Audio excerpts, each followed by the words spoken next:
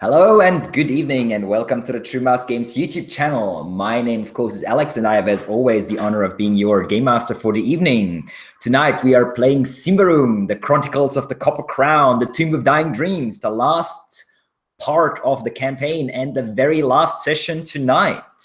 So it is do or die time for our player characters. And I would like to thank all of you for sticking around for this long. Of course, to my esteemed players, to their characters. I will see what happens with them, and to all of you, the viewers. This is dark meat. It is super strong and it is amazing. I love it, and might be a little tipsy already, but we'll see if that leads to a quicker ending or a slow one. Either way. Delicious. Ambika, who is playing Tarkala, our goblin sorcerer, will be joining us in just a few minutes, so don't you worry. And she is, of course, missed.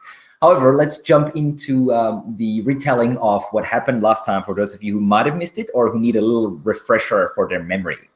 So, when last we left our heroes, to pick up on another YouTuber's little thingy, they had faced their former companion, Klaudius, and his mercenaries in the tomb, as he was asking them to open the gate to enter the heart of the Tomb of Dying Dreams, where King Hurian Apak is buried. Klaudius, who was corrupted by this ancient king's very skull and is carrying it with him, he parlayed with the player characters. They managed with a few quick ideas and silver tongue to persuade him into letting them leave and hopefully obtaining the information of how to open this final gate leading into the heart of the tomb. And then, of course, sharing all the loot and such with him. Klaudius is only after the divine nectar, which he was promised by the skull of Hurian Apak, this essence of what seems to be some sort of extreme power. However, Klaudius is not the only one after the essence. There are at least 2, maybe 3, or even more terrifying ancient beings who wish to claim the divine nectar for themselves. Now, our player characters walked away. They ventured all the way about a good day's journey or so to the west to the lair of another creature, a creature calling itself the White Lady, Xanatha, which turned out to be a giant white spider, extremely intelligent, that communicated with them by telepathy, offered them a means of protection against the creeping darkness, another creature that wishes to, well, destroy the area and claim the tomb for itself, this wave of blackness that sucks the life from anything that it touches. The spider offered a bite, basically a touch of, well, protection as such, a boon if you so wish. And 3 of our heroes, Tarkala the Goblin, Odd the Ogre, and Victor the Knight, have accepted the white spider's kiss and are now bearers of her mark, a small, slightly itching wound on the back of their necks. Gudrunal, the duelist, played by Martin, has refused the offer of the spider, and he did not climb down into the sinkhole to talk with her at all. And when the other characters told him about what had transpired, he said he did not want any part of that, which is fairly reasonable. After all, they do not know what this spider is and what this touch, this boon might entail. However, all the rest of all the group together, after talking to the Xanatha, the White Lady, traveled back to the tomb and camped about maybe half an hour or so west of the tomb, just as it was getting dark. Tarkala, the goblin sorcerer, turned into a small animal using her magic and shot forward, approaching the tomb, looking around and finding the camp of Klaudius and his mercenaries and this undead creature that he seems to control, as they are only about maybe 50, 60 yards east of the entrance to the tomb. However, Tarkala did not find all of them. There seems to be 1 mercenary missing, even though she was looking around quite a bit around the camp of Klaudius. and even listened in on a weird conversation, a one-sided monologue, you could say, Klaudius had with the skull of Hurian Apak, she could not find that last mercenary. And this is where we left off, as Takala returns back to the three other our heroes who are waiting in their own small camp. It is now about half an hour after nightfall, and the sounds of the forest of Davokar around them have grown. You can hear beasts howling in the distance, wolves and worse creatures, and you can hear the sounds of the forest, the whispering of the leaves and the wind. And that is where we have left off. And welcome, Ambika, just in time. Although you have changed a bit. Yes, she's now a bearded person. Anyway, jumping into the game, guys. I have set the scene. Take it away. Oh, Ambika seems to have technical issues. Like usual. As usual, yes. Well, can't complain too much. Google Hangouts is for free, right? So anyway. Could someone else try saying something, because my voice is echoing really loudly from Alex right now. Guys? Martin, you seem to have an echo going. Yeah, from Alex. But when you spoke, it's fine. This usually happens. It'll be gone soon. Yeah. Okay. So, Takala has returned. She shifted out of her animal form, and she told you guys what she had discovered. The 4 mercenaries at the small campsite, Klaudius talking with the skull, and this undead creature, Panfals, standing in the center of their camp, just staring off towards the tomb. Okay, so what's the plan, guys? I don't know. We're missing one, but I mean, it's just one, right? Well, that's definitely not good. We should try to separate them somehow. And we have to be very careful not to get too close to the skull, or else it might take over our minds again. I'm thinking some of us should start a distraction. Martin, you're the quietest one, right? I'm sorry. Gudrunal, It's called Gudrunal. You're the quietest one, right? Maybe you could sneak around and start picking them off from behind. Well, I think I'm only gonna have the opportunity to sneak up on one person, because even though I may stick the sword in them, they don't die immediately, and probably will scream when I stick my sword in them. Okay. Unless I somehow Could you muffle them, but it's still... Try making them not scream when you stab them. That might work. That's easier said than done. You should assume that every plan will fail, so what's our backup plan, in case that fails? Well, as long as we're dealing merely with these servants of Klaudius, we should be quite fine, I guess. They didn't seem too threatening, aside from that Dragul thing. I'll challenge him in one-on-one combat. And there was hoping you let some of the honor-boundness go, Victor.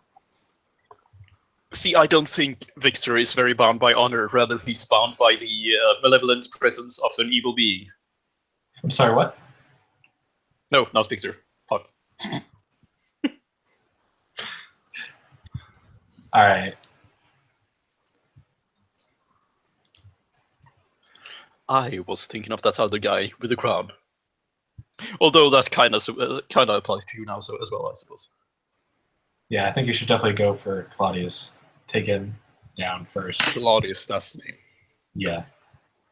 While the rest of us try to engage the mercenaries. This might work, however, I still fear that the skull may decide to take one of us over.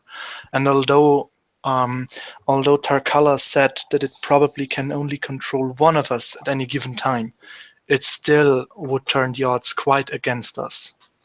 We just You've can't had let anyone previous see it. With this, do you need to touch it? It needs to see you, and you can't let it see you. You can't look at it. Right. Are you sure, Victor? Although Tarkala said that Klaudius is talking fervently to the skull, he was carrying it around under cloth and even in a box just before. Well, and I'm maybe not entirely sure it looked us directly in the eye as it was taking our minds over. And even I if it had just needs trouble. to see you, maybe it doesn't need to see you in the eye. Maybe it just needs to see you, and then once a connection is established, it doesn't need to see you anymore. Well, that might be. I would be very careful with it, because Hey, even guys. I had. Oh, sorry, guys. Hello, Quick Ambika. break. I'm just trying to figure out technology stuff. Can you hear us now? Okay. Yes. Hi. Yeah, sorry. Mika? Yeah. Oh, Oh, hi. Missed yeah. you. No, I'm on my phone while I'm trying to restart my computer and see if that Oh, works. cool. So, Okay. if Well, not, feel I'll free. just be on my phone, I guess. So. Okay. Yeah.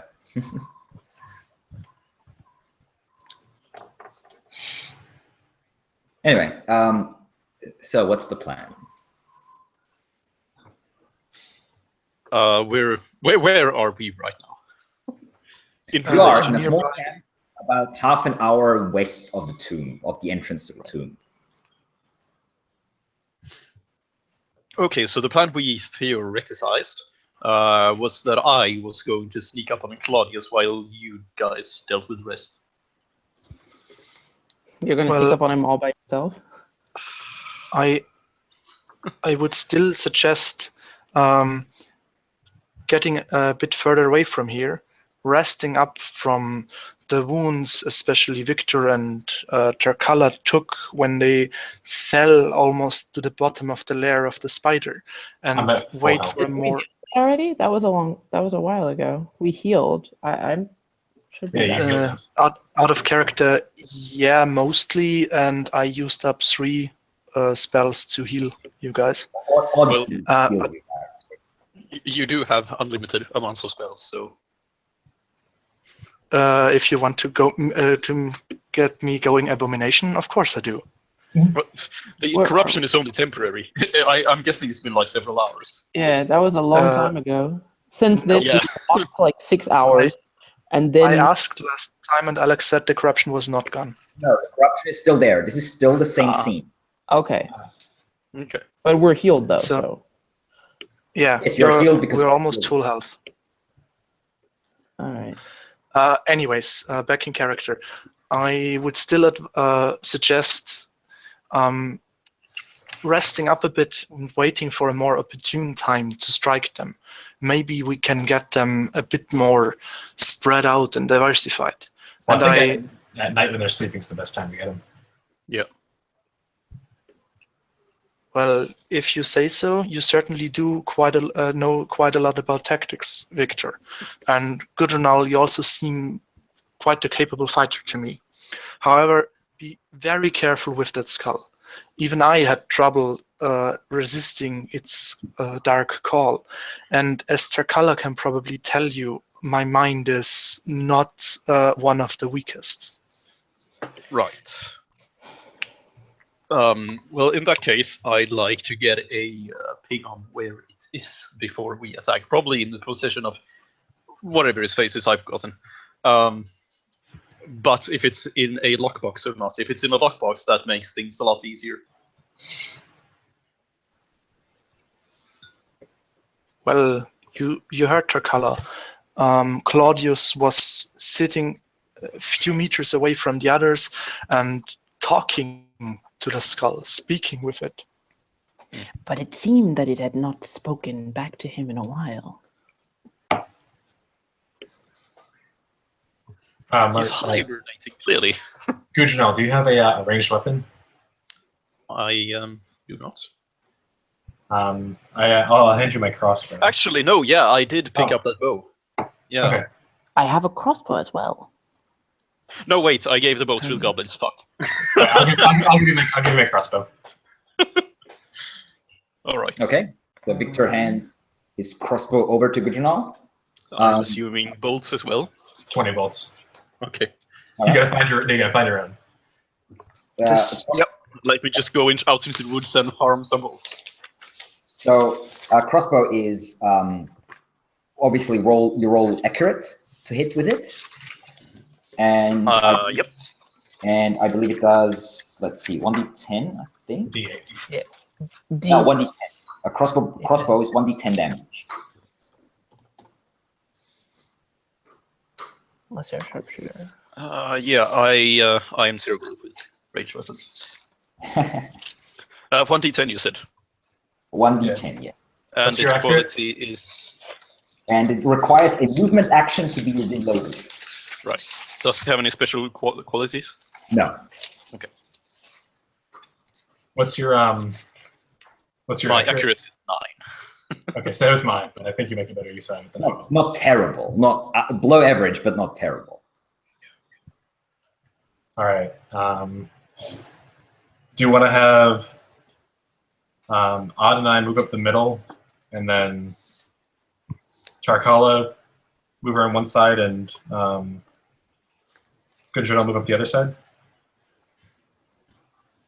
Do we want to start the fight with me ambushing him, or do we want to start the fight with you getting attention? Let's start the fight with us getting attention. Right. I am going to apply the essences. Last for like a whole Which essence exactly would that be? lightning, Ooh. Okay, let me see. which I imagine to just be like a car battery with like some copper wires. So let's see. This is the elemental essence, right? It lasts a scene, correct? Yes. Adds So an extra D4. Yes, 1 extra d4 elemental damage, which is, you said, lightning. Mhm. Okay, so it is basically what it is. It's a weird rock covered with this slimy substance. You run it across your blade, and you feel this slight tingle in your fingertips as you do so.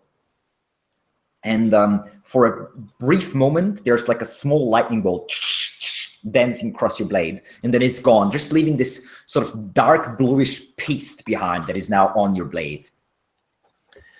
In that case, I step up towards Victor. Victor, you know, I'm also, although I do also got a bow back from the tower, I'm quite useless with ranged weapons. Do you have more of this elemental stuff? I have. I have an ice one, but I know Tarkala, you got like 3 of them. Yes, indeed. I have acid, fire, and what was the other one? I don't have my character sheet in front of me because my laptop's still screwing up.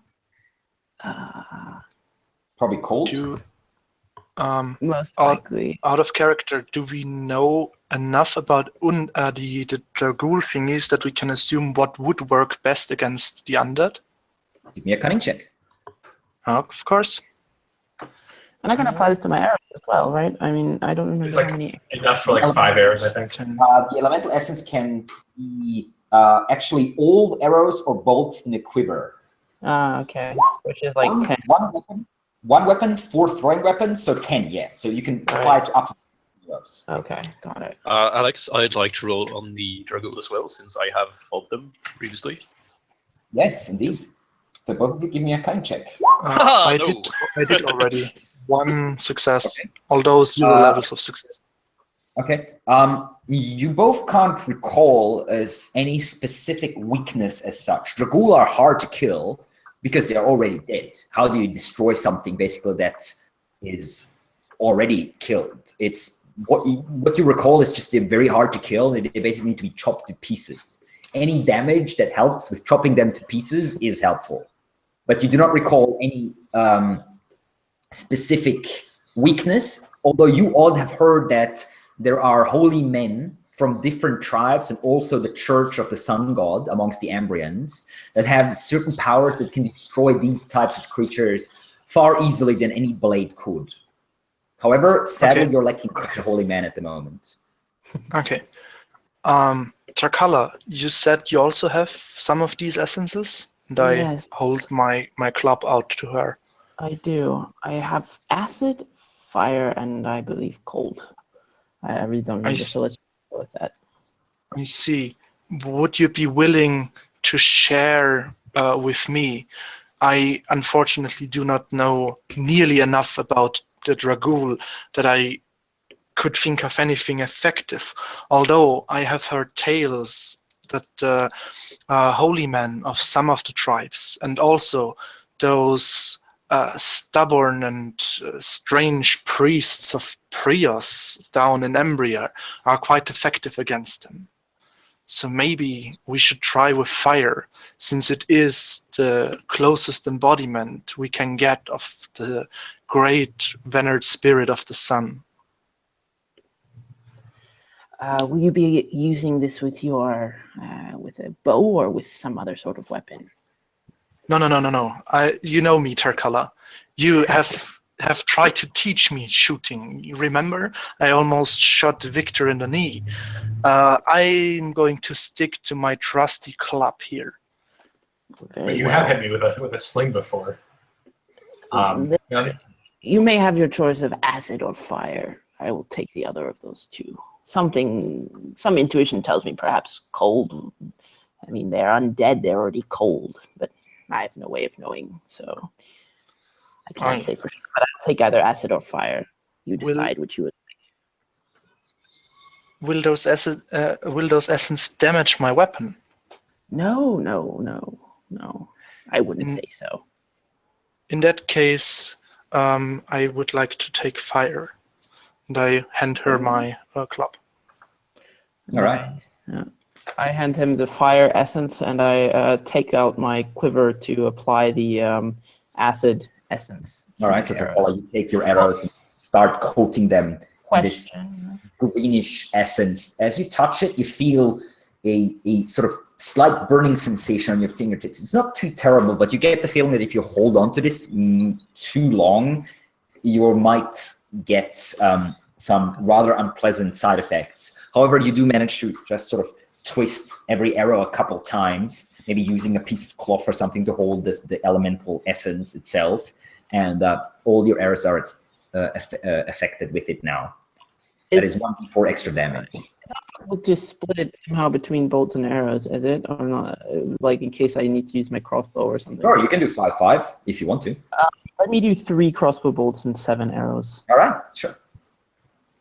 All right. And Odd applies the fire essence, which is has a very strong smell as you apply it, and it's like this smell of amber and ash that rises into your nose, clears your nostrils rather quickly, and then there is a slight red glimmer surrounding your weapon for just a few seconds, and then it dies down. However, holding onto your club, you feel a strange little bit of warmth, as if the club has just been lying on some sort of heat stone, or maybe like briefly over a campfire. We got a double-bearded woman here now. All right. Cool. So you can hear us fine? Yep, it works now. Excellent. Okay, perfect. And I eye the club very interested and a bit wide-eyed, and I'm quite impressed with that. Thank you very much, Ambika. Tarkala. You're welcome. Who's this Ambika and who's this Martin? What the hell are you talking about? You've already been affected by the madness of Davokar. Exactly. Gudrunal eyes them all very suspiciously. Just getting into roll. All right. Weapons are coated. Well, Do you want one, Gudrunal? I can take one, but I don't think I'll use it because I kind of expect there to be more dangerous things than whatever this guy is behind the door. Well, the Xanatha said that we should avoid running into this Lady of Thorns at all costs. Who's this again? Remind me. Xanatha was the spider, the white lady, and yes, the Lady of Thorns.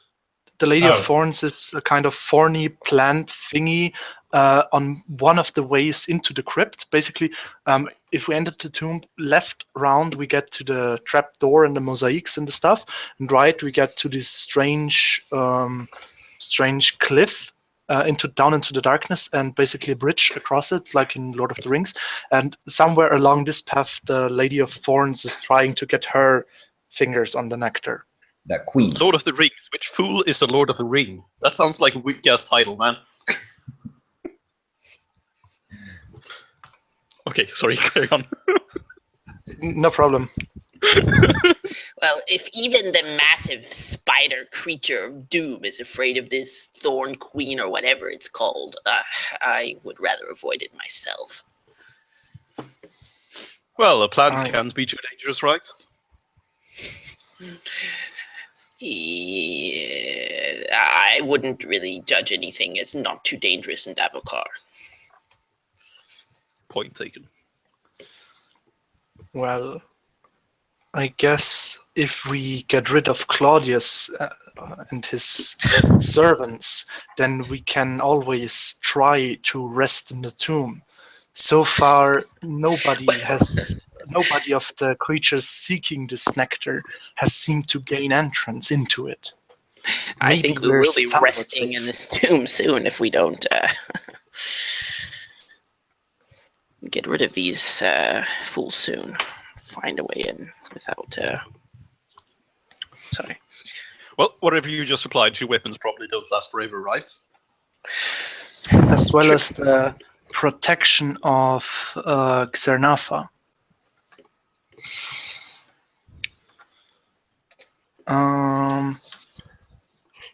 Gudrunal, could you do me another favor? You seem to be quite proficient with moving around undetected. Mhm. Could you, as you try to sneak around them, plant this bear trap, and I pull it out of my equipment and hold it out towards him, into the path our enemies will take to approach us if we make some sort of commotion? I could try, but I make no promises. Well, it would be most helpful, and I hand it over to him. Okay, so he hands you this large, sort of open bear trap with a Yeah. small. You mind carrying my stuff if I'm gonna be carrying this fucking thing?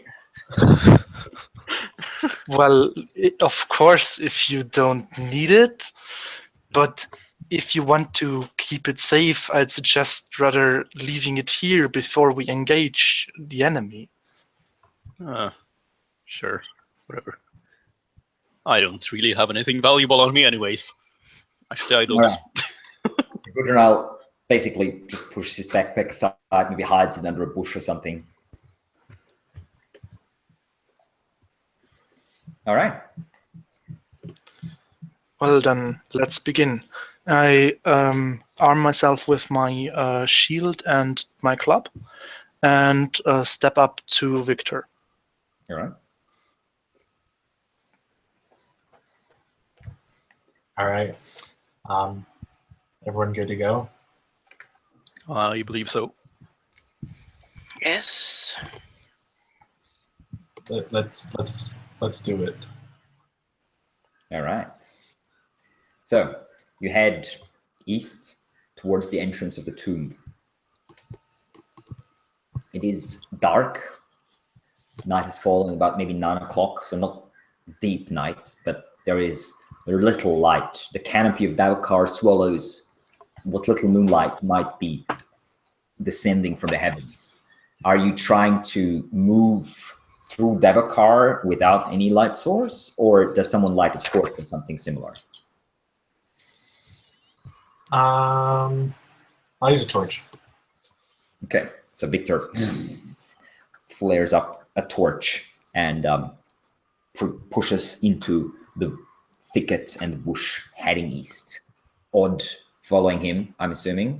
Yeah, but I tend to stay one step behind him. Weapons ready to go at any notice. All right. What about Tarkala and Gudrunal? Where are you guys? I am. Yeah, I'm hanging back a little bit, but still close enough that I can see the light of the torch.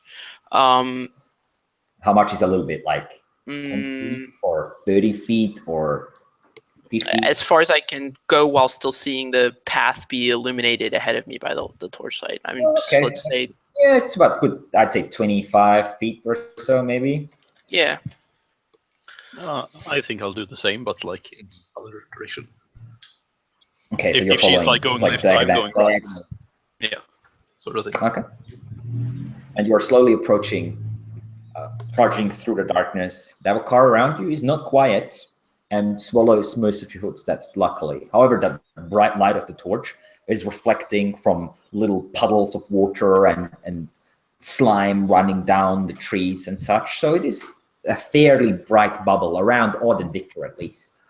I tap Victor on the shoulder and whisper to him as quietly as I can. Not too fast, Victor. Give the new guy time to sneak ahead and get in position. I nod. All right. You continue forward. Gudrunal and Tarkala hanging back a little. And then you slowly realize that you are now approaching the tomb. You recognize a few trees and bushes around you and a fallen log overgrown with thick moss with a couple of weirdly shaped mushrooms. And you realize it must be only maybe about 50, 60 yards away from the entrance of the tomb. This sort of half sunken in hilltop that's overgrown with, well, vegetation, heavy vegetation. And this one sort of cleaned up, dug out wall, one side of the tomb that you have seen before with this half open gateway.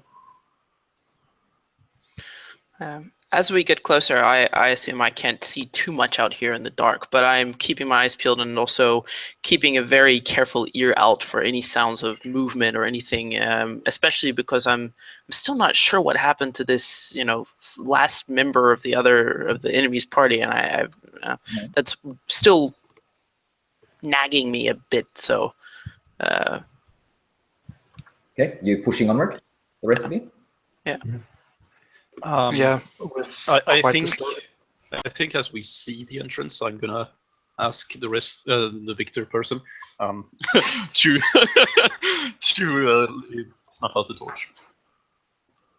Okay, Okay. so as you are approaching, Tarkala did tell you that the camp of your old friend Klaudius is about 100 yards or so away, or between 50 and 100 yards, so they shouldn't be able to see you from where you are. The vegetation is so dense, except for a few small places, that it would swallow up the torchlight quite quickly, nearly like a thick mist, basically. Yeah. Okay. Okay. assuming they're all in their camp. Okay. So Gudrunal steps out and sort of gestures Victor from behind to snuff out the torch. As this is happening, Tarkala, give me a vigilance check. Okay. That with a -5, actually. Ah, dang, nah. Okay. As you're sort of lowering the torch, getting ready to snuff it out, you can hear from somewhere the canopy ahead of you, you hear a whistle, a shrill, fairly loud whistle that does not sound like an animal sound at all. Sort of shooting out from somewhere ahead and piercing through the canopy, a very shrill, cutting sound. And they will come around you after this whistle grows quiet.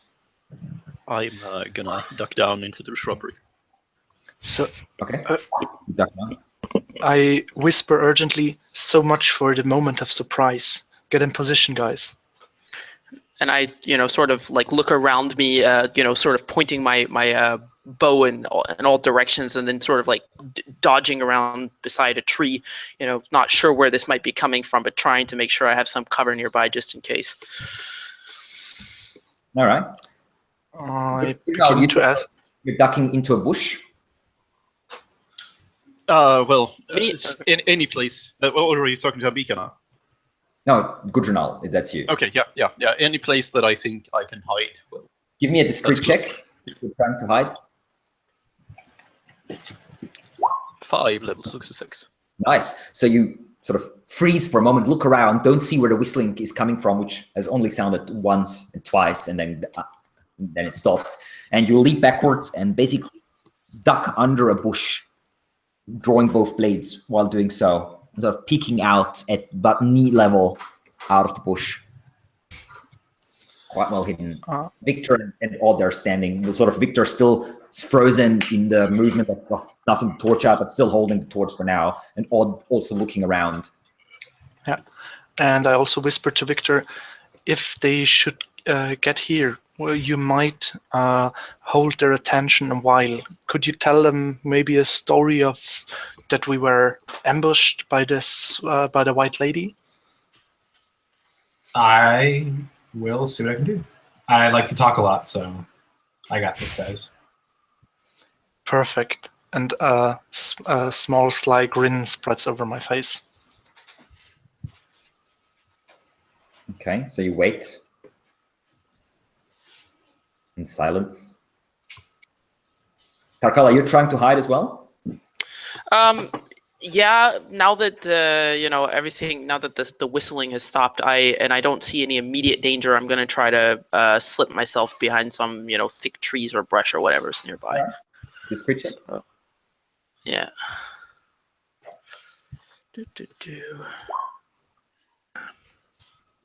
That's probably not very hidden. Just chilling next to a tree. You're sort of leaning against a tree, peeking out, thinking that you're fairly well hidden, or well enough, I suppose. And as this is happening, Victor and Odd, you both hear rustling sounds from the bush. The tomb, the entrance, is maybe about 15, 20 yards to your left. And if Arthur is like several large trees and some heavy brush, and those brushes start moving, and you can see several figures appearing, and sort of one of them at the back carrying a torch, and as 5 figures in total step out. 4 of them are mercenaries, 2 of them armed with bows, and 2 of them is spears. One of the spear guys is sort of hanging back a little, carrying a torch.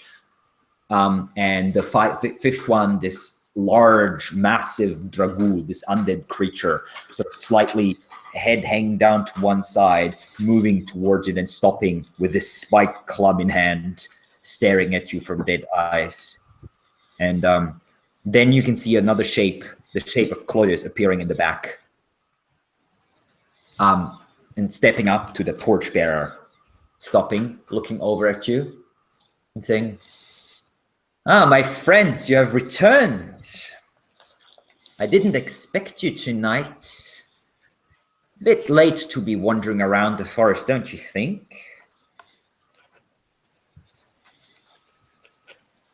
Well, you see, we went to the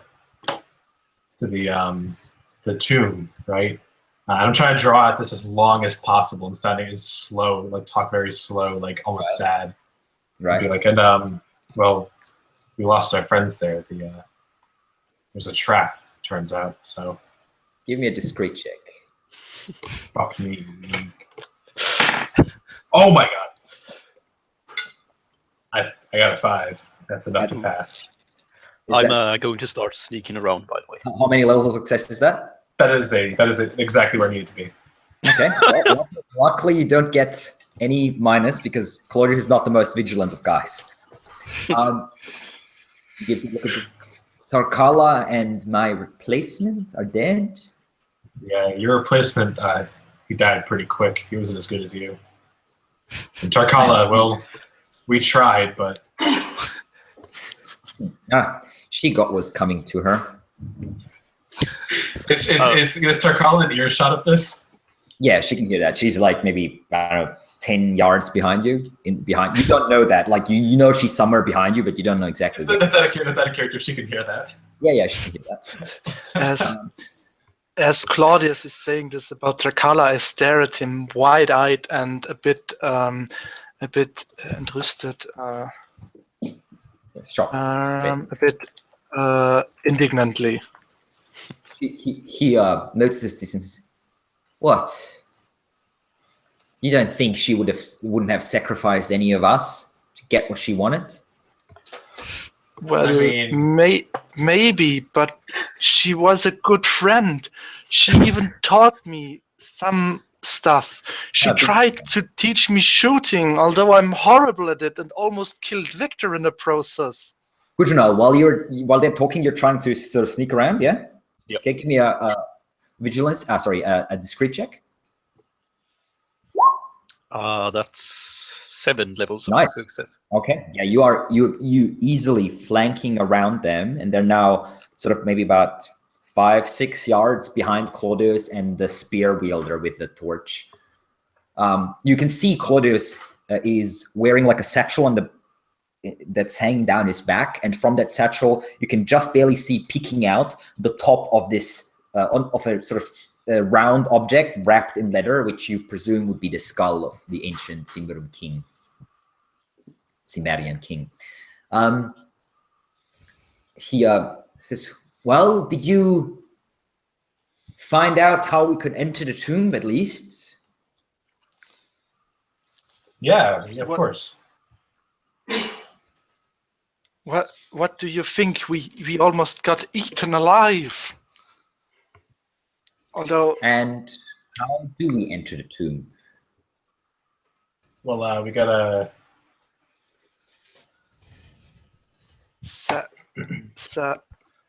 We got to sacrifice. Stutter out. You have to sacrifice a human being. Right, interesting. Sacrifice? Where? To open the door? Well, as far as the gloating monstrosity that almost ate us claimed and said, you have to wash the mosaics on the walls with the blood of the sons of the followers of the old king. Give me a discreet check, Odd. Of course. Oh boy. The temptation to have a loud groan come out from behind his eyes. Raises an eyebrow, gives you a very, very direct look, Odd, and you must take me for a fool. And he draws 2 throwing knives, one in each hand. And he says, I am not some brigand to be talked to like this. Have you forgotten who I am? I will make the world remember the name Claudius Ignatius Landis III. Now, you better tell me if you figured out something truly, or we will see how much blood is in your body. And he takes 2 steps forward, the guy with the rest of them tensing, and undead, the Dragul, taking 2 menacing steps towards you, raising his club, sort of to the side of his head. I tell Klaudius to eat a dick, and I throw my torch at him. As Victor is doing this, can I try to discreetly take one of the guys over via bend will? No. This is Victor is doing, and then we are in initiative. Then we'll see what happens. So, Victor, roll a accurate check as you chuck the torch at Klaudius. Klaudius' defense is a -6. -6. Yes, he's a rather quick guy. I need a 3. Damn it, Klaudius. I got a 14. Yeah, he moves fast with a massively, insanely deft and quick. Just step aside. The torch flies past. The guy with the spear, holding his torch still in hand, takes a step to the side. The torch actually flies past Gudrunal, where he's hiding, sort of above his head, and hits a tree somewhere behind you, Gudrunal. And with that, we are in initiative. Klaudius is starting. Oh, God. Because his if you are watching this. So he will think for a moment and say, kill them. All of them. We'll figure out the rest later. And he will throw both daggers at Odd. So Odd, give me 2 defense checks with -3. Yep. that would be -3. So, whoops. Both Nope. daggers strike into you. Roll your armor, please. Yep. And I also get my robust. Yes, of course. That's what I meant. It's basically part of your armor. So 6 and Alright. 7. Okay, both daggers just basically ricochet off your massive form without hurting you. Klaudius takes a couple steps to the side and says, "Cancels, strike." Akala, your turn. All right. Right. So I step out from behind this tree, and let's see. I think I will fire off a shot at the at just one of the minions. The archers? One of the archers or one of the spearmen? Of the do I want to exchange fire with them? Well, I guess I'll fire at one of the archers. Okay. And as I do, I sort of just yell at Klaudius. Let's see if they remember the name of Klaudius Ignatius, whatever the hell your name is, or whether they remember the name of Hurian Apak, who's controlling your feeble mind. And then I fire off around at his one of his archers. All right. Their defense is a +2. They're not very. All right. That's a hit. And so damage, let me see. That is only 2 damage, sadly. All right. Yeah, the arrow lodges in its leather armor, not piercing through, and he just like sort of shrugs it off with one hand. Anything else, Sarkala? You staying where you are? Yes, because I don't suppose there's much else I can do. So I will stay there. Yeah. All right. With that, we have Odd. Your turn. Yes, and I focus intensely on one of the spear guys. In fact, is one of the spear guys closer to Klaudius? Yeah. Well, he moved a bit to the side, but both of them are within charging distance of him. Basically. Okay, I'll try and focus on that guy. Okay. And I'll try to bend his will. So their resolute is a 5.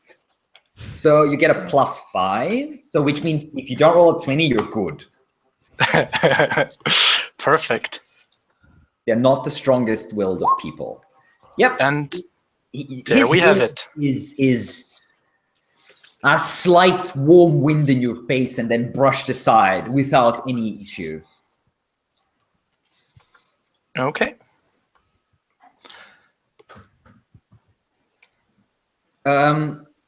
Okay.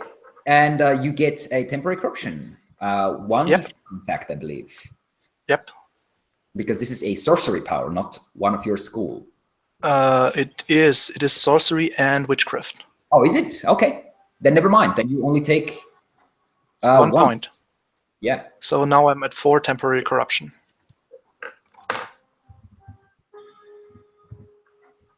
Okay. And yeah, this one spear guy, the one. Do you want to take over the one holding the torch or one of the others? Oh, perfect. The spear guy with how far is the spear guy with the torch away from Klaudius? I've got about 1 movement, a couple meters. Okay. Away. And the other one is directly in stabbing distance, or also 1 movement away? No, they're both 1 movement away. Klaudius moved away a bit further to the right to sort of flank around you. Okay, in that case, torch guy. All right. He stumbles and nearly drops the torch and looks up to you. It's like empty eyes. All right. It was Odd's turn. Gudrunal, your turn next. Right, You see so I'm... the guy with the torch and the spear stumbling for a moment, Yeah. but then righting himself up. He seems perfectly fine. I'm going to try to sneak up on Mr. Klaudius. All right. You will not If reach he's him. the furthest. He's not in striking distance of you, so you will not reach him this turn. Right. All right. Go ahead. I'm gonna sneak up as close as I can without like being right out in the open, I think. Okay. Give me a discreet check. Yeah.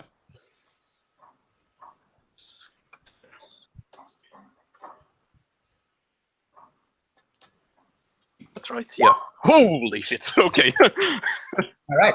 Congratulations. As you are sneaking up to him with blades drawn, all of a sudden from above you, you can hear a voice shouting, "Boss, behind you!" Oh, fuck's sake. And you look up and you see directly on top of you, in the tree, sits a guy with a bow about 5 meters above your head. And Right. already aiming at you. All right, that was Gudrunal's turn. Tenfolds, the undead creature. Tenfolds, his gaze fixates on Victor. And Victor, as you see these undead eyes piercing yours, you feel this surge of cold and pain running through your body. It is a disgusting feeling. Your knees shake and you nearly fall over as all the strength seems to be leaving your body. And you feel some foul magic trickling from the Dragool's eyes into your own. And then he will shuffle closer, basically closing in with both Victor and Odd, rising his club to smash your faces in. That was Tenfal's turn. Victor, it is now your turn. What do you wish to do? I'm gonna move at him. I go at him with my curse beak. Sorry? I'm gonna move at him and try and get him. He's already standing right next to you. Yeah. I'm gonna just fucking swing right into him then. Okay. As you do, you take 4 points of damage, which ignore armor. As the curse of the Dragool tears into you, and you feel for every movement that you take, the curse will break you from within. However, you can strike. All right. His defense is a -1. -1? Wielding the shield and the club. Okay, I hit. All right. Ignoring the pain of the curse, you smash into his ribs, trying to cut through his armor, which is quite heavy. He has this sort of blackened, extremely heavy chainmail. 12. Nice, but that hurts even tenfolds. 12, that is so it's 7 points. And I believe that could be his his pain threshold. Let me check. No, his pain threshold is 9. Okay, so he doesn't. Yeah, he doesn't give a shit. Yeah, he just takes 1/2 step backwards as you smash your longsword with all the force that you have into his side, through his armor, cutting through the chainmail, and a little bit of electricity. It's actually 13. Okay. I get a D10 plus 1. All right, even better. Still standing, however. All right, that was. Oh, Victor's. yeah, and I forgot to roll my extra elemental damage before. Sorry, I'll remember it next time. Okay, yeah. We have 5 mercenaries. So we'll do the archers first. The one archer that Tarkala shot at will return a shot at you, Tarkala. All right. Another archer will take a shot at Gudrunal, the one from above, basically shooting down. And their attacks are at a, let's see, a -3. Ah, shit. All right. So I Hits believe me. he will still hit you. Yeah. Gudrunal, you see this arrow coming, step aside and sticks into the ground next to you. Tarkala, you take a shot. Roll armor, please. Yeah, I did. 3. Great. Okay, you take 2 points of damage from this Alright. arrow. As it sort of slices across your arm, taking a little bit of blood with it. And the third archer will take a shot at Odd as well. Okay, Roll me a defense. coming right up. Minus -3. 3, right? Yes.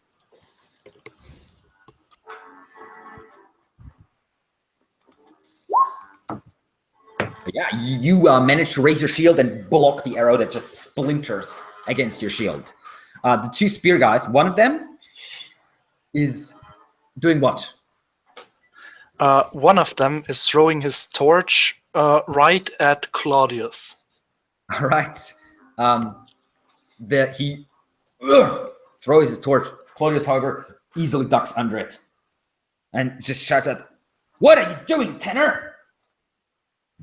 And then sees the sort of empty-eyed look on the face of his companion. "Fuck! Kill the ogre!"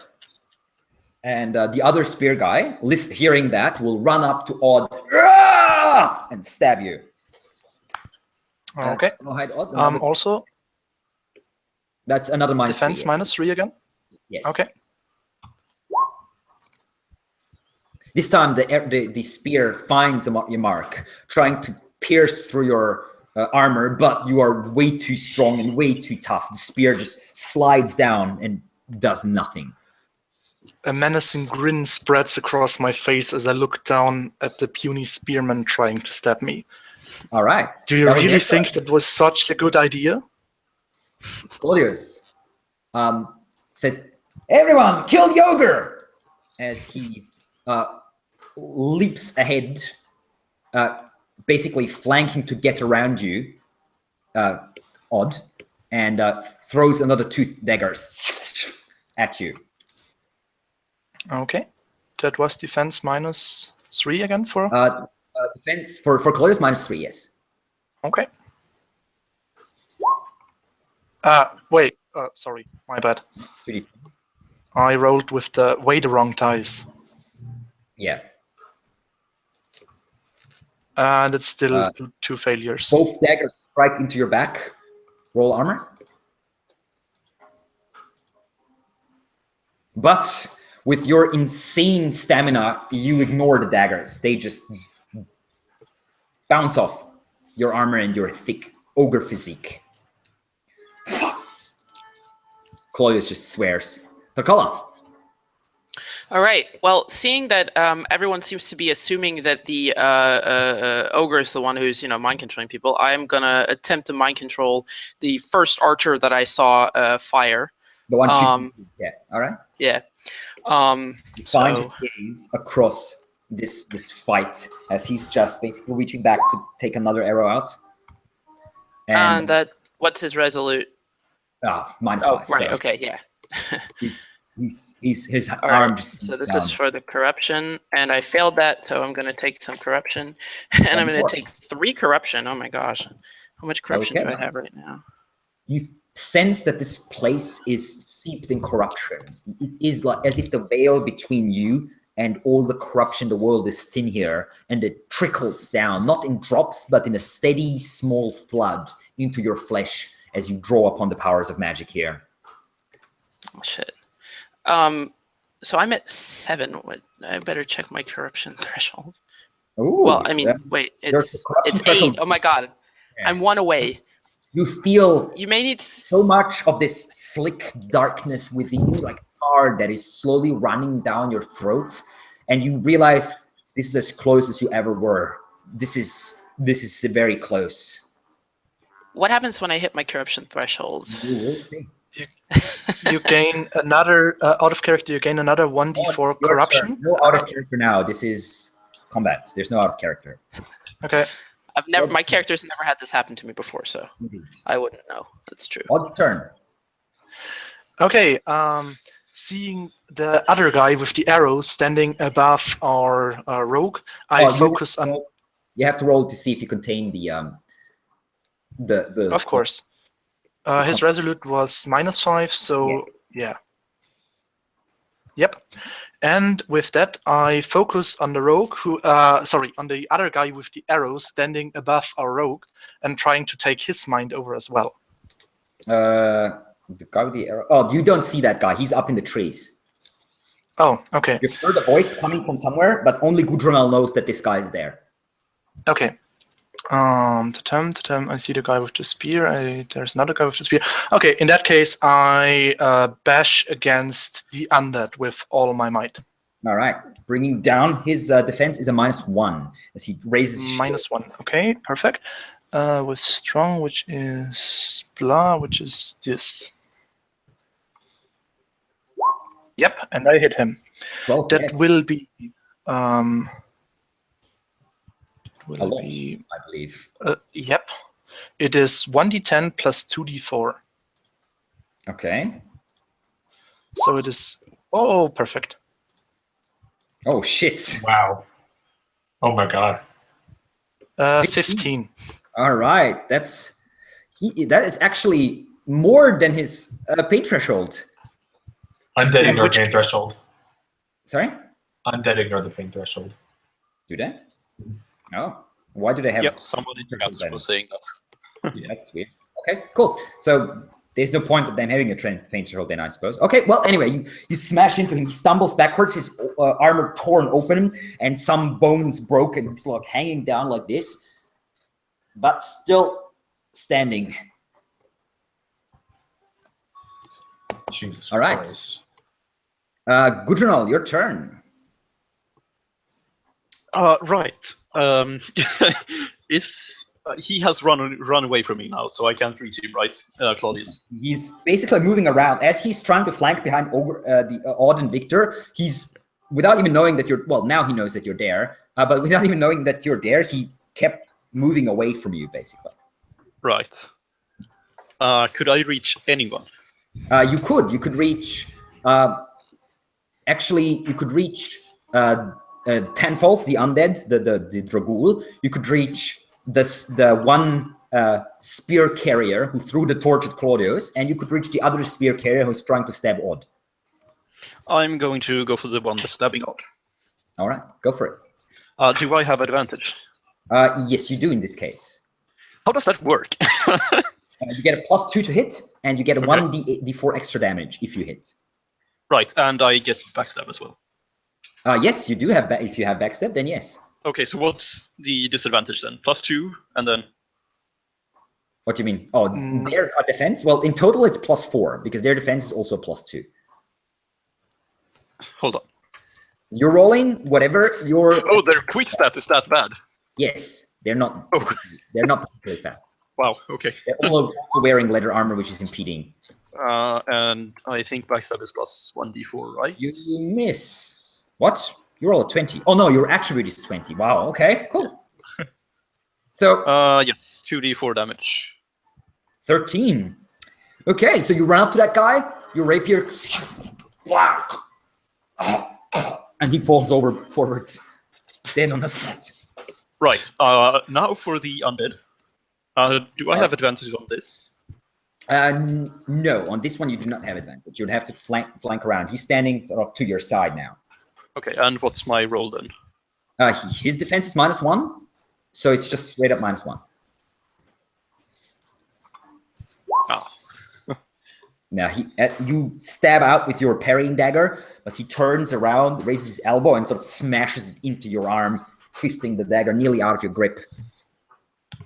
And it is now Tanfal's turn. He will bring down his club onto the ogre, onto Odd, like a small tree trunk falling down to your head, Odd. His attack is a -7. Holy shit. Jesus. Okay.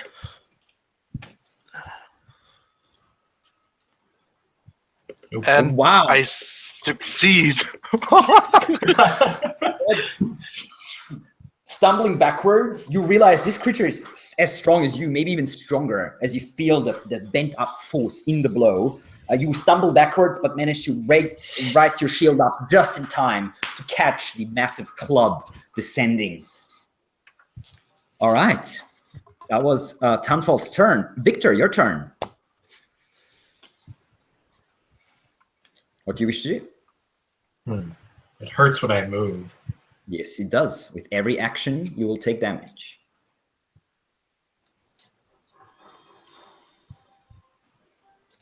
Can I ready an action? No, I can't. That's an action, isn't it? Fuck. Yeah.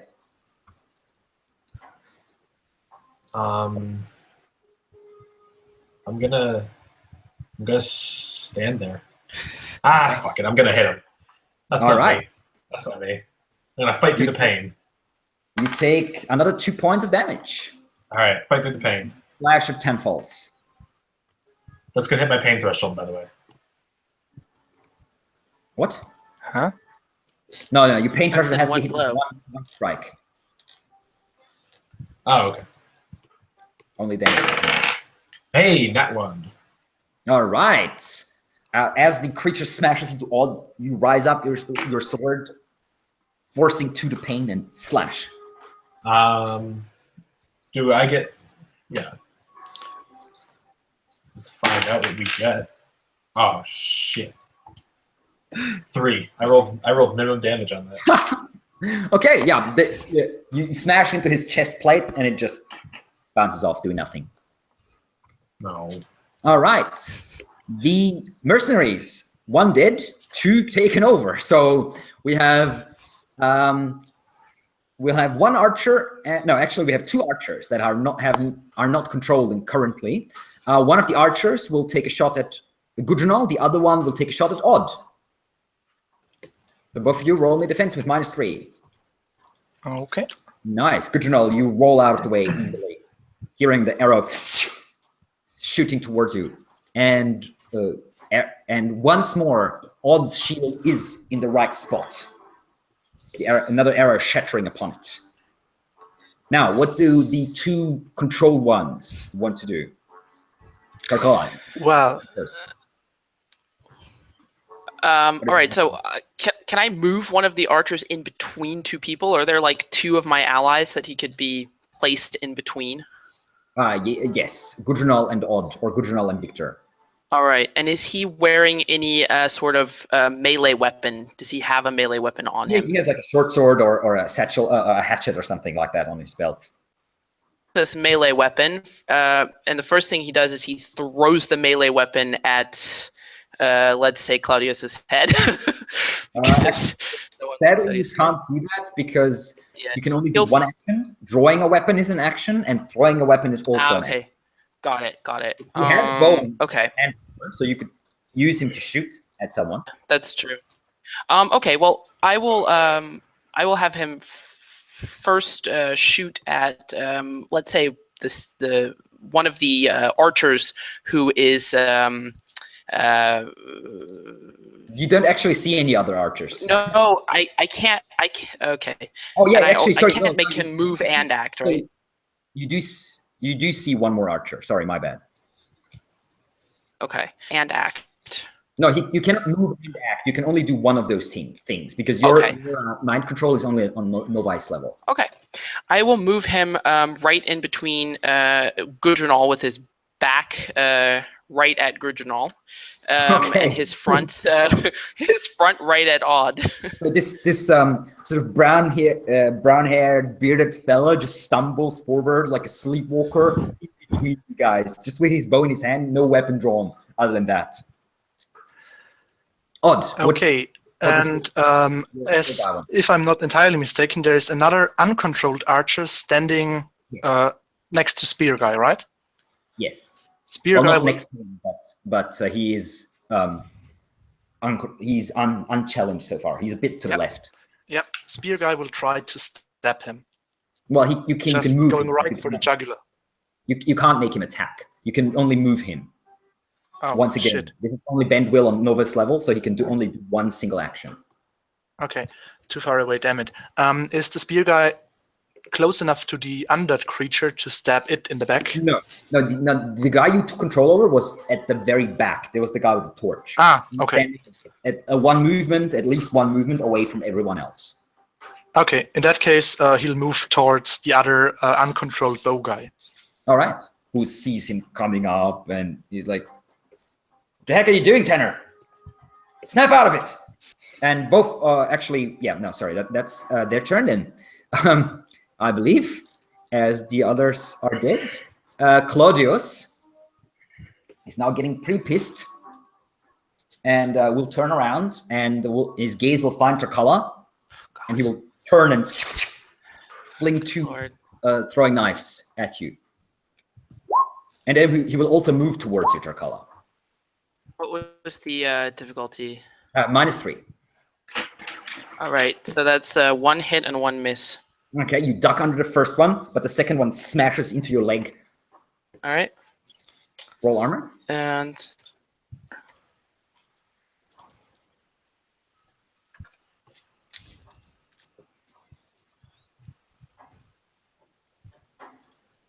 how much damage should I take? Did you roll armor? Yeah, 3 armor. Sorry, I was not loud enough.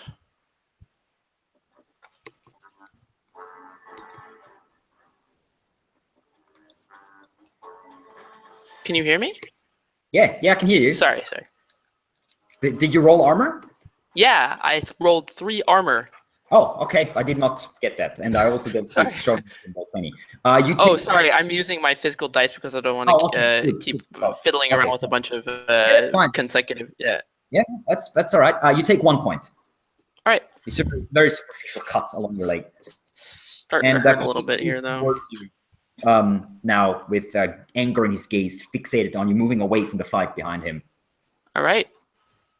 Takala, your turn. Okay. How far away from me is he at this point? He's 1 movement action away. All right. Okay. Well, I will fire my bow at him. -6. Yeah. No. No, he brings up his arm and actually slams the arrow out of the air. Not with me. All right. I can't hide now that I've tried to hide now that I've attacked, right? Yeah, exactly. All right.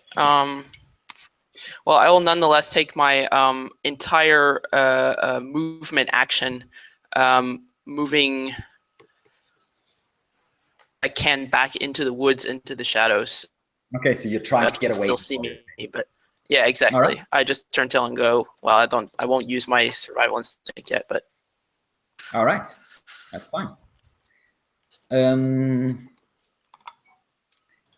Let's see. That is Odd's turn then. Yep. Roll me. First of all, the control roll. Yes, for two guys. Wait, what? For 2 guys, you are controlling 2 guys at the moment, I believe. No, I only control spear guy. I control the other sorry, guy. I have to roll that, and no, I lose control over him. No.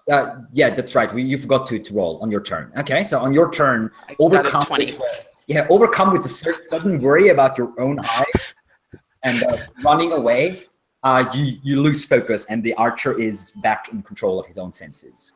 All right.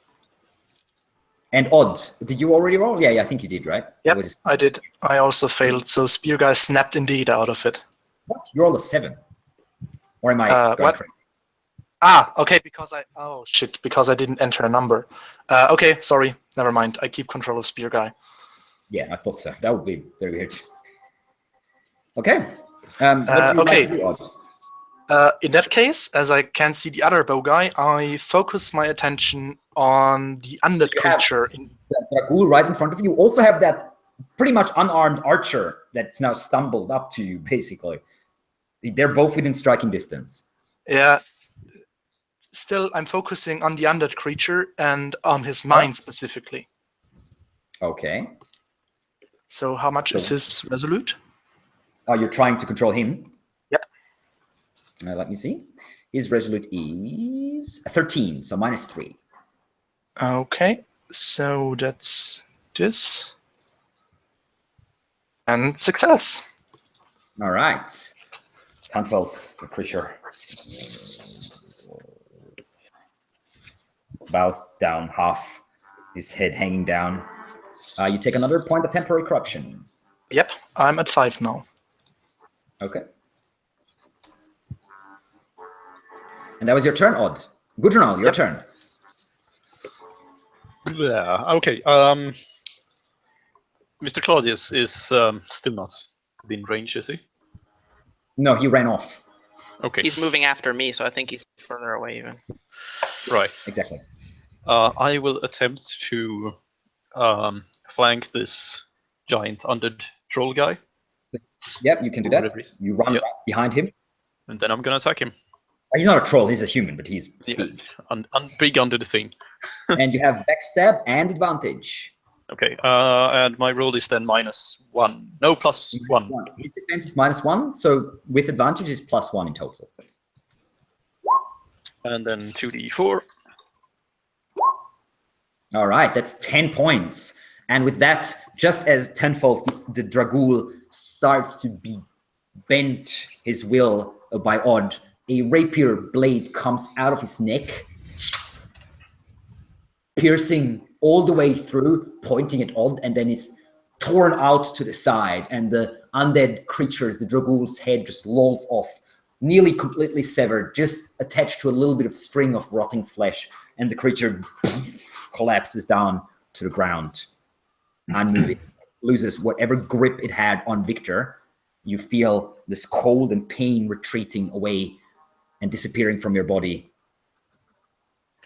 Can I then, with my next attack, try and like sever the rest of the head? Sure, yeah. Yeah. You don't even have to roll. It's not moving. You just kneel down on its shoulder blades, basically, and slice it off, and the head falls down to the ground. The dead eye is staring away without expression. All right, Victor, you are free of the curse of Tenfalls. Am I within movement of Klaudius? You have one archer guy. No, Klaudius is 2 movements away. He moved away following Takala. You have one archer guy right next to you, basically, and you also have another archer guy and a spear guy and another archer guy, basically. Oh, actually, sorry, no, you don't see the last archer. So you see what you see is one archer right in front of you. You see a spear wielder and an archer about 1 movement away from you to the right, and they're standing next to each other now. I'm gonna go for the archer in front of me. Yeah, go for it. His defense is +2. +2. He's like staring at you wide-eyed as he has just regained control of his own senses, just in time to see the longsword descending. All right. Let's see what we got. That's going to be a success. Yep, definitely. And for damage, we got... And plus 1d4, don't forget. Yeah. That's 8 points. All right. Yeah, he's not looking good after this. Not at all. And I believe that is, that is more than his pain threshold. So go ahead. What do you wish to do? Do you wish to knock him over or strike one more time? I'll get a free attack on him. Go for it. Slashing into him once and twice, but this time you miss widely, nearly falling over from the swing as you thought to finish him off, but he ducked away just in the very last second. And it is now their turn. Well, the archer, he will, with wide open eyes, he will drop his bow. He will whip out a hatchet and swing at Victor in panic, trying to somehow, defend himself, really. So Victor, give me a defense check. Their attack is a -3, actually. Well, another 20. Wow. Okay. Oh, God. Roll armor. Boy. You're still totally out of balance from this swing that you took. That was way too big. And you actually take 2 points of damage as the archer sort of leaping back up and smashes into your chest. Hey, fam, blushing through your armor. Fam, I'm not doing too hot here. Yep, you don't look good. And you don't feel great. I'm at about 1/3 right now. Okay, so we have one spear guy who's still controlled, who can stab the archer now, if you so desire. Yep, and that is exactly what he will do. Okay, roll me an attack. Just a straight up d20. Okay. He misses. Stabs down with his spear, but the archer, oh, what the hell? And pushes him off, basically. Dodges out of the way of the spear. And he will take a shot at him. Just makes it more or less point blank. Shooting into the spear wielder's face, which hits. So he takes 3 points of damage. As the arrow slashes past him and tears open a wound on his cheek. But he doesn't react much because his mind is not his own. And then we have the very last archer, still hidden somewhere up in the trees, will take a shot at, let's say, Odd. Oh, of course. Defense -3. Yes. Oh, and he actually hits me. Yes, well, now he just has to hit to actually hurt you as well. Well, let's take a look at that. Yes, he actually deals 1 damage to you. Oh, perfect. The arrow stuck in your armor, and the very tip scratches your flesh. All right, that was their turn. Klaudius, following after Terkala and throwing 2 more throwing knives. Oh, God. I'm pretty sure I'm going to be dead. Yeah, well, what was his minus again? A -3. It was like, okay, then that was 1 hit and 1 miss. Okay, you take one dagger to the shoulder and then jump behind the tree. The other arrow hits the tree. All It's right, and that's wide only break 2 difference. armor, so you take 2 points of damage. right. Not doing too hot here. Right. Is it my turn now, or? Yes, it is your turn. All right. All right. Well, I have 2 choices here: run really fucking far away, or try to get back to the others. So I like jump behind the tree, and then my he's still 2 movement actions away from me, right? Or did he move towards me again? 1. Yeah, he moved towards you. One movement. He's basically Okay. running away. He's running after you and throwing daggers, and he's maintaining about the same distance. And from how many move actions away can he still hit me through the forest? Probably Or shoot it, like, you attack would me? be maximum, probably. All right. Well, in that case, I'm going to my survival instinct kicks in as I fear for my life with Klaudius hot on my tail, and I basically I just like blaze the fuck out of there. Like, I don't even care. I just go like sprinting off into the forest, and as I do, I'm trying to like hide myself So how somewhere. many actions are you taking? I am taking my well, I'm allowed to take 1, and then I have my survival instinct, which allows me to take an extra 1. So that should put me 3 move actions away from that. Yes. So you just book it out of there, leaping over bushes, the adrenaline pumping through your body, the blood just gurgling in your ears. And doesn't Tark have another action left if she turns her combat action into move action too? She can, but I think she wants to hide instead. Oh, sorry. Yeah. Or Although, do you actually, you want know what her- I'm going to do instead of hiding? I do actually, I don't know if you read, but I miscalculated. I have 3 mystical abilities, so I actually have not hit my corruption threshold yet. So I could roll the dice and... no, you know what? I'm not going to do that. I'm just going to hide. Okay. Discreet check. All right. That's 1 level of success. That is enough. Klaudius has vigilant of 10, so he's not the sharpest eye. You can hear him. I am trembling behind a tree. Like, Come back, you fucking goblin! I'm gonna slit you open like a pig. That's what's Sarkar's turn. Odd, roll me a d20. See if you still Okay. control. Of course. That spear wielder.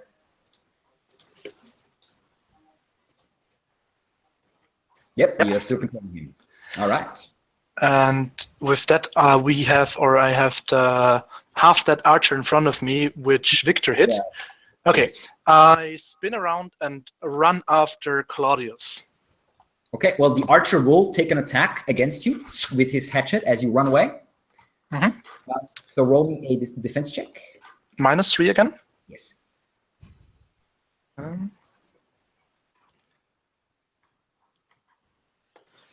he And- hits me. Yep. He smashes into your back as you run away. Not really bothering with defense, but yeah, you know that your armor and your ogre physique is way too strong to be hurt by something like a small hatchet. So you just take the smash into your back and run away, especially following Klaudius, who has disappeared somewhere behind you in the forest. Yep. How far away is he? Can I reach him with 2 movement actions or? He is 3 movement actions away at the moment. So you can just barely see him in the forest, like he's back amongst the trees. Okay. If I take 1 movement action towards him, can I try to wrestle control over his mind? You can, certainly. Okay, then I'm going to do that. Run 1 All right. movement action towards him and then try to control him. All right. You take 1 point of corruption. Yep, I'm now at 6 temporary corruption. And how Right. much is his resolute? As you reach for his mind, you don't find Klaudius. What you do find is a whisper. And the whisper says, Charlakala. And you are thrust back into your own head with a burning sensation going through it. And you're shaken for a moment, but you shake your head and shake it off, whatever it was. Okay. Ah, that fucking hurt. Okay. Good to know. You're up next. Right. Who's alive That's an enemy next to me. Well, there is still an archer with a hatchet in his hand. Right, yeah. And there is one more archer behind you, fighting with a spear wielder who attacked him. And there's another archer somewhere far up in the trees that you remember. Okay. There's 4 enemies, technically, even if you don't count Klaudius. And Victor is still here and on. Yes. Odd has started running off behind after Klaudius into the forest. Victor is still standing next to you, pretty much. Right. Okay. The guy that's not using the hatchet, he's mind control, is he? Yes, the spear, The spear guy. He's Yeah. mind control.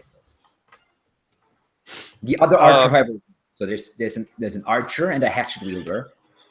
Can I attempt to disarm the archer? The hatchet wielder. Sure, if you want to. Yeah. What do I? I have no clue. I mean, Well, I can make all my melee attacks into discrete checks, basically. Let's say you're rolling a opposed quick check, because that makes sort of sense, I think. Right. Um, So, like, here's the thing. I use feint, so I'm, like, trying to outsmart him, all right, and- yeah. like, get past his defenses. Okay, with that you can use discreet if you want instead of Okay, off. so minus... 0. His quick's 10. Hey. All right, you feint high and then hook your parrying dagger into his hatchet and just twist it out of his hand. It falls down to the ground. And then I go, if you're thinking about switching your employer, I'm open for the offer. Okay. Give me a. Let's see. What would that be? I'd say in this case it would be a either strong or persuasive check. Whatever Right. Strong then. Oh, fuck. Shit.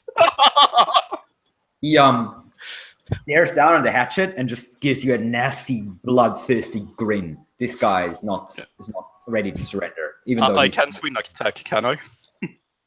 I'd say you can do. No, that was pretty much your action. Okay, yeah, fine. All right, Victor. I'm gonna finish off this guy in front of me. Yeah, okay, that was the same guy who just lost his hatchet. Oh, it is. Okay, I'm gonna flank him. Oh yeah, you can do that. Shouldn't So it's a Victor total of already? +4. Should I what? No, he's Should- not already flanked. Okay. It was just thinking because Gudrunal attacked him basically from behind. No, he Oh, attacked. flanking doesn't work that way. Yeah. It's just like a. It's not a static combat. All the opponents are constantly moving. You have to use a movement action to gain flanking, basically. Okay. All right, 2. Yep, So definitely. that hits, and then it's gonna be +2 damage, correct? +2, plus 1d4, not +2. Okay, so it's gonna be a D10, 9, 2, Okay, yeah, 2 he's dead. +3. So. Yep, he's dead. Just as he's sort of basically snarling at Gudrunal, Longsword comes in and cuts through his face. And he falls. Just a spurt of blood backwards. All right, 3 mercenaries left. I high-five Gudrunal. Okay, That's a well, free action. the spear-wielding mercenary will probably stab the archer Yep. once more, right? Exactly. Okay, roll me d20. But he misses once more. And the archer sort of pushes him off, draws a short sword, slashes at him, but also misses, as they are now busy, basically brawling with themselves. However, an arrow comes shooting through the air, trying to strike at Gudrunal, as this pesky archer from the trees is still not given up on you, Gudrunal. Minus... It's a -3 defense. Okay, yeah.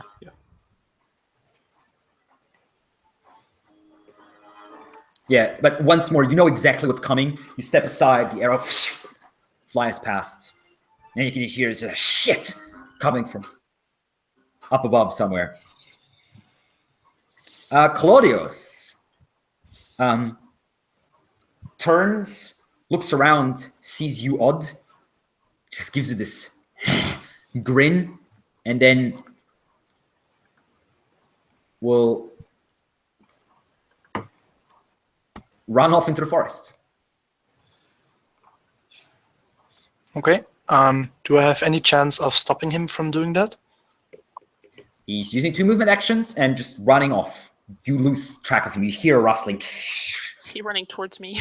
As he actually runs past you. Not quite past you, but he's sort of running somewhere. Because I should be like 4 or 5 movement actions away from him right now, right? Whatever. You are 3 movement actions away from him, I believe. You were 1 away and did 2.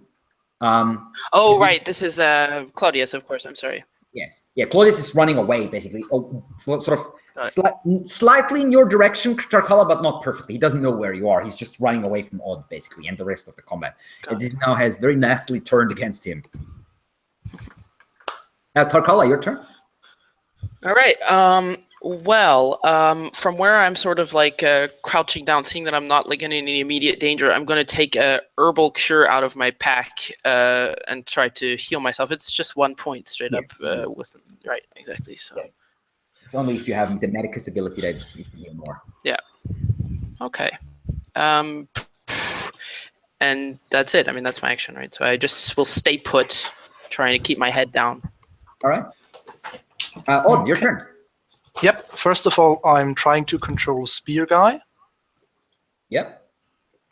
And succeed. Yep. And then, if I counted correctly, I was 2 movement actions away from Klaudius, and he's now 4 movement actions away from me, so no chance of getting to him. To your left, so you have no clue where exactly he is. You've lost track of him. He's too far away. He's in the forest. You don't see anything tonight. Okay. I yell out, "Damn it! We lost sight of Klaudius."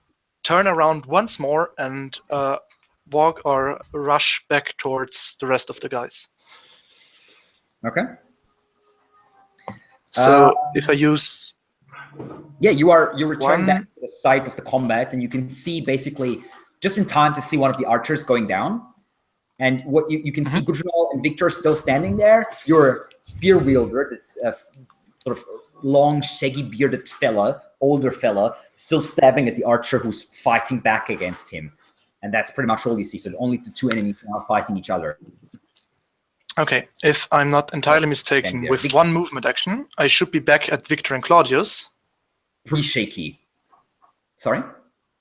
If I'm not mistaken, with 1 movement action, I should be back where I started from Victor and Klaudius.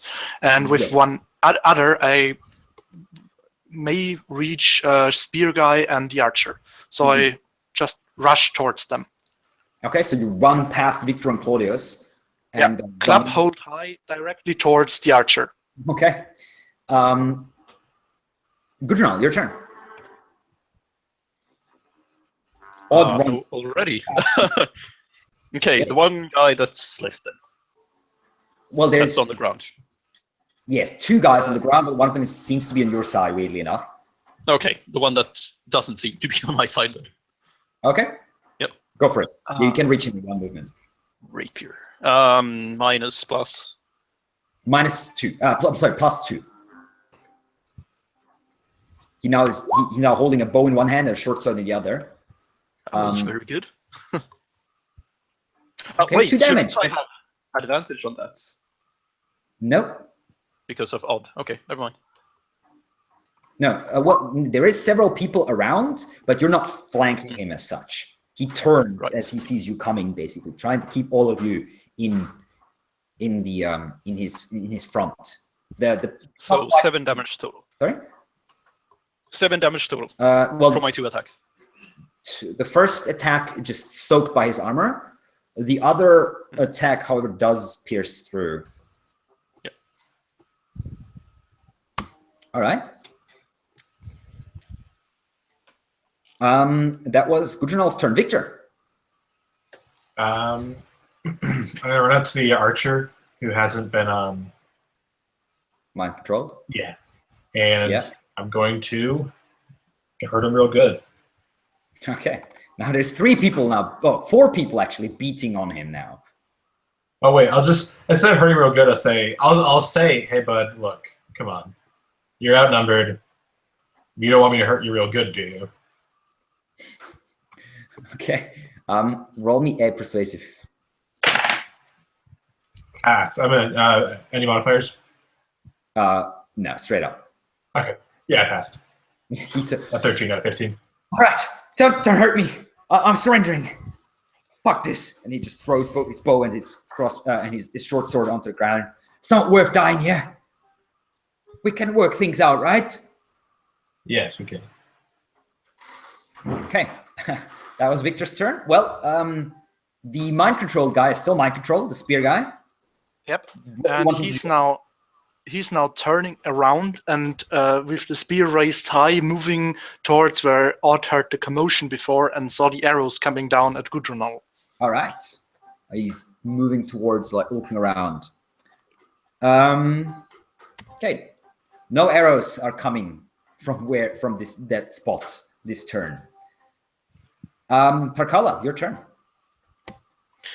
Okay. I am going to other herbal thing to myself. Am I still hidden or?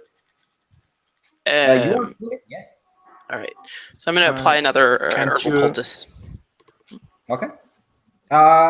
You can do that only once, can't you? Once a day. Oh, really? Okay. Yeah, I think so. All right.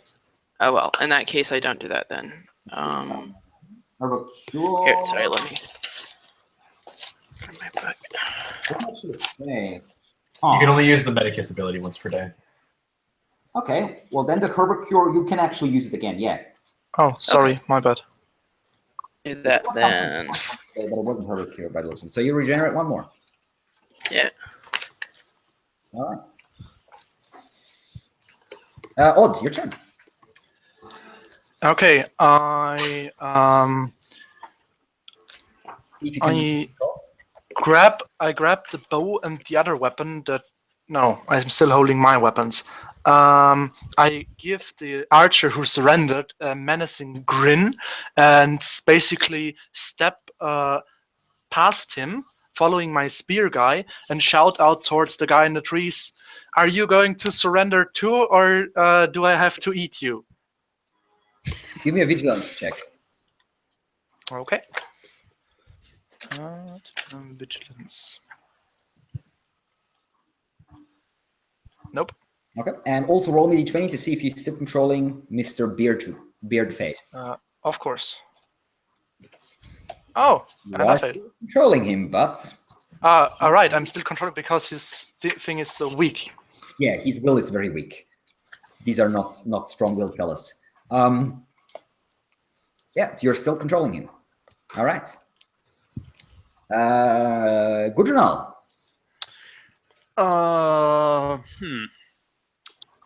Yep. I'm going to head up to the tree and look up if he's still there. Give me a vigilance check. Yeah, I'm so great at these. No.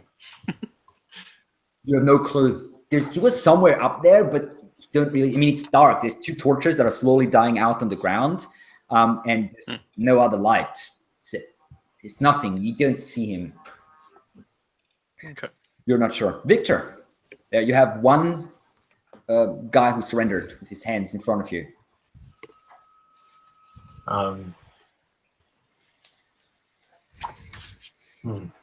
Do we take prisoners? I think we do. I'll kick away his weapons and be like, just sit down, bud. All right. I'm not going to hurt you real good. He sort of sinks down at the foot of a tree, like leaning himself against the tree, still holding his hands like this. Just I surrendered, right? It's nothing personal. We're just following your old buddy's instructions, right? Yeah, I know. We're not going to kill you, don't worry. Thank you. Thank you. All right, so, and with that, the combat is pretty much over. Oh, we don't know where Klaudius is, right? He's. Yeah, and we don't know where the tree guy is either. Nope.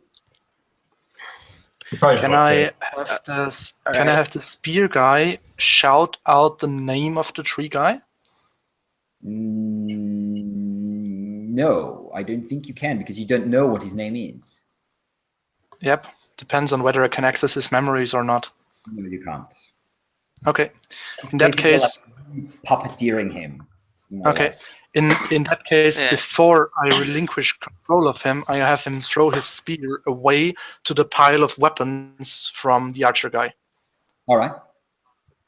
and basically kneel down, put his hands behind his back, and I. What do I have? What could I use? Yeah.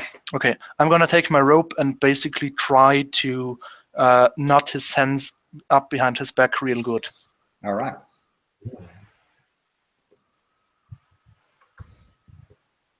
Okay. Then you. All right. So we're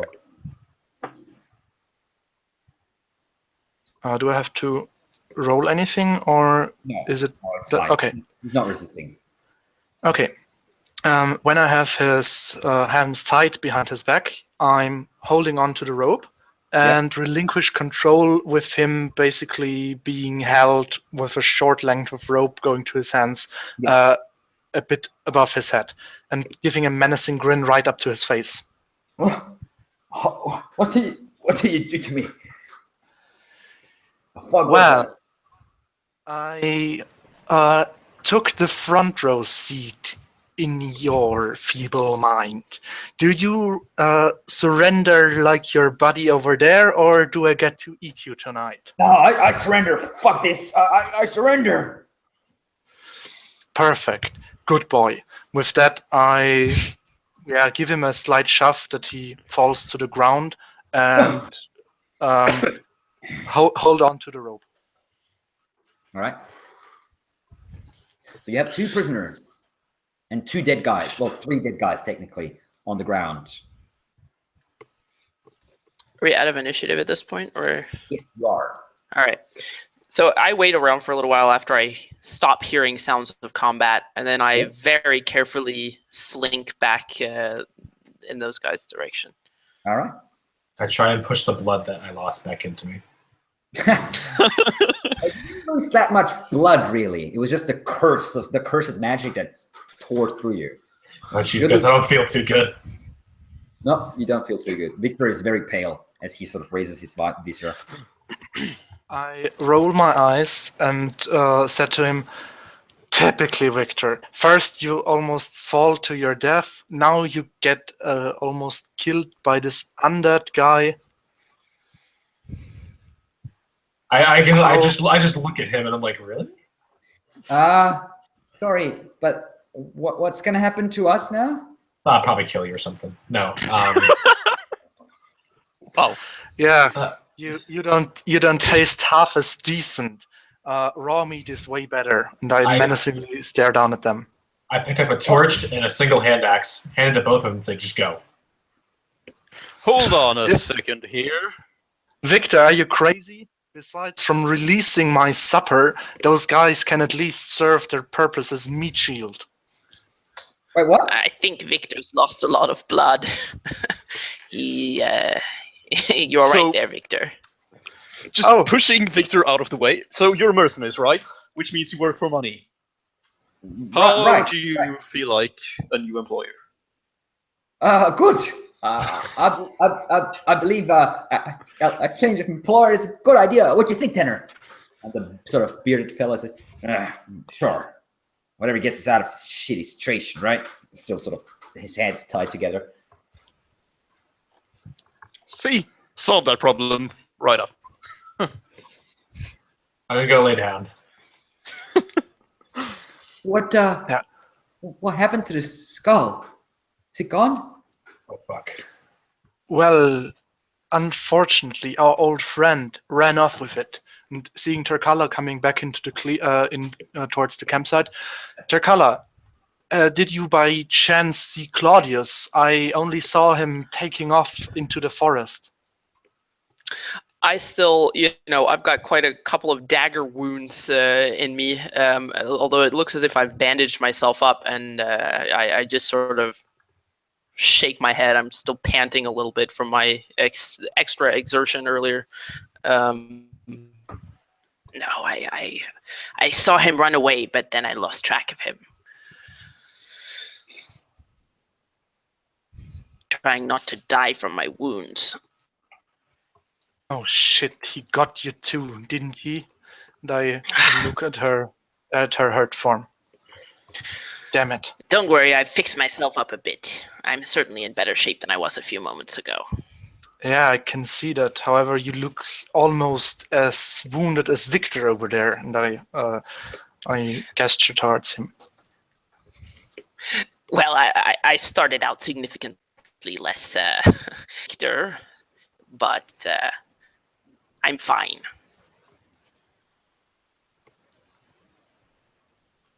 Victor, on the other hand, it doesn't look like he's in great shape. Save your I'm just healing kind of for staring him. at a torch on the ground. It's just kind of burning. Yeah, there's 2 torches on the ground. One sort of somewhere off to your left, and one just a little to your right, fairly close. Still both slowly burning out, basically. I'm just staring at one of them. I'm gonna put my hand on Victor's shoulder and just like lead him off a little bit. So you see, mercenaries, their loyalties lie in money, and I don't have any. Well, I guess our new friends are open to negotiate their terms. I have the feeling that they will value their lives for quite a lot of money, actually. And I look menacingly down at the guy I have bound in front of me. So, speak up. What was his name again? His name was Belton. Okay, Belton. So speak up, Belton. What was our old friend planning? How is the guy who shot arrows at us from that trees over there called? And where has he most likely run off to? Belton is the guy who ran off. Tanner is the guy you captured. Oh, okay, sorry. His name's Belton. I don't know where he is. He was supposed to guard the entrance to the tomb and alarm us by, with the whistle if anyone comes up, especially you. I see. And do you have any kind of plans for the case that you get attacked like you just did? Just fight until we kill whoever attacks us, right? I see. Marvelous plan. Really perfectly executed. Now, how much do you value your life, Tanner? A lot. I see. Then you certainly do not have a problem working for us instead of being supper tonight, right? Whatever keeps me alive, right? The other guy still holding his hands up like, yeah, exactly. Well, that settles that then. You will keep the first watch. I think someone should keep watch with them. If I were them, I'd probably be looking for some opportunity to run away. You're rather intimidating.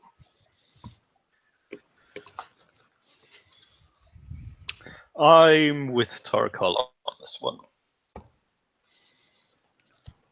As you are, Tanner sort of, his head sort of jerks up. Do you feel that? Feel what? Give me a vigilance check, everyone. Okay.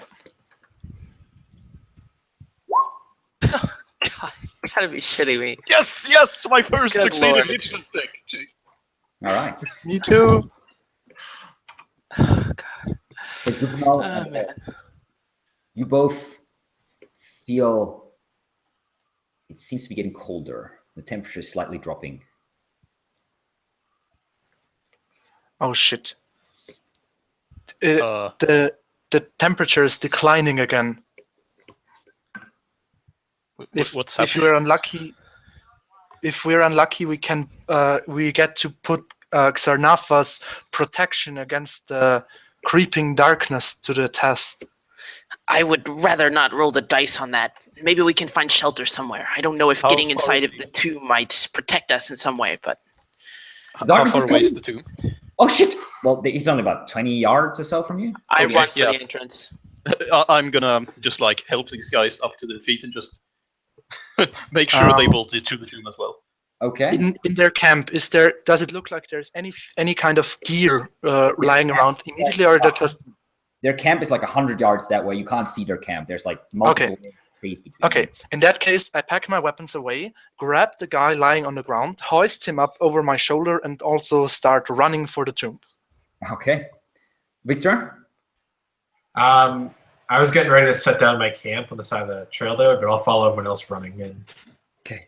As you all run towards the tomb, you can feel the temperature dropping even more rapidly, and you can see frost, like little white dots of color, all of a sudden appearing in the torchlight as Victor has just grabbed the torch, is running around you, and the trees around you slowly but surely are covered in a layer of a rim of frost. The two guys, one of them on Odd's shoulder, the other one just like running panically, staring around, and then you run into the tomb through this half-open doorway and find yourself back into, well, where you once were before, in this antechamber with one corridor going off to the left and another one to the right, and a couple of dead bodies on the ground in different stages of decomposing.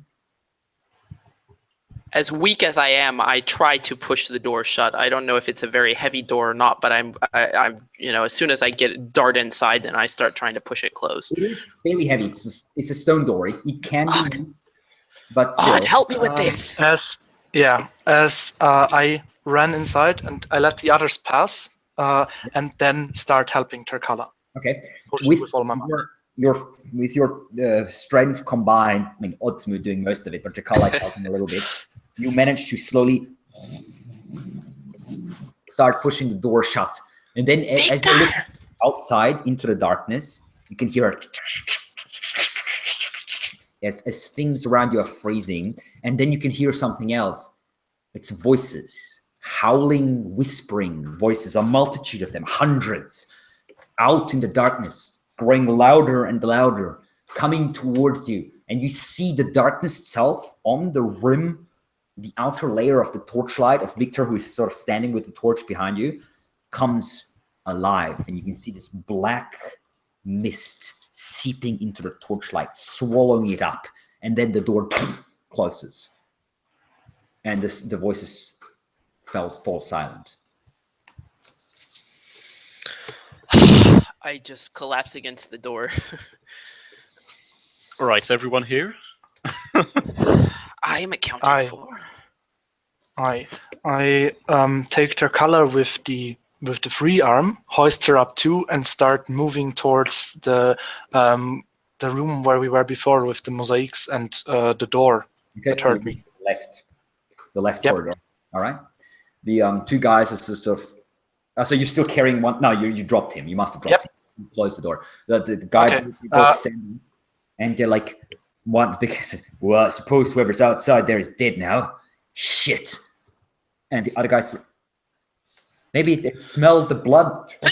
Sorry. What? Bless you. That was the thing that killed the Magica, right? The wizards. Yeah, I suppose it was.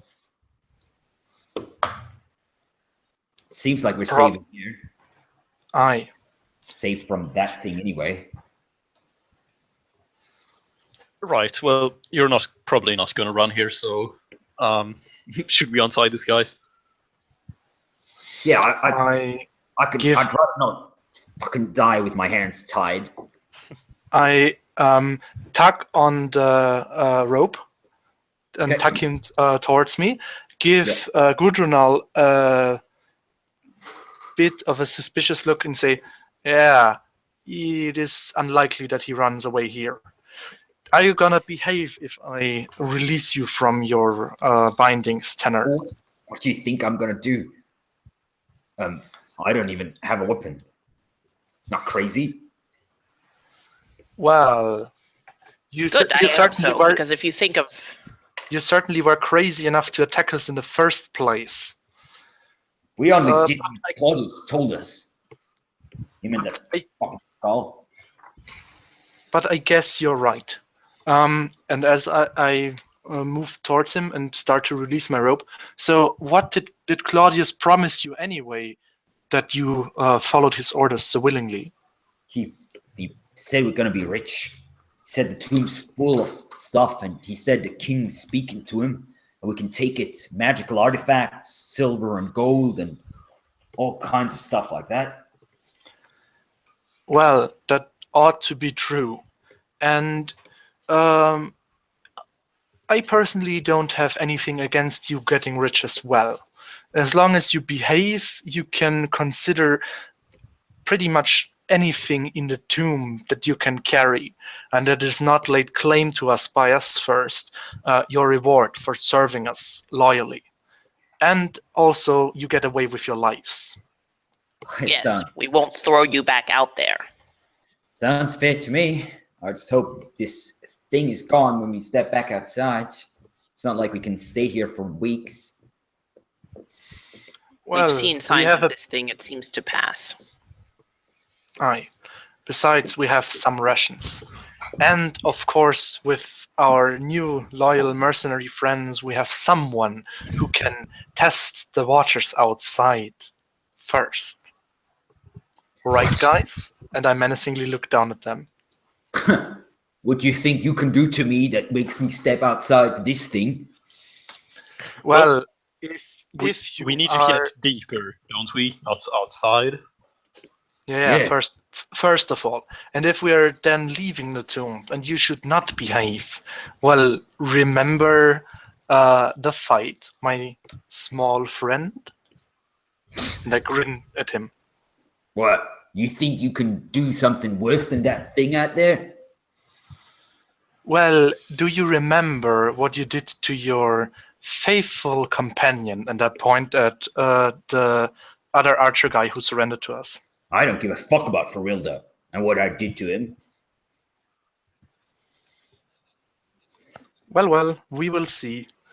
Corilda, do you mind informing Tanner what happened? They stare at you. The archer. My name's Farilda, if you're talking to me. Yes, indeed, I was out of character. Wasn't this the guy I had spear guy stab before? Yeah. Although he didn't hit him. Yeah. Well, Farilda, are you gonna tell him or should I?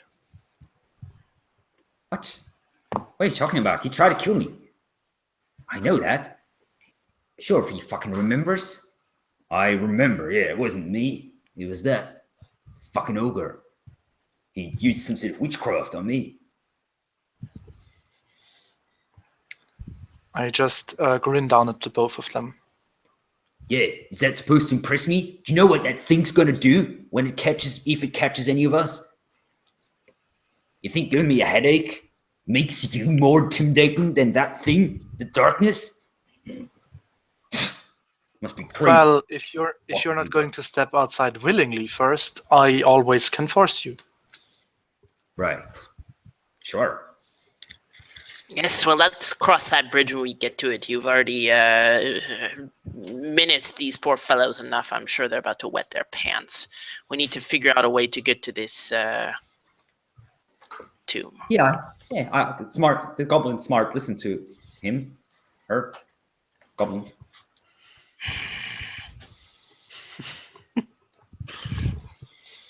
Well, let's go ahead then. Do you want to take him off or no? Yeah, I take his ropes, the rope off of him, free him.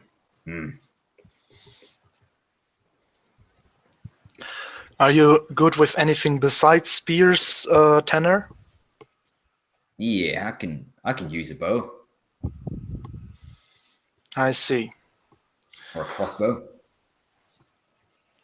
Well, as it happens, I do have a bow. However, I'm still with Tarkala and Gudrunal. You're not directly to be trusted. So, guys, what do you say? Shall we give them a means to defend their lives? Well, it's not like they can Yes. take on all of us, so no harm in giving them any weapons, I suppose. Precisely. Because if they do try to attack any of us with those weapons, well, then we'll just make them shove them right down their own throats. Or toss them outside, whichever. Well, I see. In that case, Tanner, here, take this bow, this spear, and these arrows. Takes them. One bow, 20 arrows, and one spear. All right. Nods. Still. And remember, you're following our orders now. Yeah. I think they got the message, Odd. You can never be too sure with those. They look Embryon, right? The one guy, so for Rildo is definitely Embryon. Tenor looks like some sort of mixed blood, most likely. Okay. You can never be sure with those of Embryon descent. How Yeah, can fuck you too.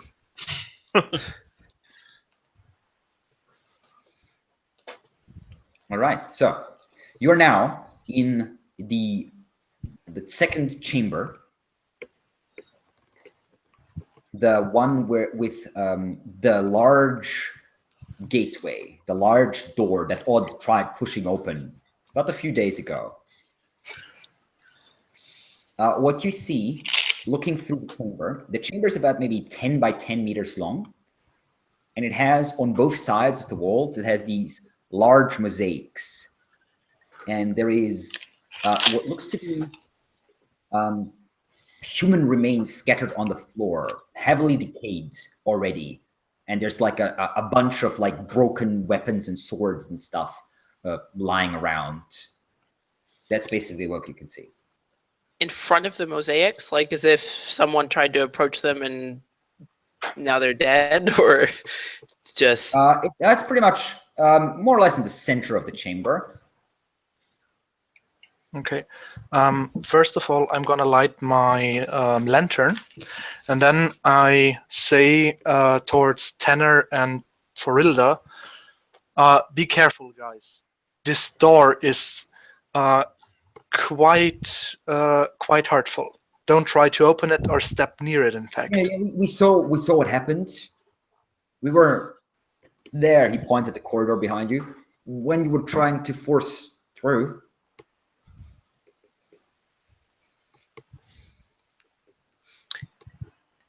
Speaking of healing and stuff and people taking damage, is the temporary corruption we got last scene is still there, right? Yes. Oh, but by the way, Victor Charkala, how hurt are you? I am at 5 out of 13. 5 out of 10? 13. 13, okay. And Mark? I'm at 7, so I've healed myself a bit. So I'm not Okay, too in bad. that case, I look at Victor and try to focus the healing energies of the spirits into Alright. him. Give me a resolute check. Yep. Yep, Alright. success. 1d6, And right? he gets 1d6 back. Yep.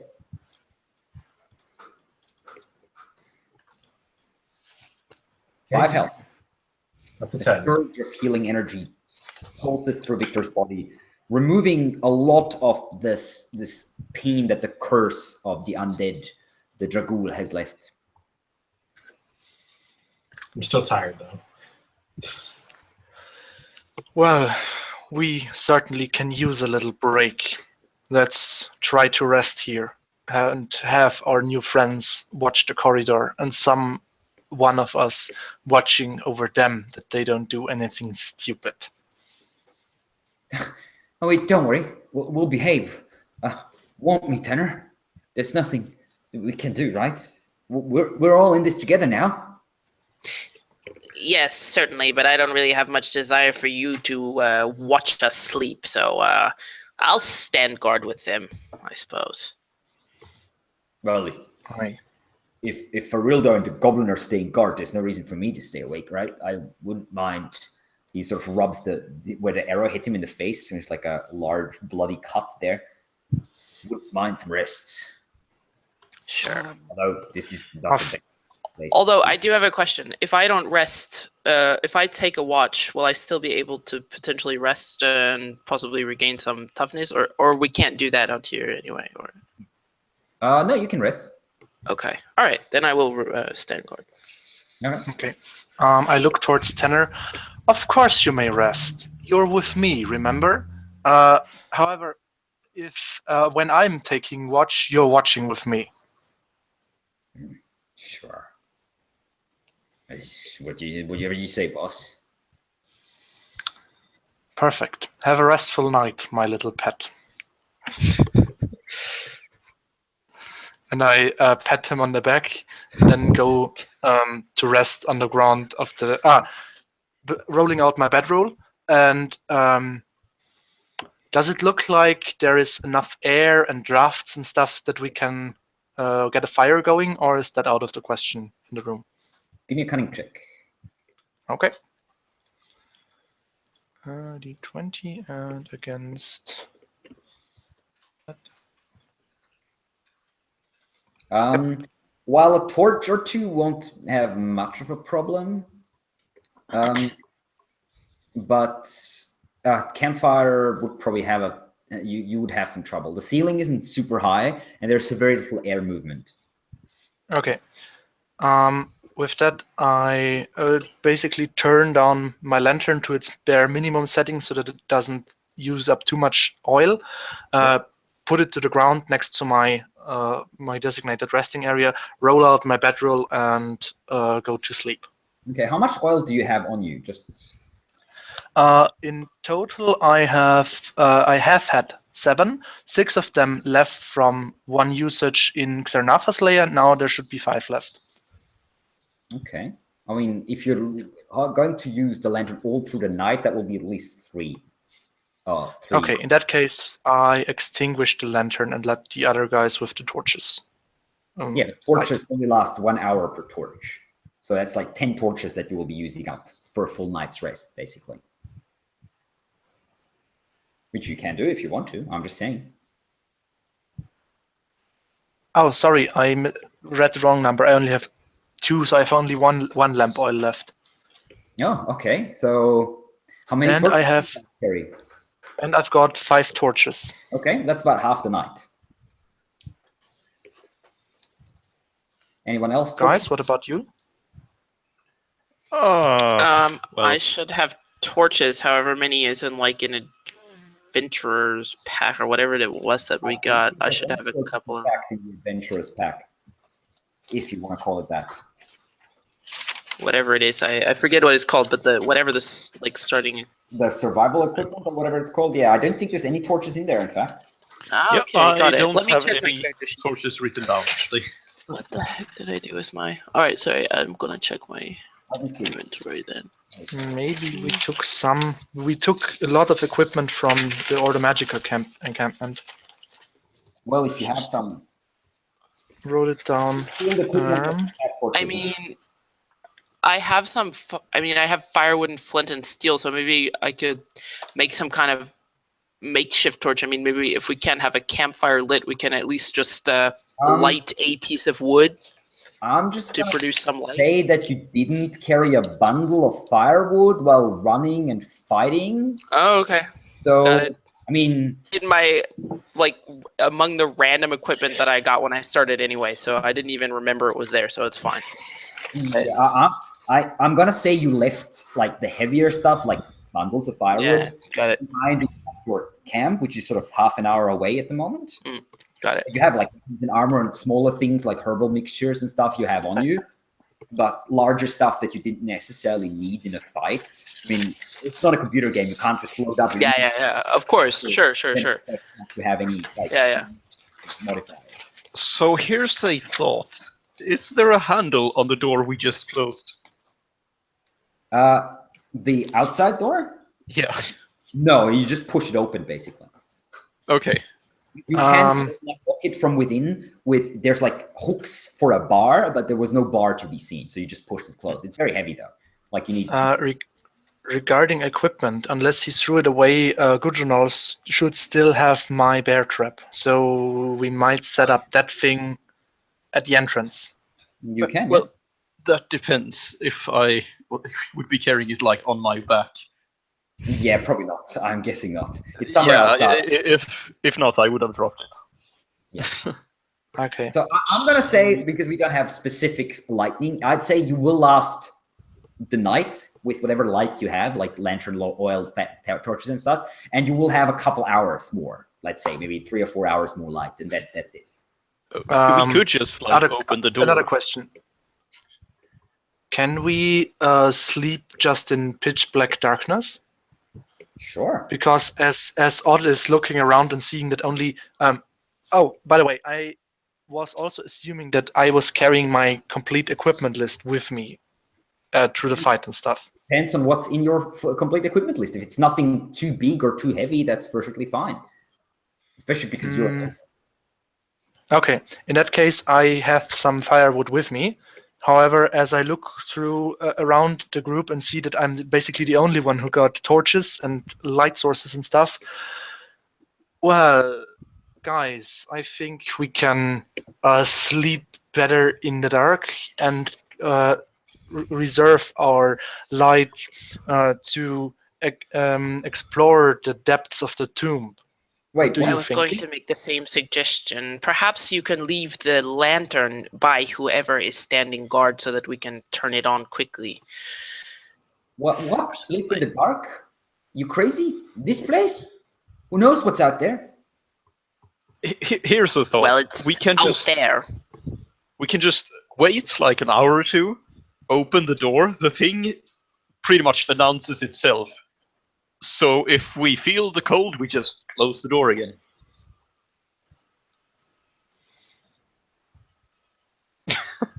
No one looks particularly happy with that suggestion. Gudrunal, you sound a bit crazy to me. Why should we open up the door? Claudius For light. will... outside, by the way. In the night? No. The moonlight. The thing can cross the threshold to this tomb, apparently, if this Xanatha is anyway to be trusted. And Claudius claimed the same, so it stands to reason that this is actually true. Besides, unless there is another entry, Claudius should also have quite some trouble getting into through the closed door. When we are in the chamber with the mosaics, we are quite a ways off. We have one guy standing guard at the entrance of this corridor, so that we don't get any nasty surprises from the right corridor leading down to the abyss.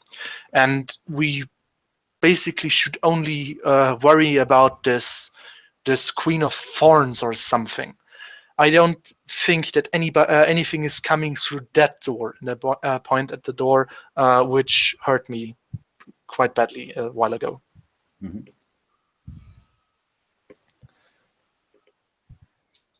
All right. So I don't think light will protect us from anything that might want to get us anyway. But I do see the point. It's good if we can see something coming.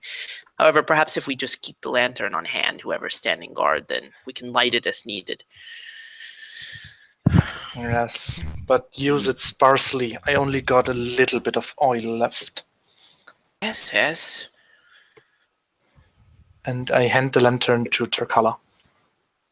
Okay. Okay, so you settle down to sleep in the Tomb of Dying Dreams. Excellent. As Turkala is hunching down and turns the lantern all the way down, and then darkness takes the room. It is not a nice type of darkness, not a protective layer that hides you from the world, gifts you with restful slumber. It is an oppressive darkness, alive with possibilities all around you. It's like there is someone with you, a being that you can neither see nor hear, but you can feel its breath emanating and slowly curling through the room. In fact, both Odd and Tarkala, for both of you, it's nearly like you feel some sort of distant vibration, rhythmical, like a drum beating somewhere far away. It's not a nice feeling at all. And each of you will have to give me a resolute check. All right. Oh, sure. Well, that goes for all of you, not just Right. Odd and Tarkala. Is there some modifier? No, straight up. All right, that succeeds. Too.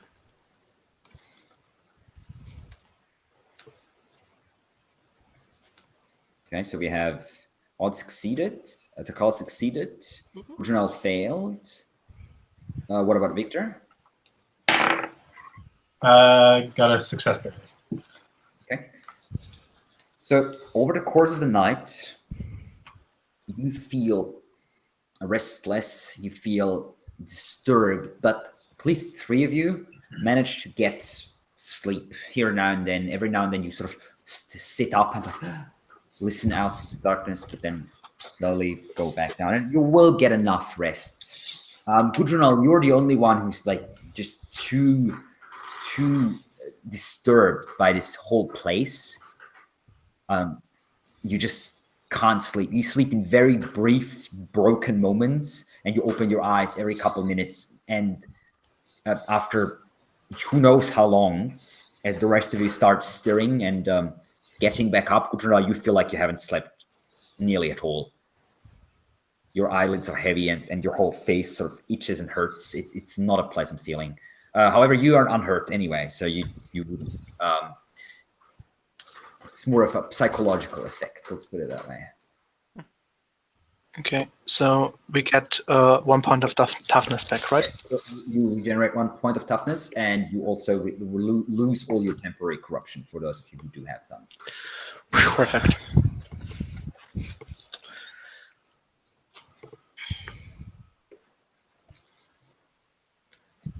Over the course of the night, you did hear some weird scraping sounds, like claws on stone or fingernails on stone, coming down the corridor that you came through as well. But that's all. And every now and then, the people on watch did like light up the lantern and look around because they thought they heard something, but then dimmed it back after a couple minutes. And you think it must be morning outside as you have slept and you feel more or less rested, at least most of you. I yawn deeply, stretch myself, get up and pack away my bedroll. Then look at Tanner. So, Tanner, how are you feeling? Did you have a good night? Yeah. Great night. Thanks for asking, mate. Good. Oh, did Good you boy. get off on torturing people, or Good boy. And I flash Tanner a short grin. Then I look at Gudrunal. Torturing? How am I torturing him? I even sold those interesting instruments Baumello did have back then. right? Wait, what? You're a bit more savage than I realized, Odd, and I don't believe you're quite as innocent as you're making out. Listen, can we get on with this? I'd rather not stay here at any moment longer than I really need. And those scraping sounds are pretty disturbing. You've heard them as well, right? Yep. We did. I'm with the new guy. I want to get out of here as fast as possible. So can we get a move on? Yes. I did. Well, Xanatha claimed we have to show respect towards the old Symbar kings, towards those mosaics over there. And I light up a torch. Okay. So you can see there's basically, when you enter into the room, there's one mosaic to your left and one to your right. They're covering the whole wall pretty much on both sides. And there's also some writing around the gate itself, like some scribblings and runes. What was the thing to do again? Tarkala, did you write down? The what? What who wrote down the instructions for us? Out of character or in character? I don't think anyone wrote them down in character, but your character. Well, yeah, I mean, I do have some parchment with me. I guess I could have, but I did write them down, but I do not have my notes right now, so I will. If no one else has this, I remember touching the murals and showing respect to the king. That's what I remember. Yeah, that's what I remember. Yeah, I'm gonna look for my notes real quick. Okay. If no one else has notes. Yep, that's exactly what I've got on my notes too. Mosaic on the wall, mural, touch it, and show respect to the king. Okay. Okay, so Sounds good. That's what I remember. Can I make a vigilant check? on what? I want to look. It was going to touch a mirror, so I'm going to look for like a button or something like that. Sorry, you're looking for a button? Like it says we have to touch the mural. Well, there's two large murals. Both of them are about 10 meters long. So you're just sort of looking around. Looking for like a spot where like maybe there's a hand spot or like a Okay. or lever. Give me a vigilance check.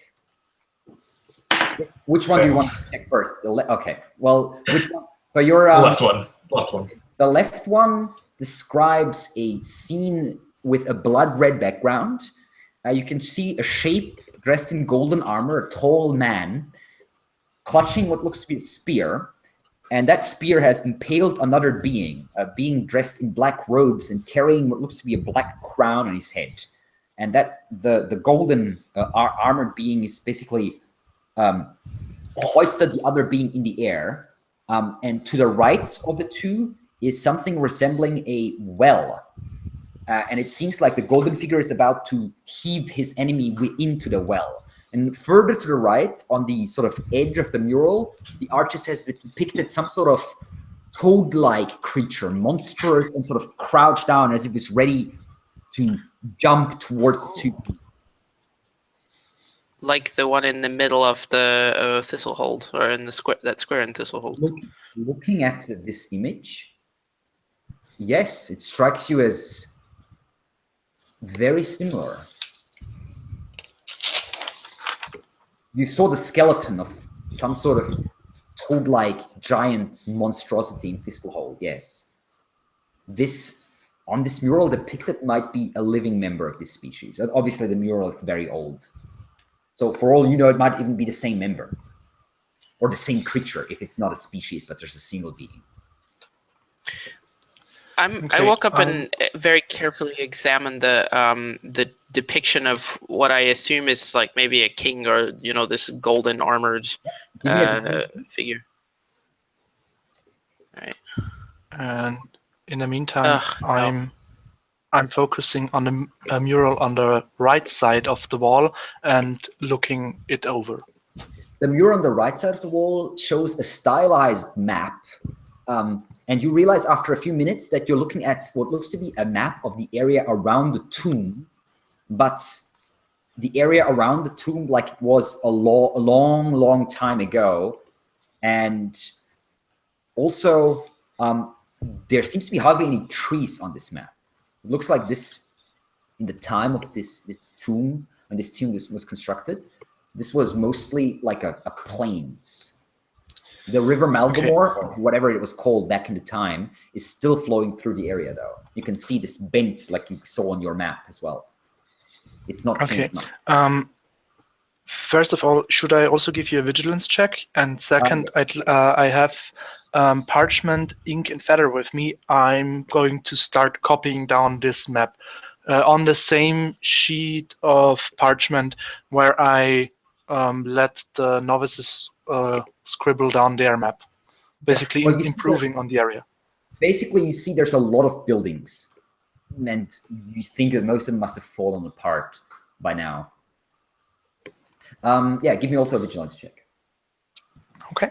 Are there any murals left for me to gaze at? As I said, there is writing around the gate itself. They're not murals as such, as far as you can see. That's pretty much the sort of looking. If you enter the chamber right straight ahead of you, is where this massive bronze gate, green with verdigris and age. I'm gonna go and take a look at that then. Okay. Give me a vigilance check. Vigilance. Yes.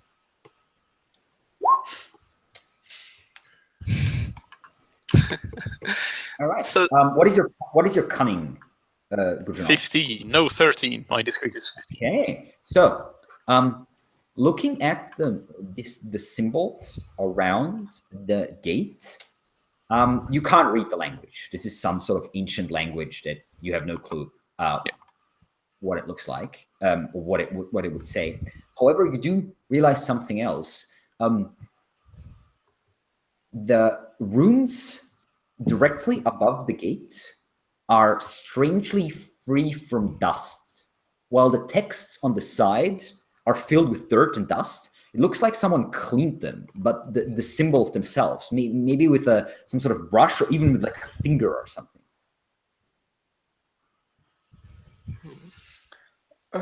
Odd Torkala and Mr. Victor. I think I found something. Interesting.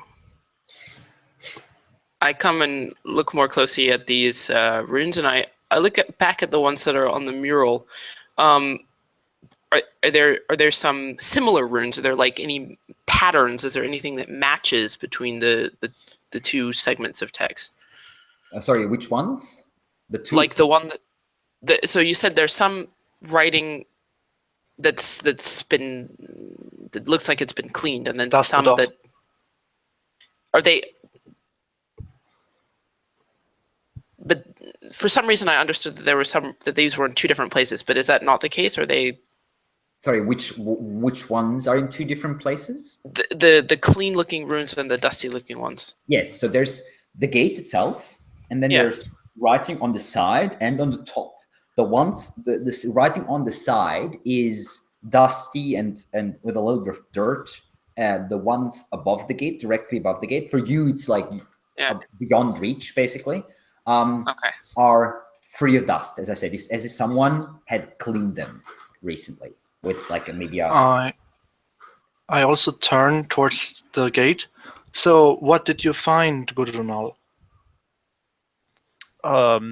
Some writing that someone seems to have cleaned off. Interesting. Perhaps they touched the writing. But we were supposed to touch the mural. Is this a part of the mural? I mean, it's on the wall. It's not part of a mural as such. This might be the case. This This might might be, and then respect the king. This might be the case, but I'm not stepping any closer to that gate. Remember what happened last time, guys? Yes.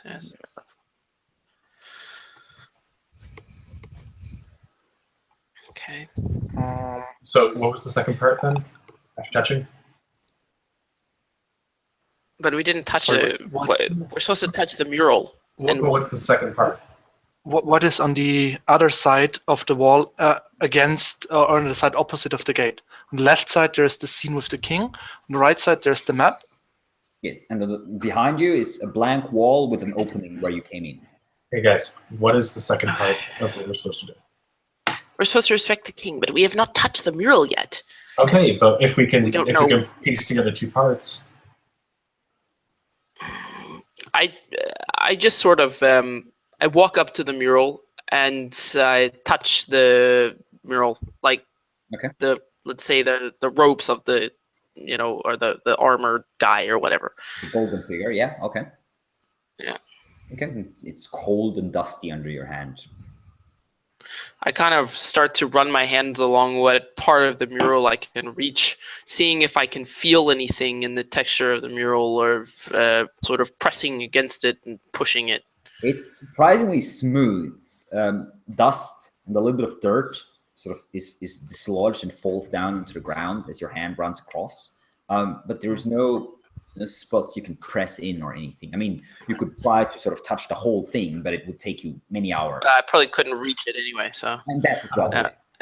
Yeah, I wanna- with that, I also turn towards the mural where Terkala is touching along and try to inspect it a little bit closer, looking especially at the gold-robed figure and the black robe. The figure in the golden armor is throwing the black-robed figure towards the well, but the black-robed figure is the thing with the crown, right? Exactly. Okay, I try to take a good look at the face or head of the black-robed figure. It's more of a shape. There's no details there. However, you do see that there is some sort of crown rising from its head. It's hard to make out, but it doesn't seem to you it doesn't seem to look like the copper crown that you've seen. Mhm. The shape is different, a little different. Okay. Does the other figure have anything, just a helmet or a face or? It seems to be wearing a helmet, yes. Okay. Okay. I'd like to approach the large the door. Yeah. The door that had the spot that was kind of like not dirty. Yeah. And I'll take my thumb and I'll kind of run it along the line of it. So you're running it along where? But running along the spot that's clean. Okay, so it's like a long line of writing basically, but it's all connected, so you can run your thumb across the whole thing if you want to. And then pay respect to the king. So I give like a heavy like bow, kneel kind of thing. Okay. As you run your thumb along the writing, you feel a slight vibration going through the door, like a drrrr. Then as you kneel, there's a weird half crumbling, half slithering sound, and the door opens up. I say, shit, I was just trying to get away from you guys arguing. I was hoping the spikes would finish me off, but there we go. Infernal is just standing next to him, staring at the door like this. Right, good job, Victor. I turn again towards the door, see Victor standing there, stare at him wide-eyed. Yeah, the door's Oh open. my god, you really did it. I was like I said, I was hoping this thing would just kill me right now. I'll be real with you. I wonder who or what came in here, though. Have recently. we run into our friendo, the Ordo? Remember our Spidey lady said the Missing. Ordo lady? Yeah, there was I think a woman walked in. She was with the wizards. Right. Bingo. Okay, then it's time for you guys to earn your keep. As you March see, on right along. You're a sound, and there's like a gust of wind going through the chamber, and you feel a cold breeze just passing past you, and it's nearly, for a brief moment, the torches themselves are flickering that you're holding, and it's like a shadow is passing through the room, and then nothing.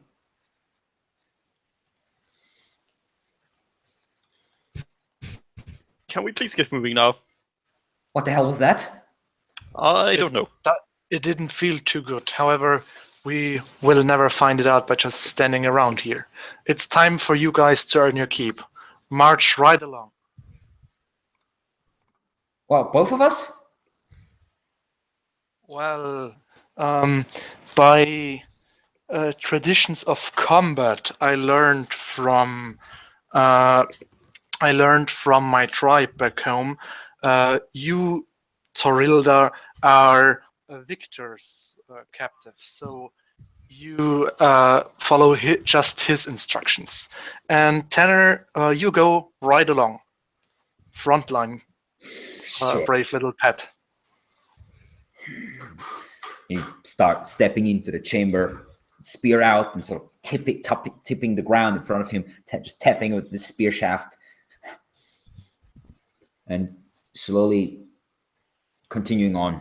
Nothing seems to be happening to him for now. And you can see at the edge of the firelight, about 10 meters away from you, there is the corridor goes in a right-hand corner, like a right angle, turns to the right. Am I supposed to go further than that?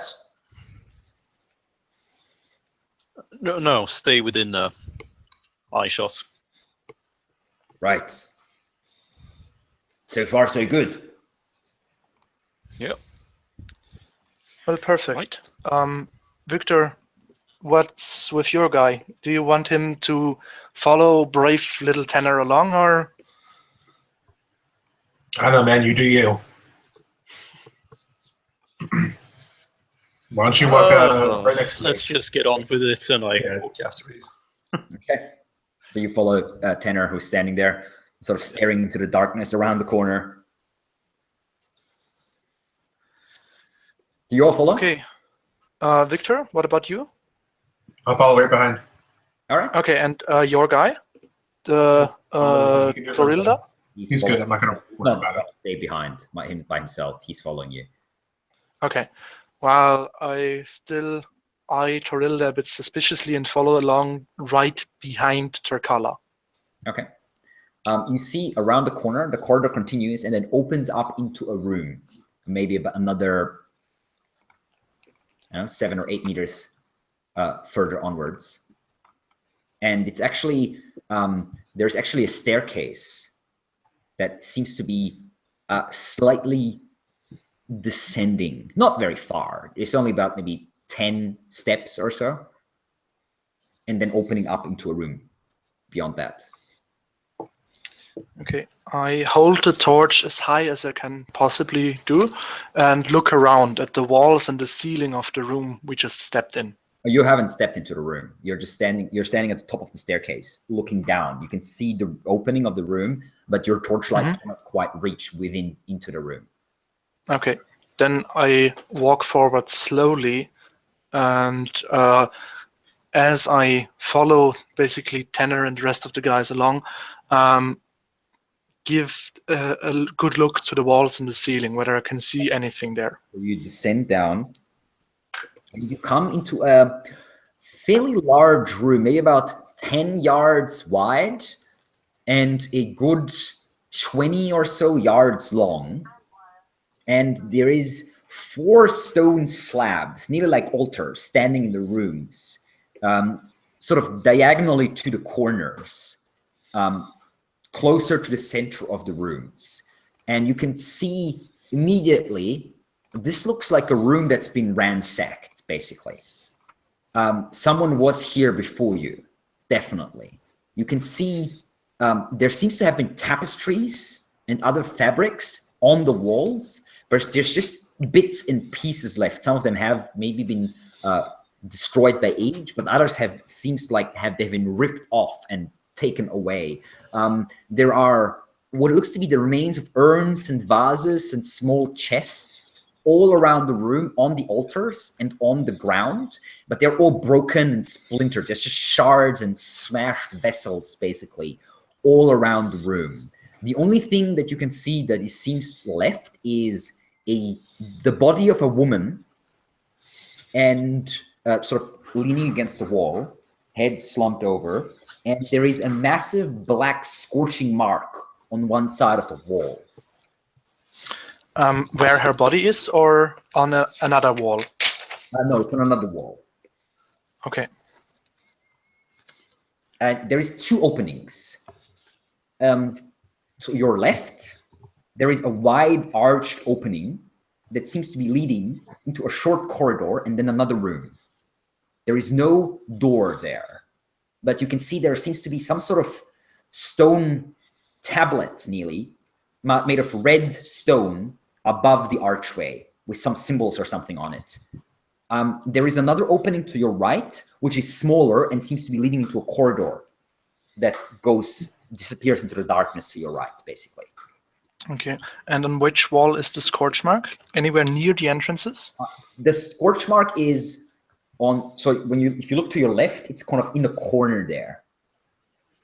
So in the wall that's sort of behind you when you enter the room. Okay.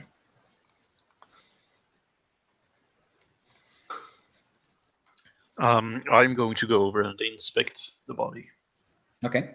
The body is a woman in her 30s, and she's definitely dead. She looks like she's been stabbed to death or cut, some sort of blade marks, and there's a lot of them on her body. Like all over, not just like 1 or 2 wounds. There's a lot of wounds. She's been stabbed and slashed at several times. She is definitely wearing the robes of Ordo Magica. However, they are cut open and basically brown, dried blood. You do see, however, next to her, there is like a small satchel made of very high quality leather on the ground. Okay. Holding the torch as high as I can, I step over towards Gudrunal and also take a look first at the woman and the cuts, and then at the satchel. All right. Gudrunal, do you mind if I also if I take a look on this thing? Go right ahead, I suppose. Do you have you don't have the Medicus ability, do you? No, I don't. So it's just a lot of wounds, some sort of blades.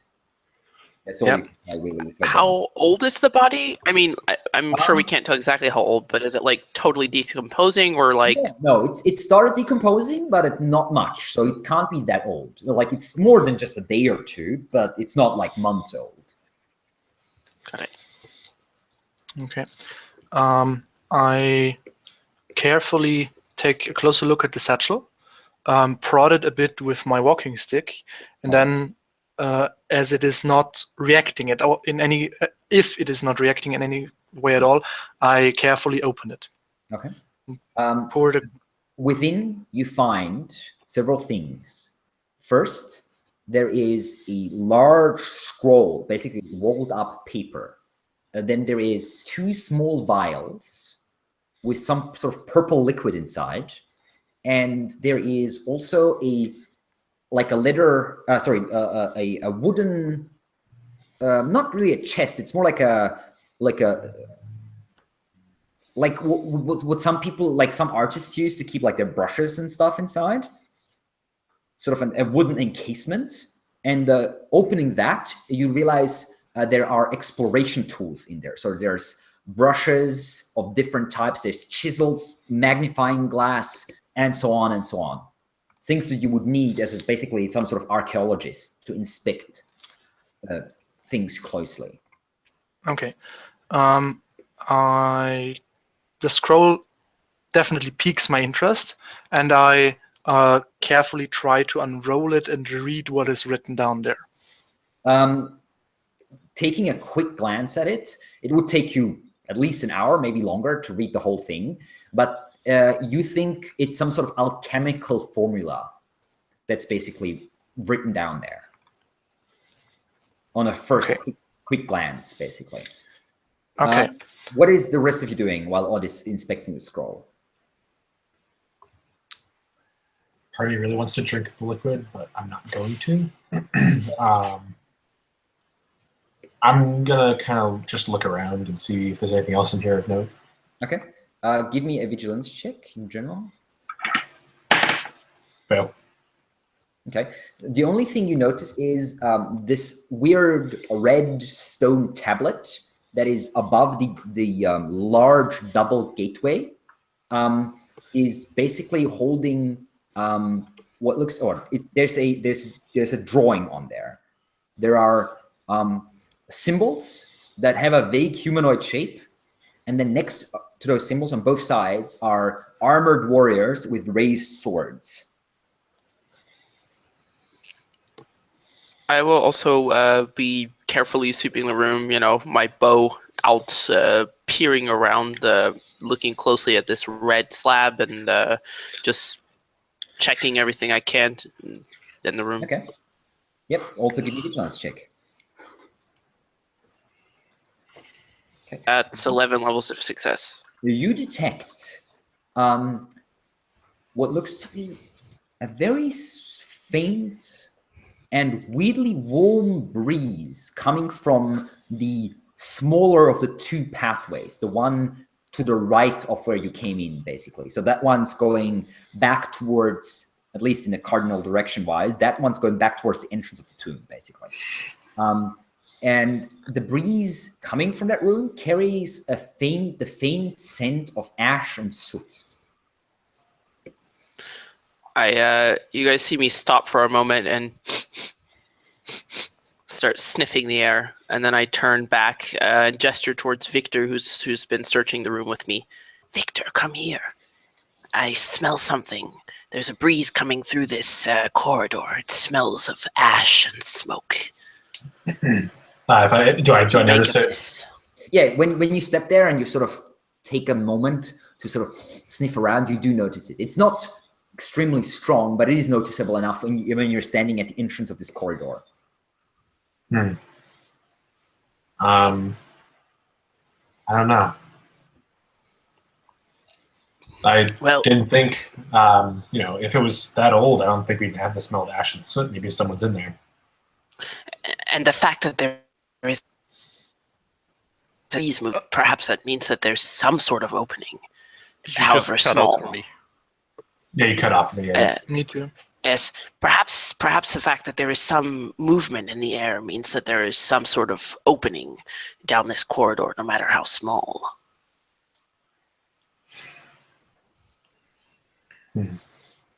I've carefully searched the room, and I don't believe that there's anything of much interest here. Perhaps we should keep moving. Yeah, this room, you get the feeling there was riches contained in this room quite a bit. It looks like some sort of offering chamber, basically. But someone was here before you and has taken everything. Bastards. And they were not careful. They were smashing and running around everywhere, breaking open any container they can find. Probably not Order Magica. Someone else, you think? With that, I guess I finished looking over the scroll. I packed the scroll into my belongings. Then I turn a bit towards Victor. Victor, you know the customs of the Ambrians best. I think we found the missing expedition leader from Order Magica. Do you think it is enough for them if we just tell them that we found her corpse, or should we take her head with us? I do not know the customs of the Ambrians, but I have enough common sense to know that hacking off the dead mage's head and throwing it at the feet of the rest of the Order Magica is not a particularly smart move. Surely you know better than that too, Odd. As an Ambrian, perhaps... I can chime in and say that is not a smart move, yes. In fact, it's a big no-no in our culture. Yeah. I Does see. she have a ring or some other personal effects that her family might want? That is a good idea. We can't have our pets lug back the whole corpse after all.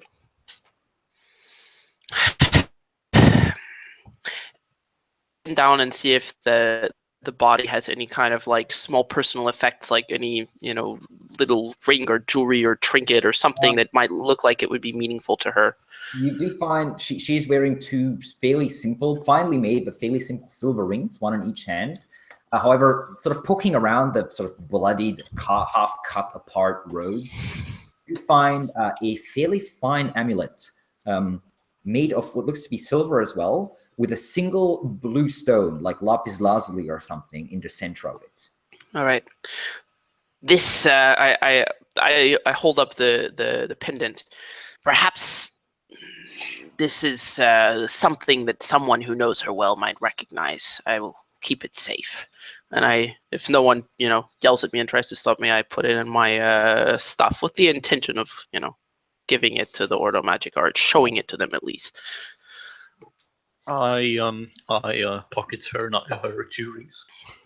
All right. I have the two rings. I mean, I just searched the body and they're in my hand, so you could try to take them from me, but... Right. Yeah, I didn't think you pick them up.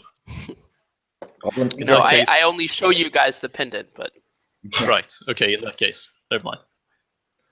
I feel very Okay, generous that I'm not stealing the pendant for myself. I'm keeping it safe. I turn then towards the wooden case with the interesting looking tools.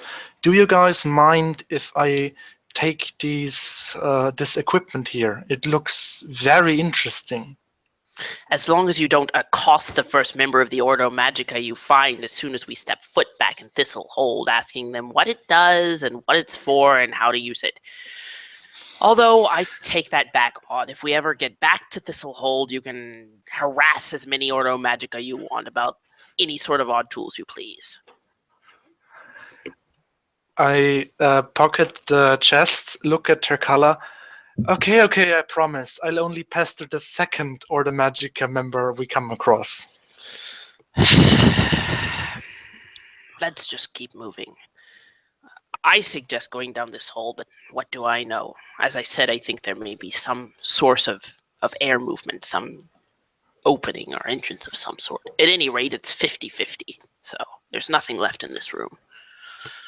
Well, if it is some sort of air movement, do you think this way there, over there could lead back to the other entrance, to this right corridor, where there is, according to Xanatha, only an abyss waiting for us? Oh, that does And sound possibly unpleasant. the Lady of Thorns? I mean, can a general sense of like basic directions I'm having a hard time visualizing the layout in my head. Would I have a general idea of whether this is leading The first room that you entered, Yeah. there's a corridor going like this, and then like this. There's the second room. That's the room with the door, right? There's Okay. another corridor here that you have not explored. That's where that weird scraping sound is coming from. Okay, so this is the room with the door that you just opened. Well, Victor just opened, and then there's another corridor going like this and like this. And this is the room where you are at the moment. Okay. And there's one corridor going here, and then there's a large opening, the gateway with the stone tablet going north, basically. So the other corridor, the one where you smell the soot from, that is pointing south. It's pointing in the same direction where the entrance is. But it feels to you like it's sort of above the entrance room, if you know what I mean. Like if you're looking at Okay, got it. All right. So not exactly in the direction of this other place where we don't want to go with the weird scraping sounds, but rather maybe Not a level exactly, above the entrance. Okay. All right. Yeah, I'm inclined to believe this. I look around waiting for the others to decide. I'm inclined to believe the suit is from some residue from the mage's spell, so that's probably indicating that whatever fought her fled there. Yes, or perhaps a fire that they lit. Perhaps they found enough air to start a campfire or something of the sort. Well, fire is certainly one thing the Order Magica knows very well, which is one of the things that I find really interesting about them. But and I point at the scorch mark on the wall, where from the room where we came from. This doesn't look like a gentle campfire or something. Rather like the mage fighting for her life. But like I just said, there's no one listening to me here.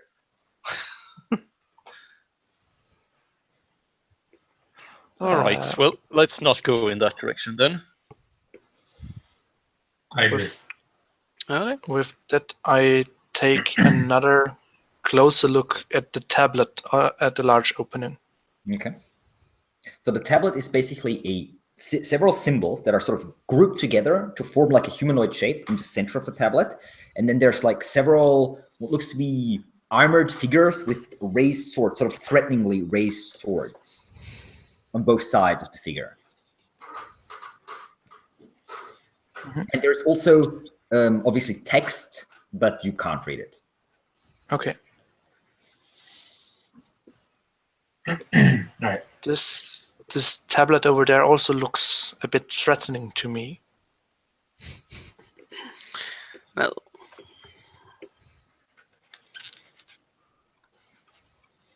What corridor I pull out a coin from my the handful of coins that I still have in my pocket, and I sort of shrug. Well, there's death waiting around every corner, and I flip the coin. Okay.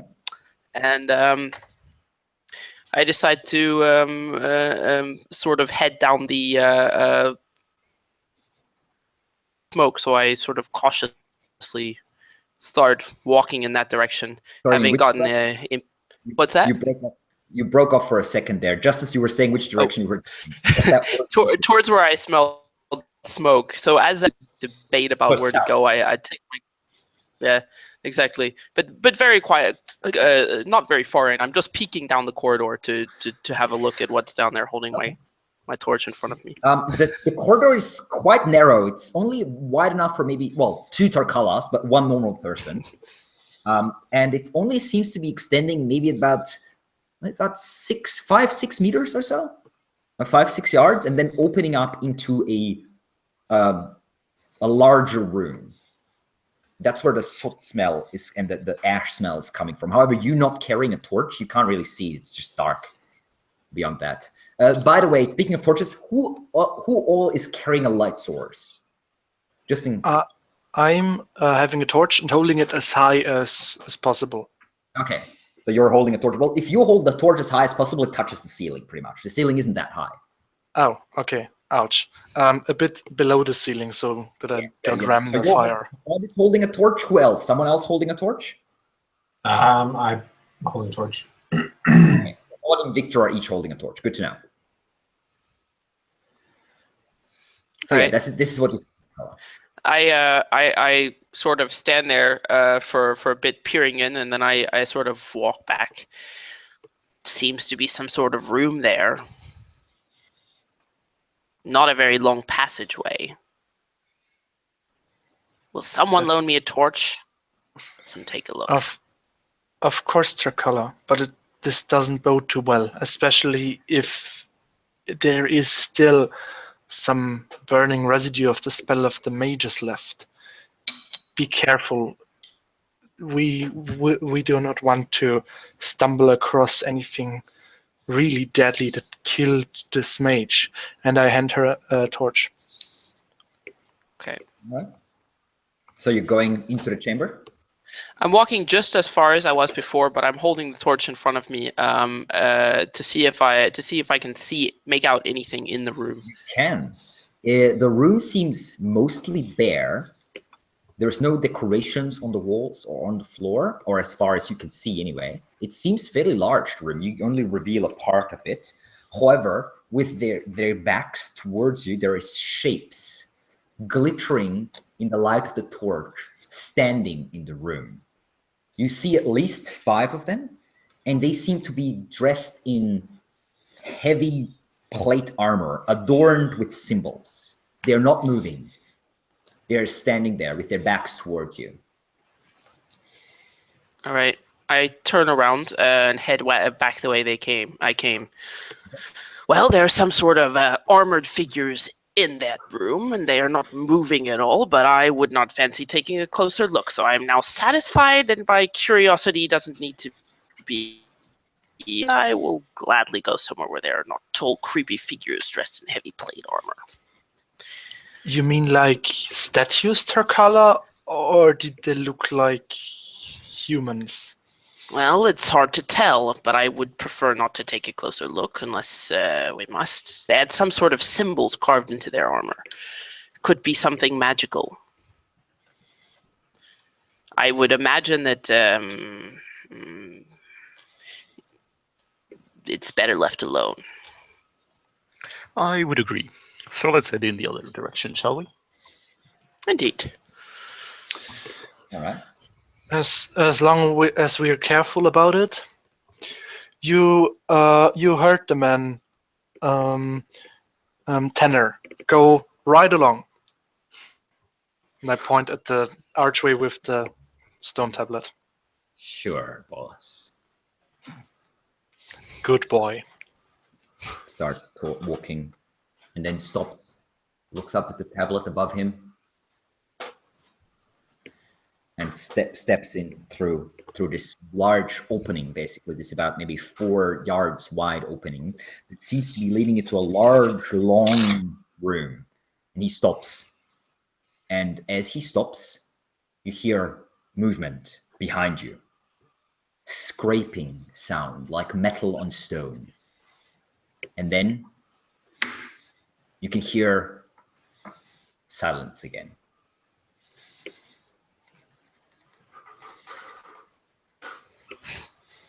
Is he just standing there? Yeah, he's only moved like 5-6 meters and he's now standing there. Are you quite all right? I'm fine. And the scraping sound did come basically from the stairs or from the room we just walked on? No, it came from that corridor that Tarkala just came out of. Oh crap. Okay.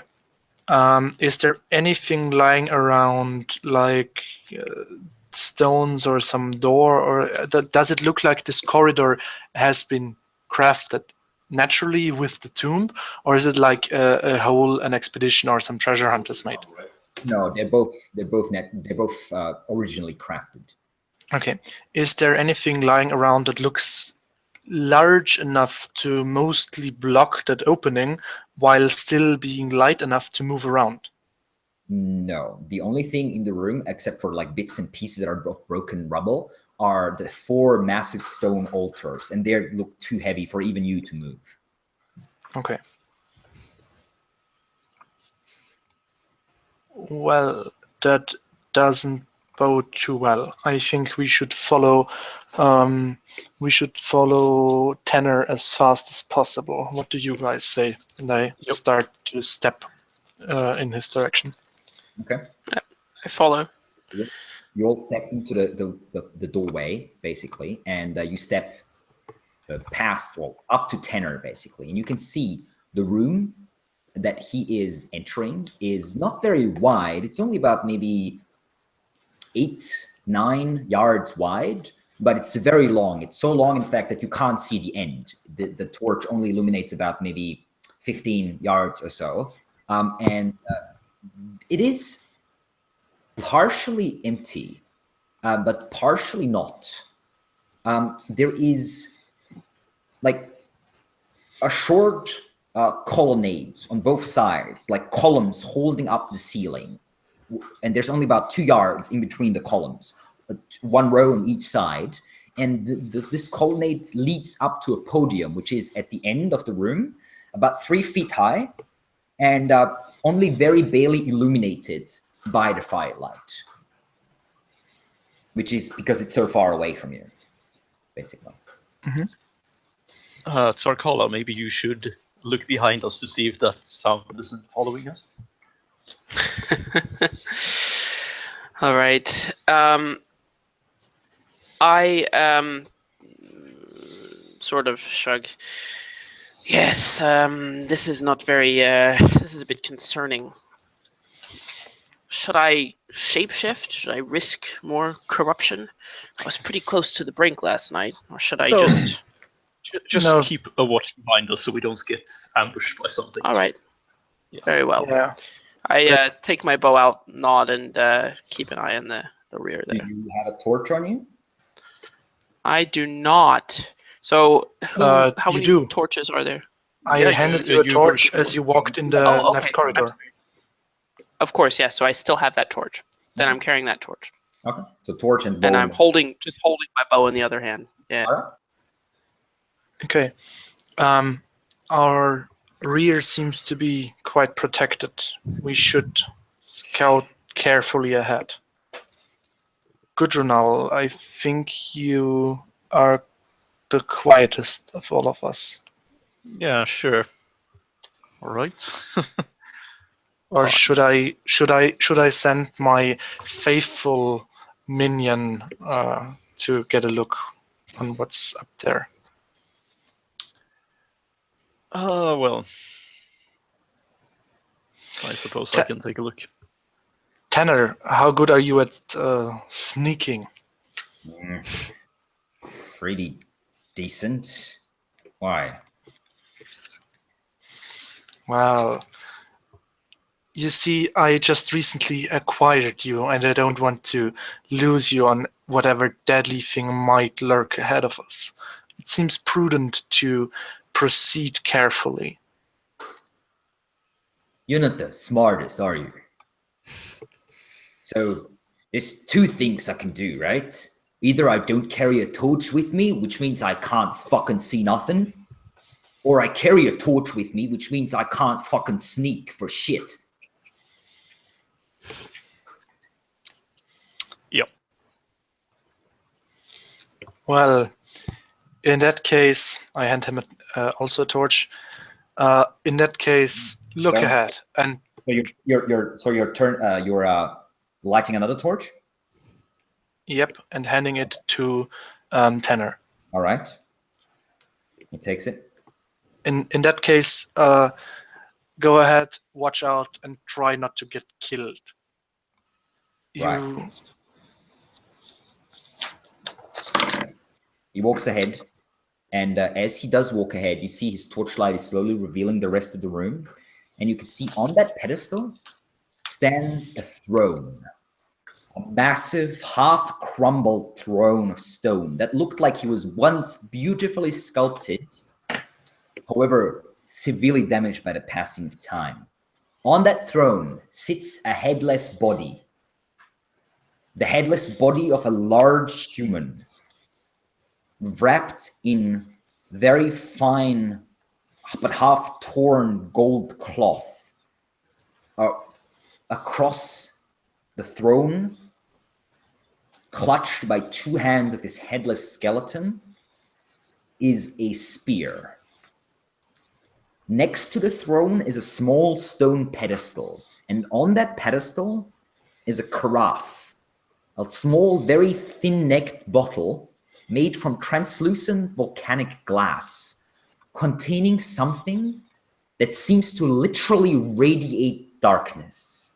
It's like the torchlight around this little bottle is pulled and devoured by whatever is inside.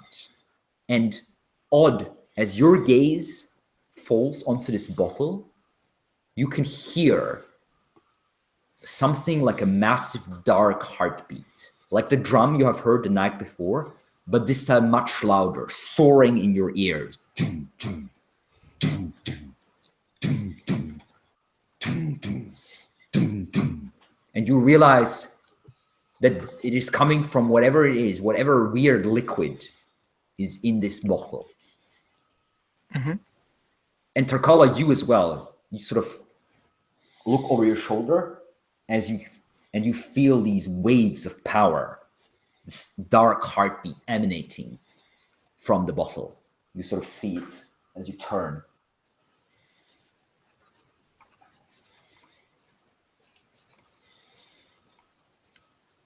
To the right of the pedestal itself seems another heavy bronze door. Other than that, the room seems empty. So I would harbor a guess and say that that's the nectar. I think you're right, Gudrunal.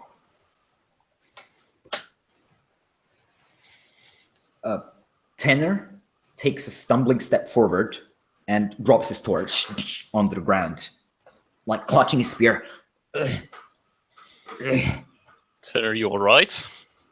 He turns, rights himself, looks down into his hands, and then takes a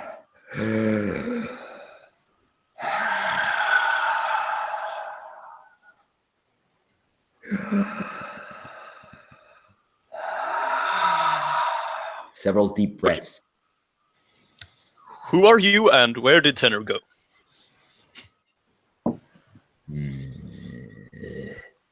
Gertar Evekra Sumar Dilan.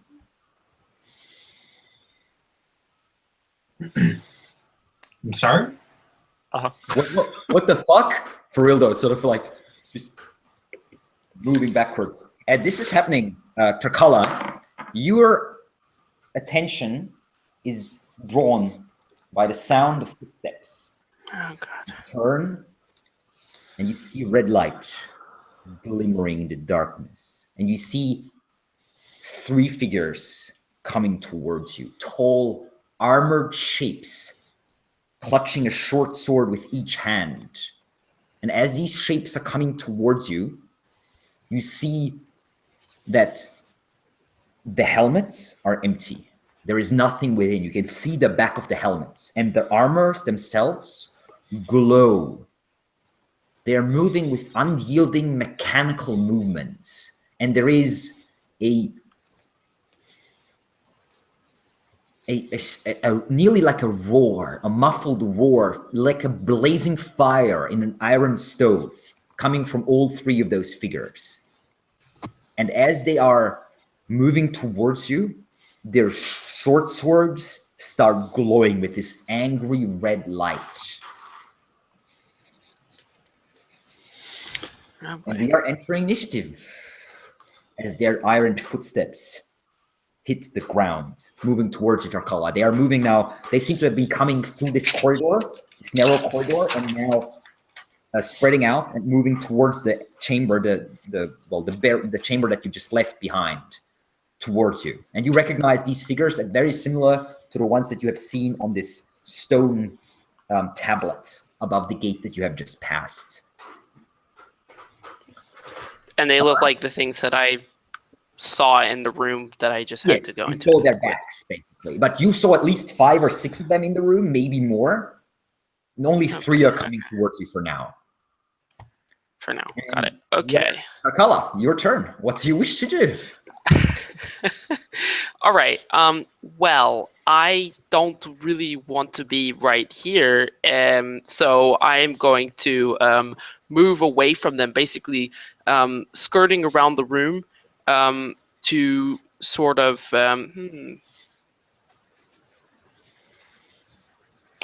skirting around the room basically to get myself. Can I get to the other side of the rest of my companions, or are they too far away? If you do double movement, yes. Okay, and where would that put me relative to like Mr. Creepy Face? At least 2 movements away from him. The room is fairly long. All right, then I will do that. I will take both of my movement actions to get over there. Nice to see Tarkala flying past you, basically. Yelling over my shoulder, "Watch out! There's some things coming through the door." Of course there are. Remember what they said at Ordo Magica. Go for the skeleton. Okay. Odd, your turn. I start moving forward towards my former pet Tanner. All right. How far? Double movement or just 1? Just 1, because I'm also drawing my shield and my club. All right. Gujinal.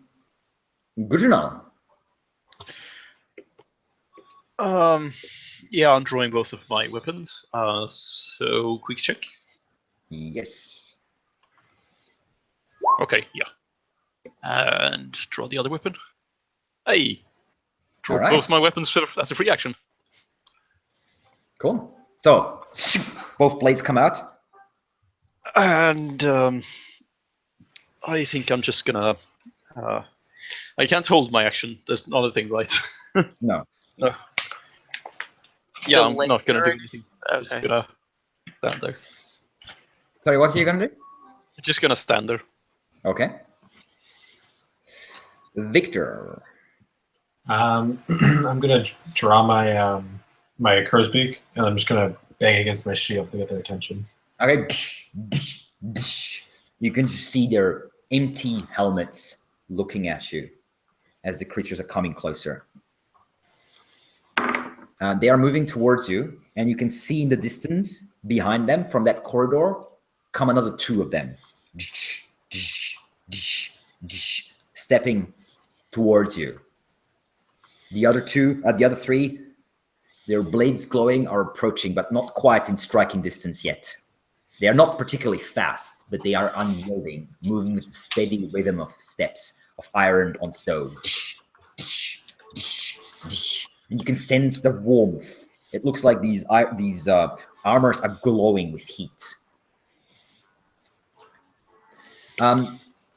Tenor turns, steps up to the pedestal, dropping his spear as he does so, grabs the flask, opens it up, and puts it into his mouth, sort of pulling his head back. And you can see a little bit of this liquid, this very, very thick liquid start slowly trickling down the very thin throat, the very thin sort of neck of this bottle towards his lips. Farildo is just like, shit, backing away into a corner, basically, holding a short sword. Tarkala, you're up next. All right. Jesus. I am going to take out my last elemental essence, which is cold, and I'm going to apply it to my quiver. Okay. I'm going to just, I'm going to do, you know what? I'm actually going to apply half to my arrows and half to crossbow bolts. Do I have a move action left if I don't do anything else? Pretty much all your action. Okay, got it. So I can't draw another weapon. Okay, got it. No, I'd say no. Okay. All right, Odd. Okay, how far away am I from Tenor? About 3 movement actions. Oh, shit. You were Okay. standing pretty much, and he went all the way to aim. Mm-hmm. And I guess I don't have any chance trying to take control of his mind, right? I don't know. You can certainly try. Okay. Oh, fuck it. I'm gonna try that. Okay. Take 1 point of temporary correction. Yep. How high is his resistance? 100. Oh, shit. Of course it is. You get the sense that there's already someone there. Okay. Pushing you out with not too much effort. Okay. Do you want to move? Yeah, of course. I also yeah, I move towards him. Okay. And as I do so, I yell to the others, guys, don't bother with his mind. Okay. Gudrunal, what do you wish to do? Respond, I wasn't planning to run up to the guy and stab him. To which guy? The guy drinking. He's 3 movements away from you. Oh, for fuck's sake. I'm using 2 movements to get up to him as fast as Okay, so you're just turning around, ignoring the glowing armors coming your way and running towards him, both blades drawn, but can't quite get there, I'm afraid. Yeah. Okay. Victor, you're now standing alone, approached by 3 and then 2 more of the glowing armor creatures. I give a triumphant yell, and I go for the first one in front of me. All right, so you run up, bringing down your longsword. Sorry, you have a crow's beak, yeah. All right, let's see. Their defense is a +3. They're not moving fast. I hit. All right, roll damage. That's going to be 5. All right, most of the damage is deflected by the armor itself, this breastplate that they are wearing, basically, this plate armor. However, a little bit of the armor caves in as you strike at one. Doesn't seem impressed. And it is now their turn, so all 3 of them will converge on you, and they will unleash a hail of attacks. That's 6 attacks. Guys, this is where Victor dies. Oh, Jesus. Their attack is, let me see, -3. Fail. Success. 1 hit. Success. Success. Fail. 2 hit. Success. Okay, that was not bad. So you these glowing red blades coming from all directions. They are faster than you would have expected, but your skill in battle is very impressive. However, still 2 of the blades strike through. Roll armor. 7. And Okay. a 5. All right, you do not take any damage. The blades piercing your defenses bounce off your armor. My dice are magic. Oh my god. Not bad. The Guys. other two are moving in, but now you're blocking the entry, basically. Only 3 of them can get through. Good, now it's a fair fight. The other 2 are, and you can see 3 more appearing in the back, also coming towards you. So 8 in total now. However, the other 5 cannot really pass because you're holding 3 of them in the choke point of the entrance point of the room, basically.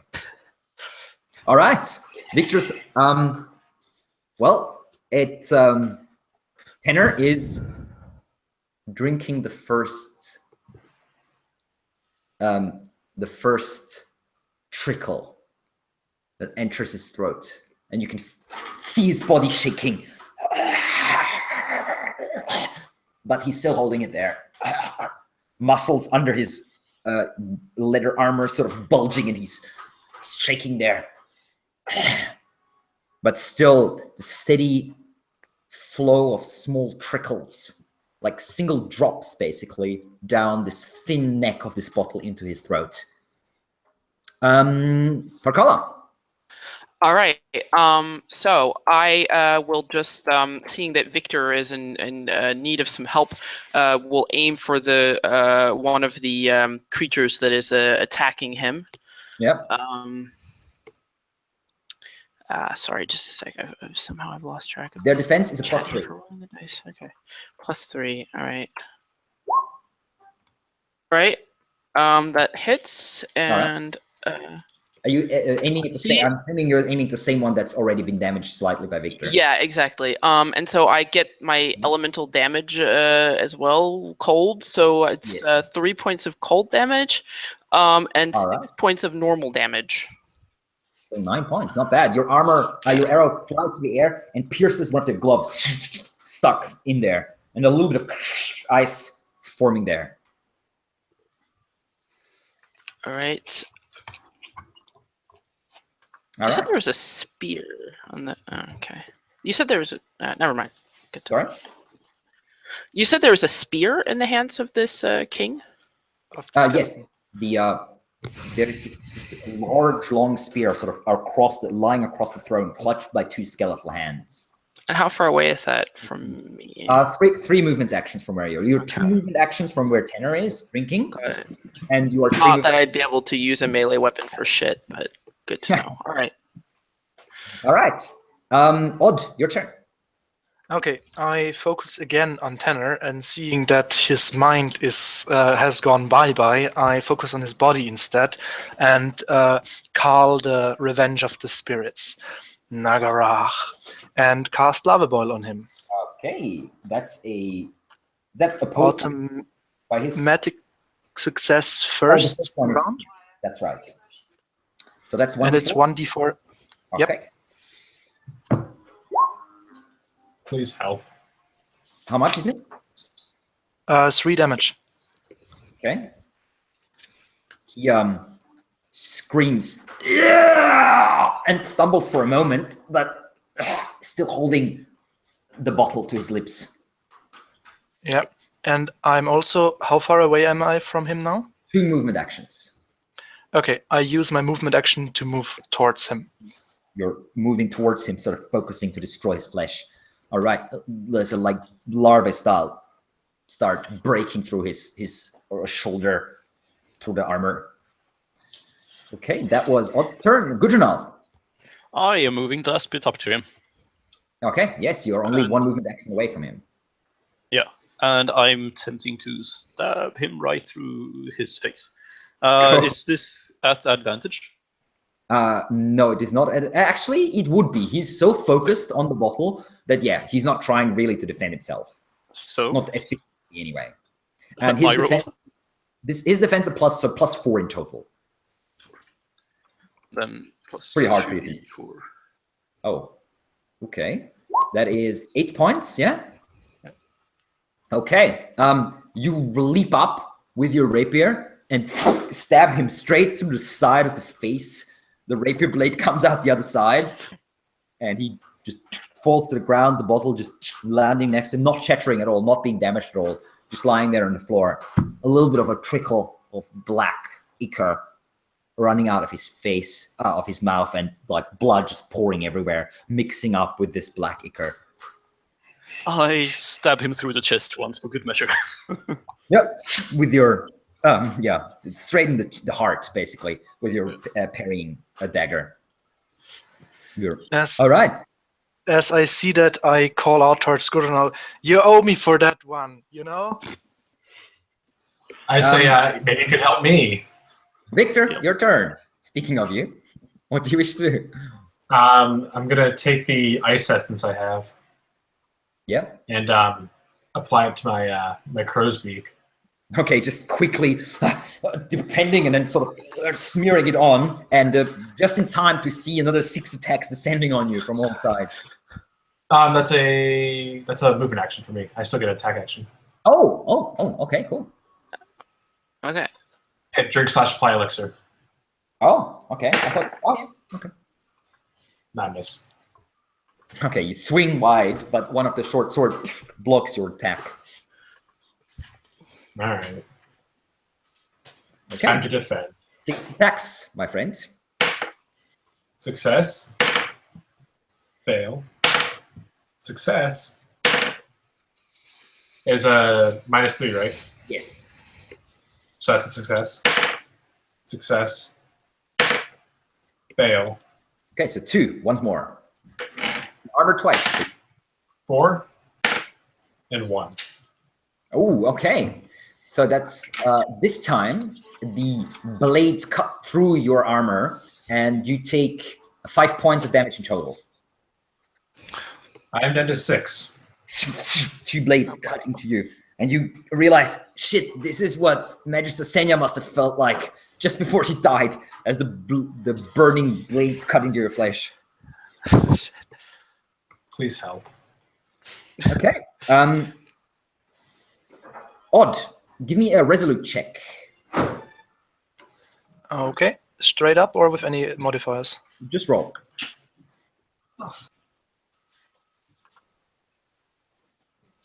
Okay. As you look at the dead body, you feel a presence rising from it, shooting towards you, past Gudrunal, who completely ignores it, and into you. And you feel a mind not your own breaking through your heart and into your brain.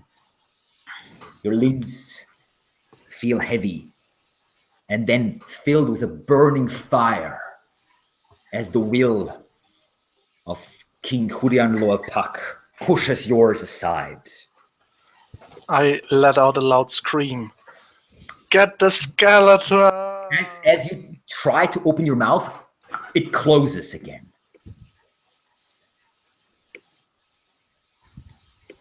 Takala, your turn.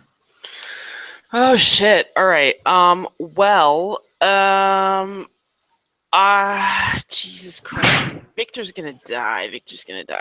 Please What help. do I? Oh Jesus. Okay. I'm drawing like a total blank here. Yeah. No pressure, but you have 5 seconds. All right. Well, then in Yeah. that case, I'm going to shoot at the fucking skeleton with my arrow. Okay, go for it. All right.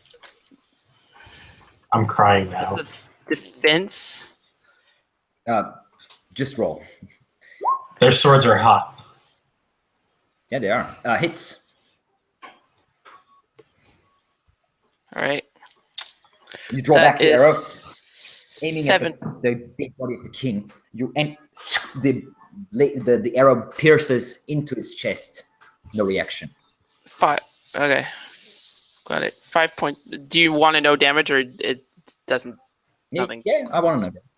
5 points of 5 points of normal damage and 2 points of cold damage. Oh, all right. Odd.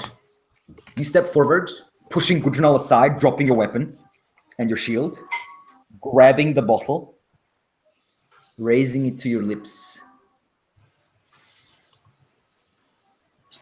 and the trickle starts running down once more the neck of the bottle towards Odd's throat. You are a prisoner in your own skull. You're screaming, but this will is too strong. You can do nothing. Only watch from behind your own eyes. And feel the divine nectar slowly coming towards your throat. Gudrunal, your turn. I am attempting to stab him through the arm. Excellent. I stab him for non-lethal damage. Pretty much. Please I don't. stab him through the face for non-lethal damage. Well, what is your defense odd generally without the shield? My defense would be with the armor 11. 11. All right, and so that's plus. So -1, but you have advantage once more. So +1. Gudrunal.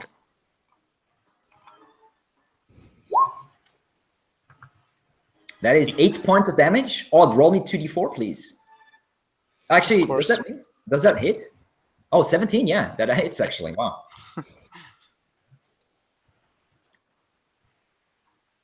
You take 1 point of damage.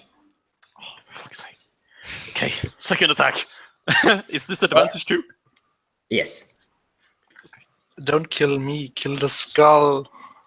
Misses. The second I'm attack. attempting to like stab him through the arm to like get him to drop the thing. Yep, it just you sort of scrape across his muscle. It doesn't seem to do much. Right. I hate Victor. that king. Always going for the ogre.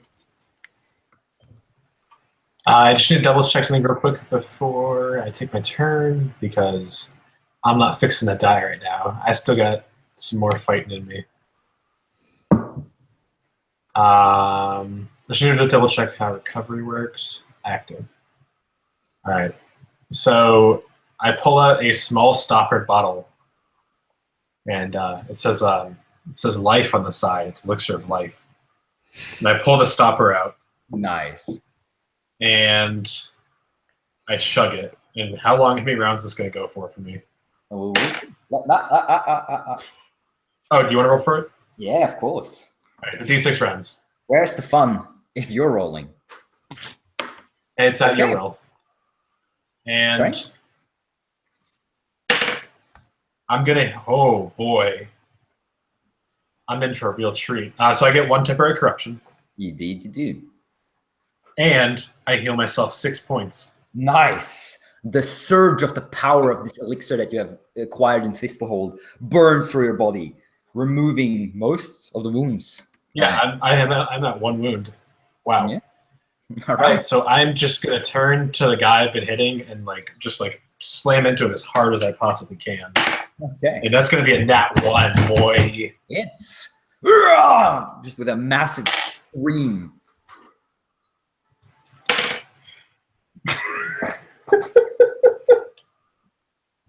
What is it? 3?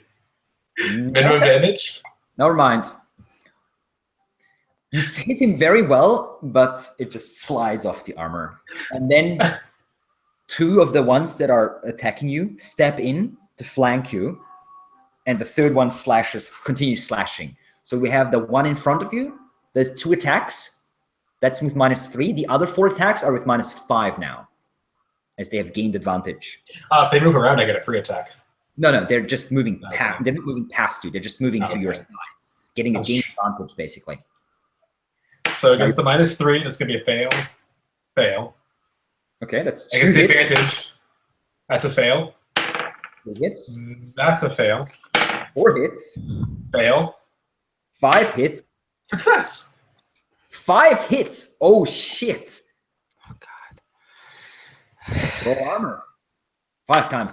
They do 5 9. damage. 9. Okay. 2. So 3 So damage. at 3. So 7 because I only rolled a 1. Shit.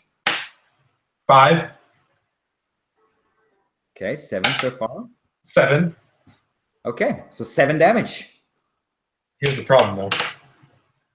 It's my pain threshold. Well, that's several attacks though. Not It's one. not the same. It's not.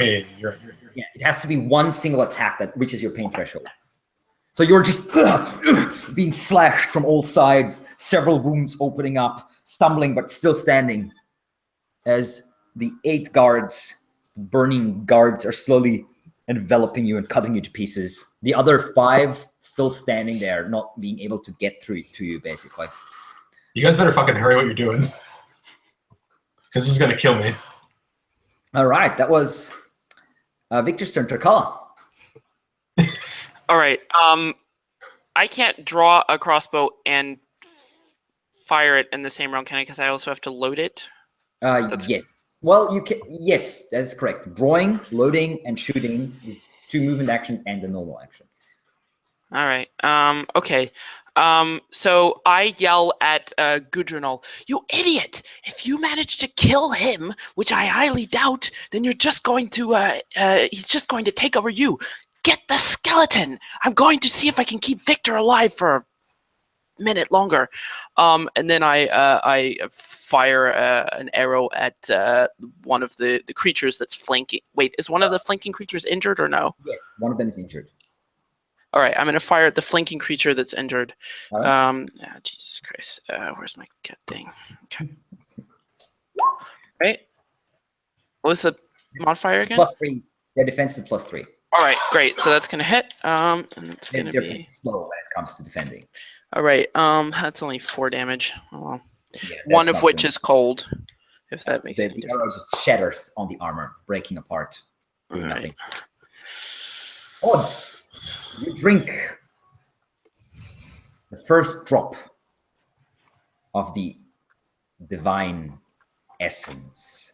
And what happens now is you take 1 point of permanent corruption as your muscles buckle and shift as this blackness, this bursting heart of power slowly runs down your throat, and you hear the king's voice in your head screaming out in triumph as he's trying to force more down your throat.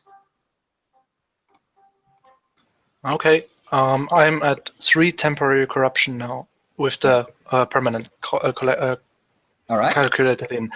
Can I try to resist the mind of the king? No. Of course not.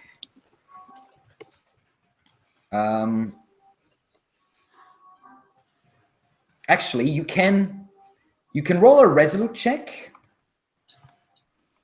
as you're trying to roll a resolute check. You're like pushing with all your will, but the whole thing that you manage to do is twist your head slightly aside, away, as your hand is basically trying to push the bottle into your lips. Your head is turning away.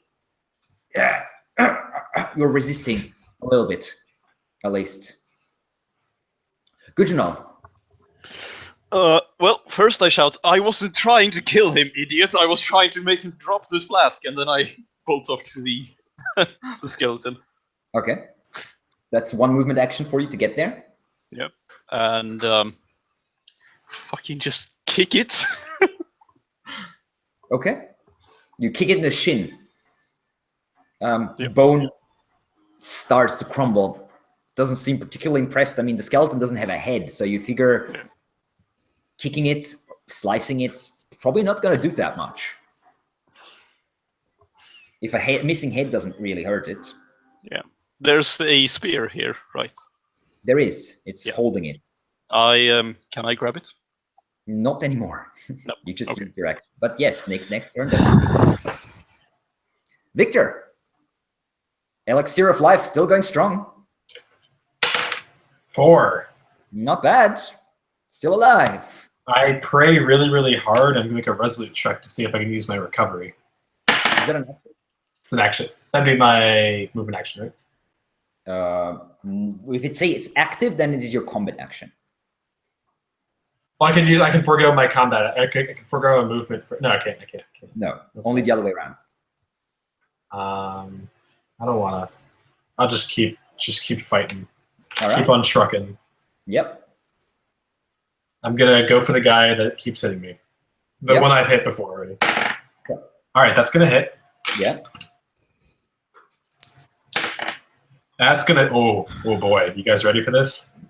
11 points of damage. Nice. With that, your war pick bashes through his helmet, shattering it, and the armor just falls to the ground. 1 down. 7 to go. So do I run? Do I run? I don't know. Do I There's still run? 2 of them next to you. Can I take 2 attacks? Don't know. Can I? What do you mean, moving backwards? Fuck me. I think I might run. I just want to double check my combat actions real quick. I'm sorry. Oh, you mean you have? Can you attack twice? No. No.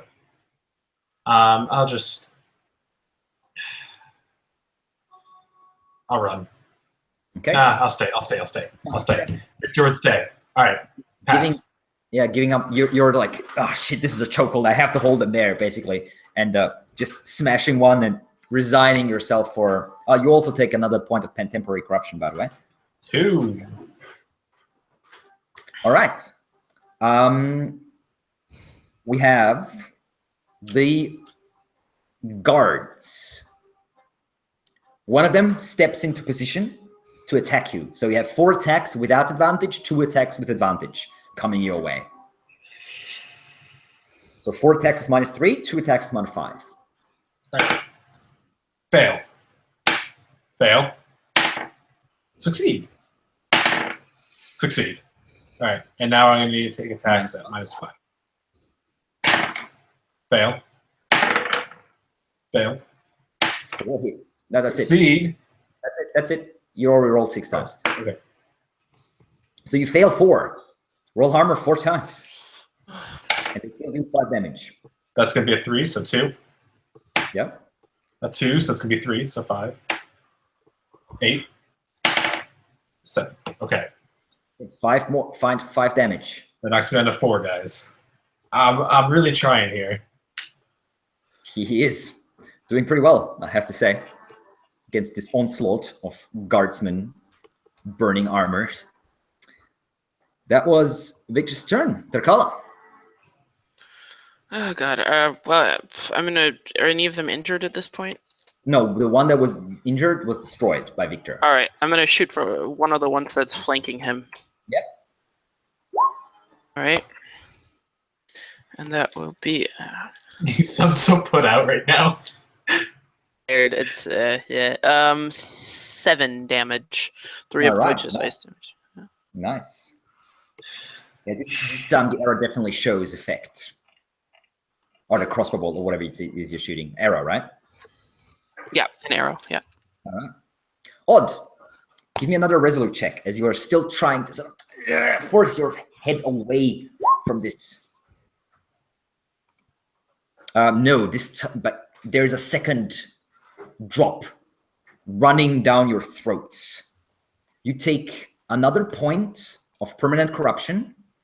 You take your strong is raised by 1 permanently, and your cunning is lowered by 1 permanently. As you feel this strength surging through your body, but you also feel parts of your mind just burning away under the tide of this darkness rolling through you. Gudrunal, Yep. what do you do? Grab the spear. All right, you grab it. The skeleton is holding onto it with 2 skeletal arms. You're trying to rip it out of his grip. Roll me a strong check.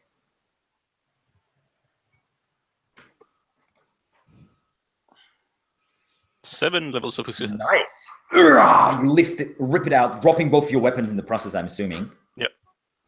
And are now standing with this spear. And you see this very fine writing along the side of the spear and the blade, holding it in your hands. It seems very finely balanced and razor sharp, even after all this time. What do you do?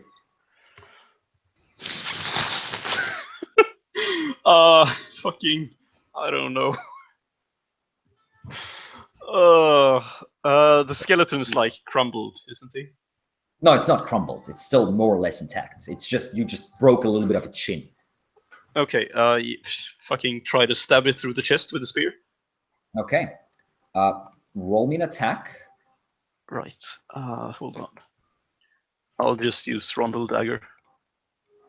The spear is balanced as well.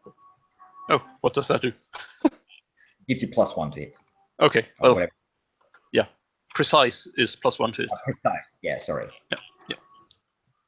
Okay, well, in that case, yeah, that's... Okay, roll damage. Oh, wait, no, And- it's a D8, not a D6. Hold on. Yes, and it also gives you +1 to damage. Okay, that's 2. The spear stabs into the king, and you feel this pulse of something, and the skeleton shakes a little bit. Never mind. All right. And Victor, your turn. Elixir is still going. All right. D6, my boys. 3. All right. Still alive. I'm just gonna bunker down and use my recovery. I failed the resolute, so I stand there, going like thinking really hard, but then do nothing. Trying to go Super Saiyan, but it's just not happening. And they are moving in to flank you once more. So 4 attacks with -5, 2 attacks with -3. Succeed. Succeed. Succeed. Wow. -5 now, right? Succeed. Yeah. I did the first 2. All right. I'm at 4 successes in a row right now. Nice. 2 more. Fail. Succeed. Wow. Wow. Nice. Victor. Jesus. Just 1 going through. Victor is a machine. I took 1 point damage. All right. You are a wall. However, you also have 3 points of temporary corruption now. What's your corruption threshold? 6. Okay, not bad. I'm hoping this is going for 6 turns so I can go thoroughly corrupt. It might. You're already halfway there. All right. Tarkala. Would entangling vines prevent any kind of movement? Would it keep them from flanking him, from being able to do the flank movement? Yes, they would Action. not be able to move. All right. Oh, but they're really strong. Whatever. I will try it anyway. It's resolute versus strong. Okay. Their Right. strong is 11, so -1. Oh wait, actually that's incorrect. I only have to make a successful resolute test. However, to keep them from breaking free, it's resolute versus strong. So the first roll is just resolute. Okay. All right. Alrighty, just a sec. There we go. Oh God. Nah. Nope, nothing happening except that you're taking potentially 1d4 temporary corruption. Oh, right, exactly. Yes. Yeah. Come on. Oh, Yep, God. 1d4. Right. Oh, fortunately only 2 though. So I have 5 total corruption. Jesus Christ. All right. Odd. The flask goes down, and you grab your club and start moving towards Gudrunal. Gudrunal, you hear Odd's footsteps coming behind you. You turn and you see him looming above you with the club held high, preparing to smash your brains in, basically. And it is your turn, Gudrunal. Yep, I'm stabbing again. Go for it. Do you get advantage versus an unmoving target? Yeah. Oh, I do. Yeah. The skeleton is not moving. However, with Odd looming behind you, you stab and miss as you just stab the throne. That was your turn, I believe, unless you want to move. Nope. All right. Well, I kind of want to circle around a little bit so that I have the throne and him in yeah. line of stuff. Yeah. Victor. The elixir is still going. Sweet. 4. Sweet. Up to 10. Nice. Victor is a wall.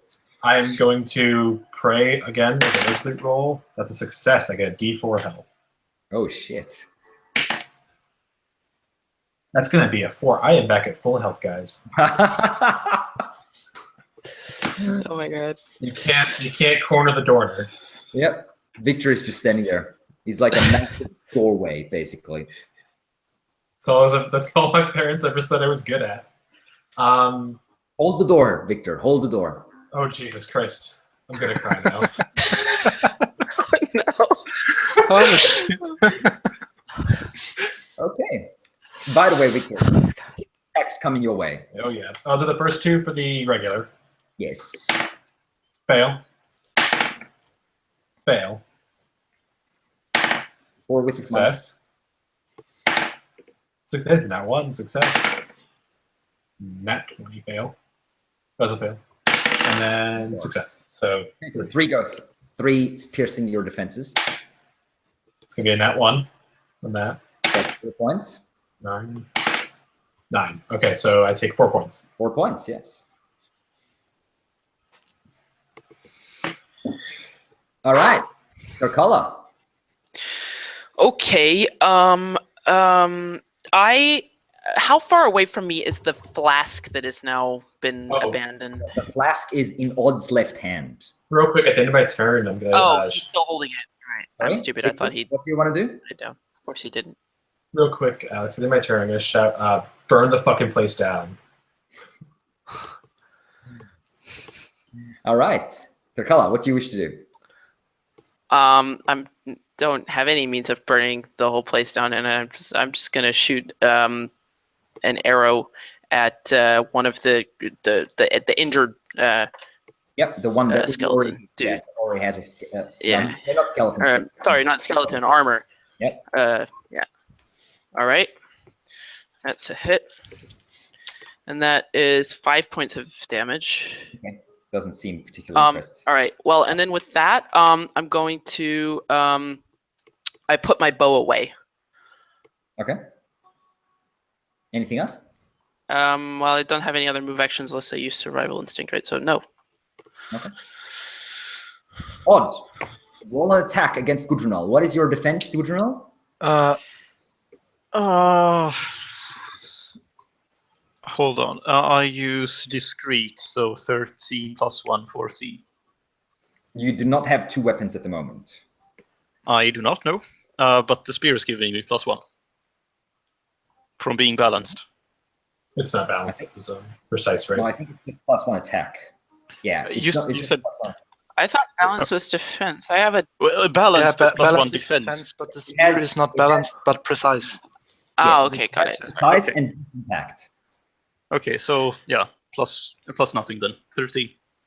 Okay, so that's Okay, minus so three. -3. 2 things. Yes.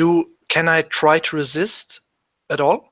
Not in this now. You can resist in Okay. small things, but not in And- something large like that. Okay, and do I have to use my ability Iron Fist, or do I attack with accurate? No, you have to use the ability Iron Fist. Okay.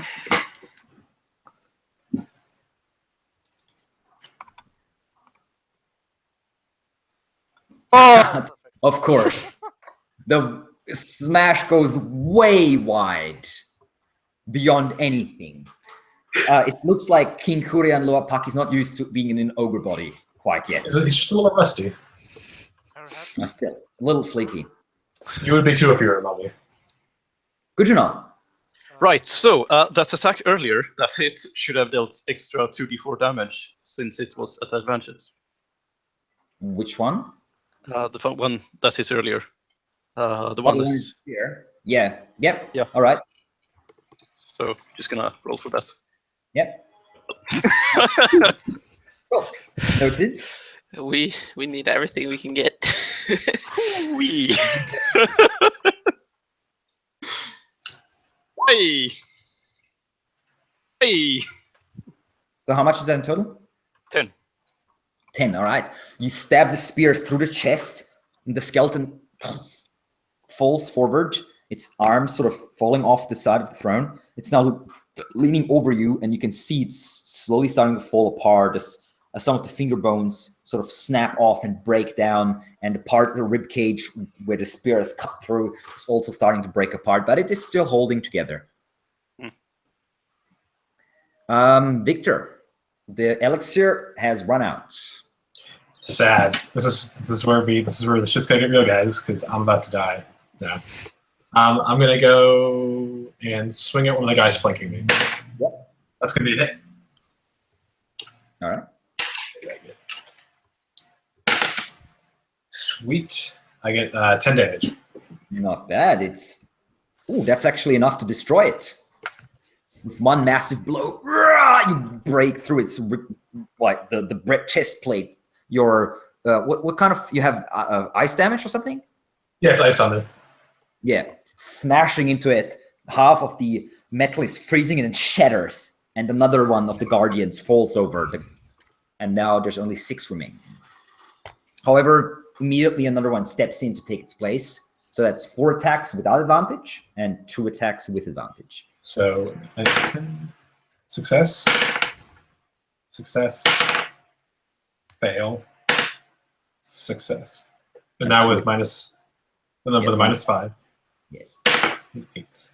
Success, and just made that one. So Just one. just one, really? Yeah. So I take 2. All right. What are you at the moment? I am now at 7. Okay, not bad. You're still holding up. I mean, that was Victor just blocking everything with his shield, swinging in, breaking one in, taking 1 steps back, and then pushing back in. All right. Tarkala. All right, so I reach out behind my back and pull out my crossbow, put a bolt in it, and start cranking it back, one of my ice bolts. All right. And I guess that's all I can do. Yes. Odd. One more attack against Gudrunal. Of course. Sorry? I said of course. Yep, that hits. This time you smash into Gudrunal. Roll damage. Okay. And So your weapon is, I believe... It's 1d10. Okay. And do I also have to use the robust trait? Everything you have, plus your Okay. elemental damage that you've also put on your club. It's still going? Yes, of course. Oh, actually, was that outside? That was Yeah, outside. it That was, was uh, before we against slept. Yeah. Oh, yeah, you're right. Never mind. Yeah. That's not on. Nevertheless, it's God. oh shit, All right. 11 Gudrunal damage. take 10 points of damage. That's As the exactly spell- my HP. 11. No, I negate 1 HP. Ah! Oh, sorry. Shit. So you have 10 HP? Yeah. All right. As the club comes down and smashes into Gudrunal's ribcage, lifting him off his feet and flinging him to the side, and he crumbles, half unconscious, the spear lying next to him. Oh, God. Broken. All right. Gudrunal, roll me a d10. A D10. Yes. Sorry, d20. Sorry, not d10. 18. 18. That is not good. You are 1 step closer to death as your ribs are broken and you're slowly bleeding out on the floor. Oh boy. So basically, this is like D&D. If you have 3 of those, you're dead. If you roll a natural 20, you're instantly dead. Right. Only inverted, basically. Victor. You see this over the shoulder. You hear Gudrunal's scream. Look over the shoulder, see him flung through the air and crumble down. See Odd standing over him. I'm gonna hold the door, and I'm gonna swing into the one that is there one that's been damaged already, or 2 have been destroyed, so the other 6 are undamaged. this is becoming difficult terrain, isn't it? Because they're just stepping over their bodies, right? Sort of, yeah. You're slowly filling it up. You're building a wall. I'm gonna smack the one closest so I can try and like build maybe some difficult terrain to like separate them from me a little bit. Right. Hit. Roll damage. And that's going to be 11, 12. Whew. Nice. This one's already heavily damaged. And then I do believe I can use a healing herb real quick. I keep getting rid of it. I mean, technically they're like bandages and stuff, so I'd say you'd need at least one hand free since you have a shield. Okay, you're right. You're good. Like a war pick. That's fair. I Okay. mean, if you drop one of your weapons, sure, but not. No. Okay. I'll keep holding on. That's fine. The glowing guards now moving into flanking position once more. 4 attacks with the advantage, 2 without. Succeed. Succeed. That's the normal ones, 4 with advantage. 20. Fail. Fail. Fail. Succeed. 3 hits. So that's going to be 10. Ooh. Nothing. 7. Nothing. And 8. Nothing. You don't take any damage. The plate armor or whatever it is you're wearing is worth its weight in gold literally at this moment, as it is deflecting all the burning blades seeking to slash into your lungs and heart and stomach. For the fails, I rolled a 17, 18. I rolled an 18, 19, 20 Okay. on those fails. Tarkala. All right. Oh god. All right. I have finished cranking my crossbow. Yeah. I see that Gudrunal is laying on the ground. I see this. The spear is laying over there too, but Yeah. I know that I'm gonna have absolutely no chance against Odd, not even with this spear. So my only real hope is to, somehow save Victor. The skeleton fast is enough. quite heavily damaged, though. You have to. You do. Okay. Ah, Jesus. All right. Tarkala, finish the But I skeleton can't- off. All right. Can I get to the spear? And how many moves? Shouting over his shoulder, finish the skeleton off! As he's All right. blocking. How long does it take? Shooting the skeleton didn't do anything, did it? This doesn't seem like it. Okay. The how many moves does it take me to get to the spear? 2. So it will take you 2 movements to get there, and then you're sort of next to Odd and the throne and the spear. All right. Okay. I'm going to. All right. I'm going to do it. I still holding my crossbow, my loaded crossbow in one hand. I run as fast as I can towards the spear.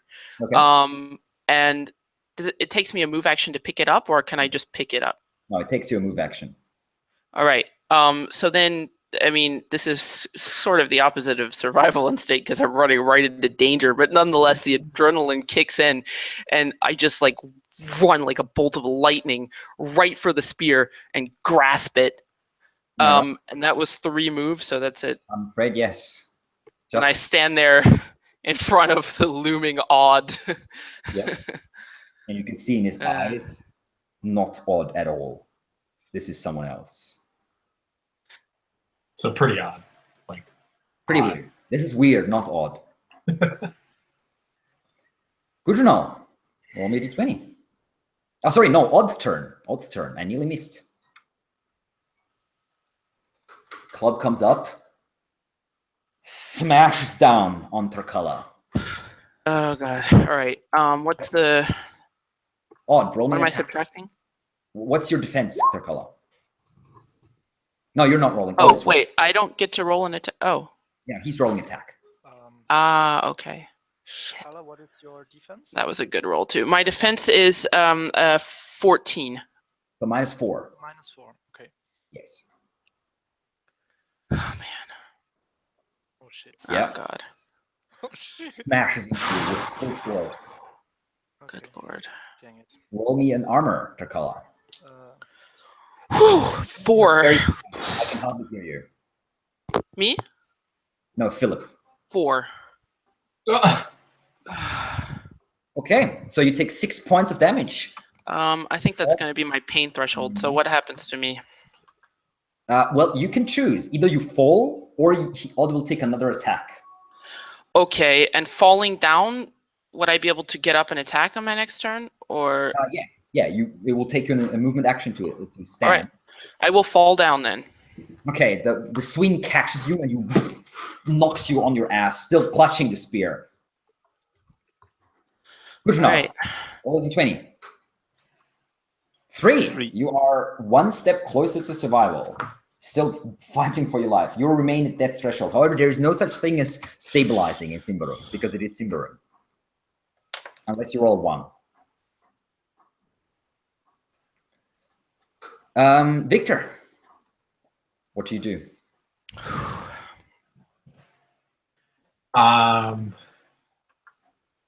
Surrounded by the glowing armors, the guards of King Hurian, you see Odd possessed by the king's spirit, smashing one and the other. I'll swing to the one that I hit earlier. All right. That's going to be a hit for me. Yeah. That's going to be 8 damage. That's exactly enough to finish it off. Sweet. Another 5 falls, 5 left. And then there's a sizable wall here now, right? Yeah, it's getting there. They're having a hard time flanking you now. As only one of them is flanking you at the moment, but the other one steps in, slashing down once more. So that's 4 attacks without advantage and 2 with. Success. Success. Fail. Success. And then on the -5, fail. Fail. 3 hits. It's going to be a 1. So that you take. A 10. And a 9. Okay, so you take, I believe, 4 points of damage. I'm now at 3 hit points remaining. Yes, you are. As the glowing swords once more cut into your armor and into your flesh. Cutting for life elixirs. All right, I grab the spear, and I am going to plunge it right at the skeleton. Do I have advantage on hitting an unmoving? You jump skeleton? up. You jump up, and because you're on the ground, as you have been knocked flat, and you stab in. You do have advantage. So that's an accurate. What is your accurate? My accurate is only 8. You son of a gun. With advantage. 10. Okay, come on. Let's see. No, and I'm dead. The spear misses, hitting the throne instead of the skeleton. As Odd is basically lunging for you, and you're like stabbing and trying to dodge at the same time. And Odd, spear next time. You can. Odd swings down. There's not going to be a next time. Oh, God. Oh, shit. Odd, Okay. roll an attack. It was -3, right? -3, yes. -4. -4. -4. Okay. Okay. I have flexible armor. So, Yes! Oh, King Hurian whiffs as the nimble goblin ducks under the blade. The club. Good draw on that one. Let's go. Good to know. 1d20. That one. Let's go. 14. That is another step closer to death. Only 1 step away. Victor. I keep fighting. I'll go for the guy flanking me. Yep. 1 single guy flanking you. Hit. Yep.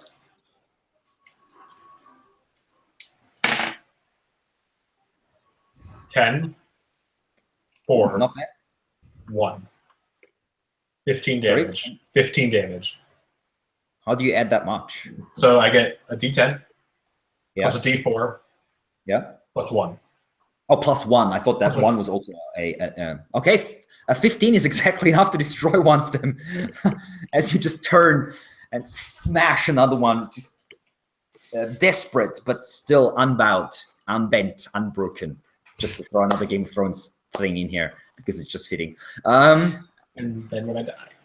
question: what is Odd? No, never mind. I wasn't attacking Odd. Never mind. It's not relevant. Yeah, you were not attacking Odd. Having random tired lucky thoughts. for you. And Victor, 6 attacks. Oh, sorry. Yeah, 6 attacks against you. Wow, you have smashed 4 of them. You already destroyed. Wow, you already destroyed half. 6 attacks against you, none of them with advantage. You are now basically holding the line with the crumbled remains of the 4 guards that you have destroyed, like a small wall in front of you. All right, so that's a fail. Success. Success. Fail. 2 more. 2 more. Fail. Success. So 50-50. I took 3. All right, let's see if you survive this. How much health do you have? 3 hit points. Oh, shit. All right, I'm gonna die. So that's 2. So that's only taking 3.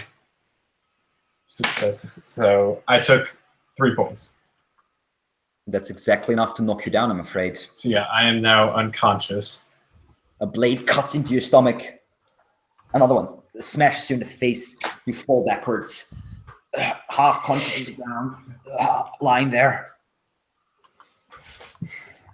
Oh, I clutched the amulet that Tenid gave me as I fall on the ground.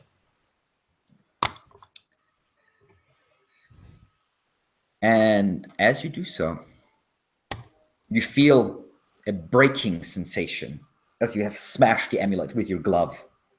And you feel a trickle of life returning into you. You open your eyes. Roll a d4. 2. You regain 2 hit points, and you lose 2 temporary corruption.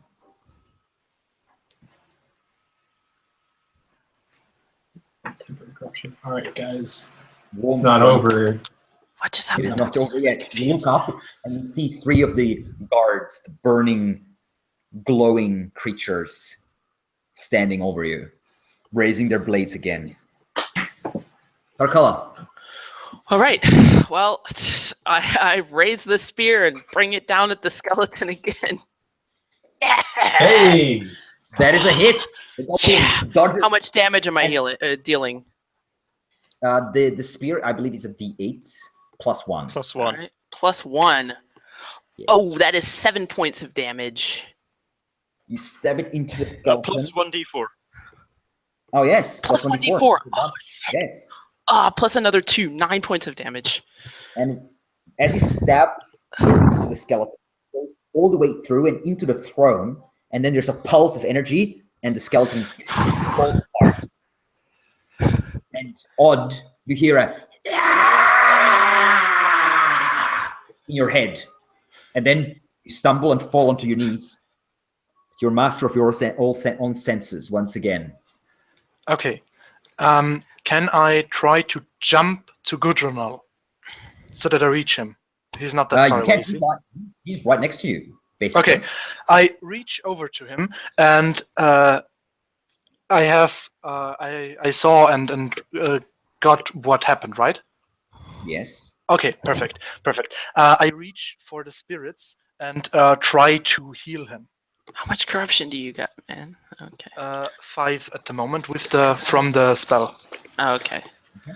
So, Two of them permanent, unfortunate, but enough for resolute. resolute check coming right up. And no, dang it. Well, I have an herbal cure, but The pain in your head and the feeling of not quite being able to control your own will perfectly is still lingering, and you call out to the spirits, but they do not answer. Only blackness enters your body. Gudrunal, let's see if you die.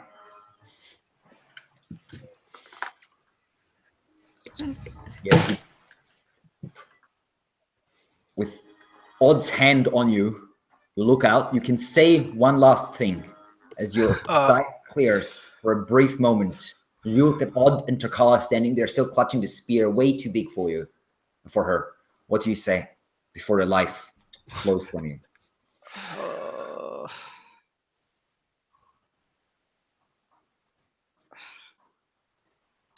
I don't think I say anything. I just kind of do this.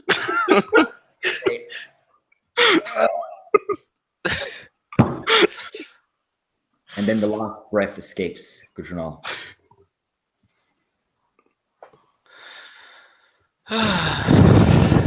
It's like death saving throws in 5e, Philip.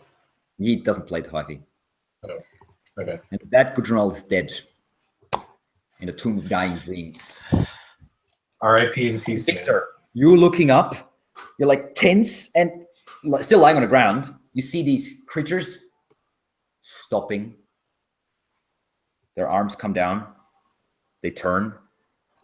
And they march away into the darkness. The glow slowly receding behind them. He's just going to curl up and lay down there. He's not going to say anything or do anything. Okay. I'm just standing there holding this spear, looking at Gudrunal, looking at the skeleton, which is crumbled in front of me, looking at Odd a little bit suspiciously. And then I realize that Gudrunal is not moving, and I run over to him to see if he has a pulse. Nothing. His side is open. You can see the shattered ribs sticking out. And it's just bloody. I look up at Odd and shake my head. And then I run over to Victor with my herbal cure. I ignore Turkala, glare at the what was his name again? Tyrnal. Torildo. I glare at Torildo. What were you thinking? Why didn't you help us? And also start rushing over towards Victor. What the fuck am I supposed to do? I only fight with this. I wouldn't have lasted a second. Even the knight was nearly cut to pieces. Look at him. I was only wearing leather. That's the only thing I could do. Just stay here and just shut your sniveling mouth. When we're through with you, you wish that you had fought against these creatures and died honorably. With that, I focus on Victor and try once again to call the spirits. Okay. I say, guys, this is some bitch-ass armor. I'm going to take some for myself. And of course not. Fail once more. I kneel beside him and start to bandage his wounds with my last remaining herbal cure. 1 point of damage. I have 2 of them, too. You want to help? Give me. Okay, well, you can buy a ton of herbal cure. So 3 in total, it looks like it. 3. So 5? I mean, I'm down to 2, so maybe I can use 1 on myself if that's okay. Because I have 2 hit points left. I'll yeah. Okay, so you bandage yourself and Victor, and you sort of help each other up. Yeah. Quiet of the Tomb of Dying Dreams. You can just hear in the distance the footsteps, receding footsteps of the metal on stone of the guard as they march off. So the elixir? The elixir is still in Odd's hand, in fact. Oh, right. I eye it suspiciously. And do I have the cork from the elixir flask also on hand? On the ground, but you can find it. Okay. I look for it, take it, and close it up, and give a look at Victor and Turkala, put it in my pocket, and say, I'll keep it as safe as I can until we return it to Xanatha. Are we returning it to Xanatha? Well, I suppose I don't want to keep it for any longer, as much trouble as it's caused, but it is pure darkness. It is corrupted. It is evil. It is indeed. It is horrible. I don't want to have it myself, but giving it to that thing, who knows what she might do with it. Well, it's not my concern as long as she leaves us alone. Looking around the chamber, you see the remains of your battle. You see Farildo standing in a corner, sort of shivering, with his short sword still gripped in hand. You see the dead body of Gudrunal, the 3 destroyed, half red, still sweltering in the heat, the armors. 4. Oh, 4, you're right, you destroyed 4 of them. And you also see another gate, sort of to the side of the throne.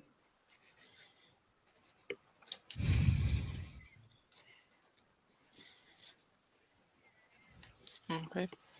Is it closed or open? It is closed. It is a bronze gate, very sturdy. I'm holding my loaded crossbow in one hand and the spear in the other, and I'm just sort of standing back with the crossbow at the ready. Okay. I'm not in much shape to go take a look at what's in there. Odd. Well, We have what Xanatha asked us to bring, but here should still be some riches around, and this sniveling weasel might as well prove itself at least a bit useful. Go there, open up this door, and tell us what you see for Rildo. Okay, well, Martin is leaving us. Gudrunel is dead after all, and it is late. So, Martin, thanks for playing. Okay. Bye. Thanks, Bert. I miss you. Thanks. Good. I go to your corpse, and I slowly do the handshake to you one last time. We're gonna get a reputation. We're not gonna be able to hire any more rogues, man. We're gonna... My guy wasn't a rogue. Good. He was a rogue. It's because you didn't draw him. That's the thing. Everyone you don't draw. You know what? It's true. It's a curse. Oh shit. That's it. The next guy, I'm just gonna draw like a stick figure, even if it's just a stick figure. Look, here's a representation of our next guy. You can't see it. Whatever, it's on there. I promise. Okay. Anyway, Martin. Although my last character in the one-shot survived, though Ambika didn't draw it. Well, that It's doesn't this count. game. It's not a campaign. Ah, Anyway. okay. I'm All sorry. All right. Good night, See you, Martin. Good night, Martin. Thanks for playing. Thanks for playing. Sorry for the character. Thanks for protecting my character. I tried my hardest. Bye. I think Victor is not to blame here. Yeah, we got very lucky having this one guy with us who got possessed first, but we didn't take advantage of it. But anyway, whatever. Okay. Yeah. What do you wish to do? The war. As I said, I just ordered for Rildo to take a look what is at that door, Okay. and Oh, well. staring menacingly and accusingly at him. He comes over and says, "Oh, well, there's some weird runes here. Probably some sort of magic. I don't know. What do you want me to do?" Try to open it. Wait. Do I see the runes at this door? Yeah, there's in the door itself, which wasn't the case in the other door. There is some very complex, intricate roots sort of connected to each other all over the door, pretty much. Not all over, but there's about maybe 8 or 9 of them. Is there any kind of hole or? I look at the spear. Are the runes on the spear? Is there anything similar to the ones on the They door? look different. The runes. There is runes on the spear running all along it. But they look different. It seems like some sort of maybe a different alphabet. You're not sure. Okay. With that, I step towards Victor and Terkala, and well away from the door and from the path of the door. So if there should something shoot into, it will run into into Forildo and not us. Yeah. And I say, well, try to open it. I suppose I don't have any other choice, right? He sort of gulps, puts away his short sword, slowly puts both hands on the door, looks back to you, and then gives it a push, and gives it some more push. It's not budging, sorry. Victor, do you still have a ghost candle? Nope. Is there any kind of hole? I think I already asked this. Sorry, I'm getting tired. There's Can no. we break it? Maybe break part of the runes off or something? You could try. It carved into the door, but it's only bronze. I mean, it's not. Bronze is a Well, face. For Rildo, you saw how Victor got the other door open. Try to trace these runes with your fingers. Sure. He does it, and it sort of kneels down. Nothing happens. I move a bit closer and take a very close look at the door and the area around the door, trying to see if I can find any kind of mechanism or anything like that that might open it. Cunning, all right. Nope. You have no clue. Okay. Yeah, we can just go home. Seeing Terkala eyeing it, I also step up and try to make any kind of sense of the runes and the stuff. Sure. You can also give me a cunning check. Yep, with my newly reduced. Yes. I feel a slight headache in the back of your head. And whoa, that's 4 levels of success. Somehow, I'm not quite sure how, these runes make a weird sense to you, as if you have seen them before. And you realize these are protective runes holding the door shut. And this door is basically impossible to open unless you remove the magic, which could be done with some sort of ritual maybe that you're not familiar with, but there's a simpler way. The physical manifestation of the magic, if you damage that, the magic should be removed.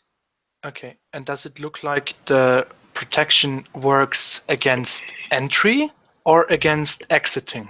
Entry. Entry. You do see that, however, these runes, they're not just on the door, they seem to be curling down into the ground, as if the runes are continuing. Mm-hmm.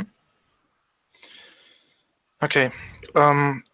Torildo, destroy the take your sword or whatever and destroy the runes on the door.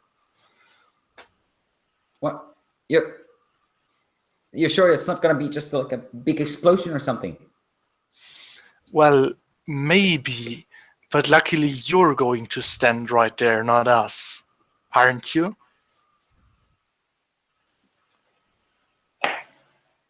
I suppose there's no other choice, right? You shits are worse than Klaudius. Takes out the sword. Slowly starts carving away at the runes. This is bronze. While bronze is a soft metal, it's still it's a metal, so it will take him quite a while with his short sword to damage enough of the runes. A good maybe half an hour or so even. I'll help him. I'll come up with as long as it doesn't seem to be damaging the spear, I will stand back and try to scratch some of the lower down runes off with the tip of the spear. It works quite well with the spear. The spear is very sharp, way sharper than Farilla's short sword, that's for sure. Yeah, but I make sure I step well out of the way when the runes are almost done, you know.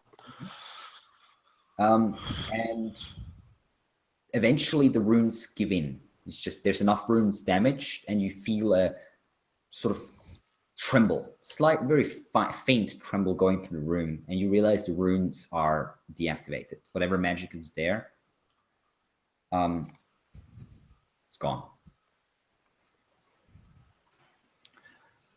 Okay. As I feel this, I turn again to Torilda.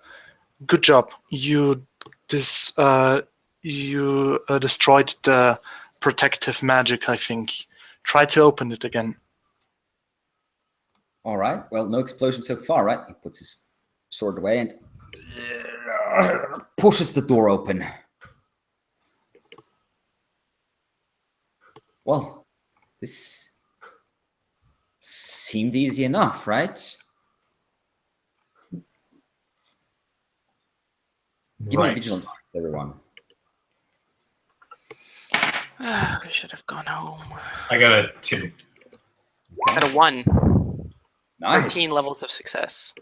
So both Victor and Takala, as soon as the door is opened, you feel a slight tremble. Not quite an earthquake, something else. And then you notice the temperature dropping. I'm like, it's getting cold in here. Get the hell out of here. Let's just go.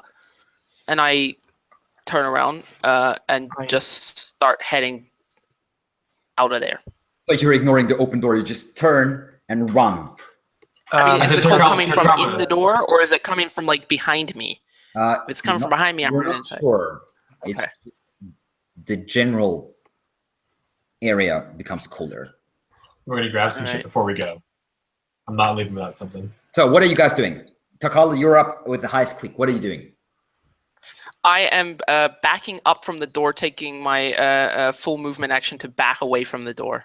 Okay. Holding my crossbow up, which is, again, still loaded. Okay. I walk up right next to Tarkala. Okay. Victor, what are you doing? I'm going to stay where I am and look at what's in here. So you're looking into the room?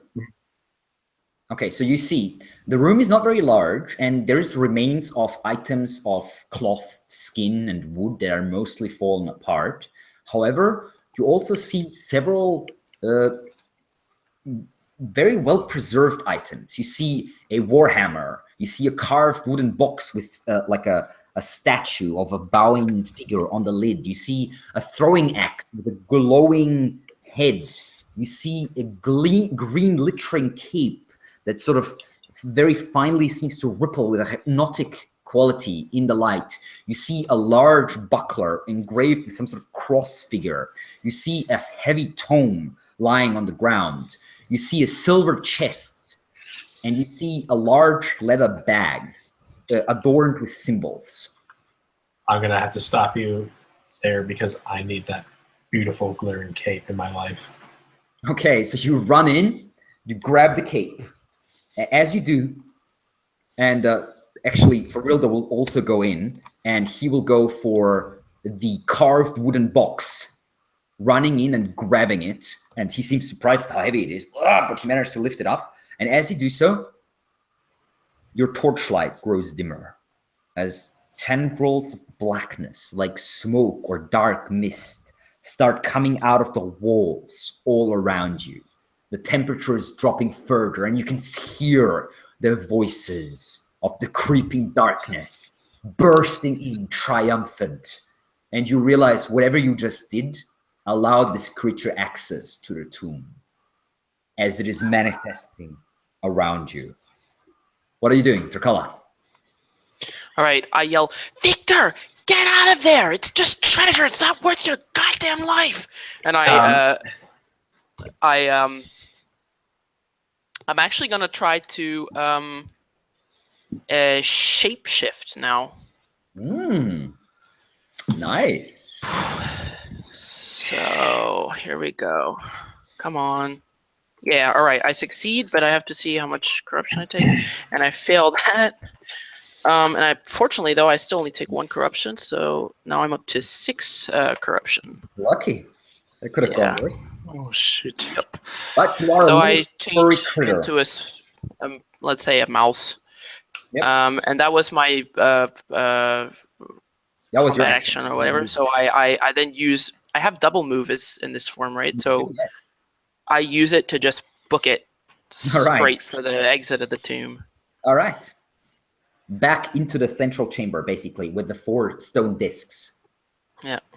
All right, Odd, what are you doing? I run right after Turkala and basically chiming into her scream, Victor, come, get the fuck away from this. All right. Victor, your turn. As I'm strapping the cloak around my neck, Yep. I turn and say, excuse you, and I run out after them. Okay. With the cape fluttering behind me. For real, there's like, what's going on? Is it? Oh God, no! The darkness closes in, and Victor, as you run out of the chamber, the little room behind you goes completely black, and you hear Farilda scream behind you. That's for ditching me. As whatever terrible fate befalls him. You are using both your, actually, 1 movement, so you're still in the throne room at the moment, whereas your other 2 companions are 1 room further. And maybe a bit further even. No, you use 2 movements the same as Odd. Ah, okay, got it, because Odd used to, I see. Turkala, your turn.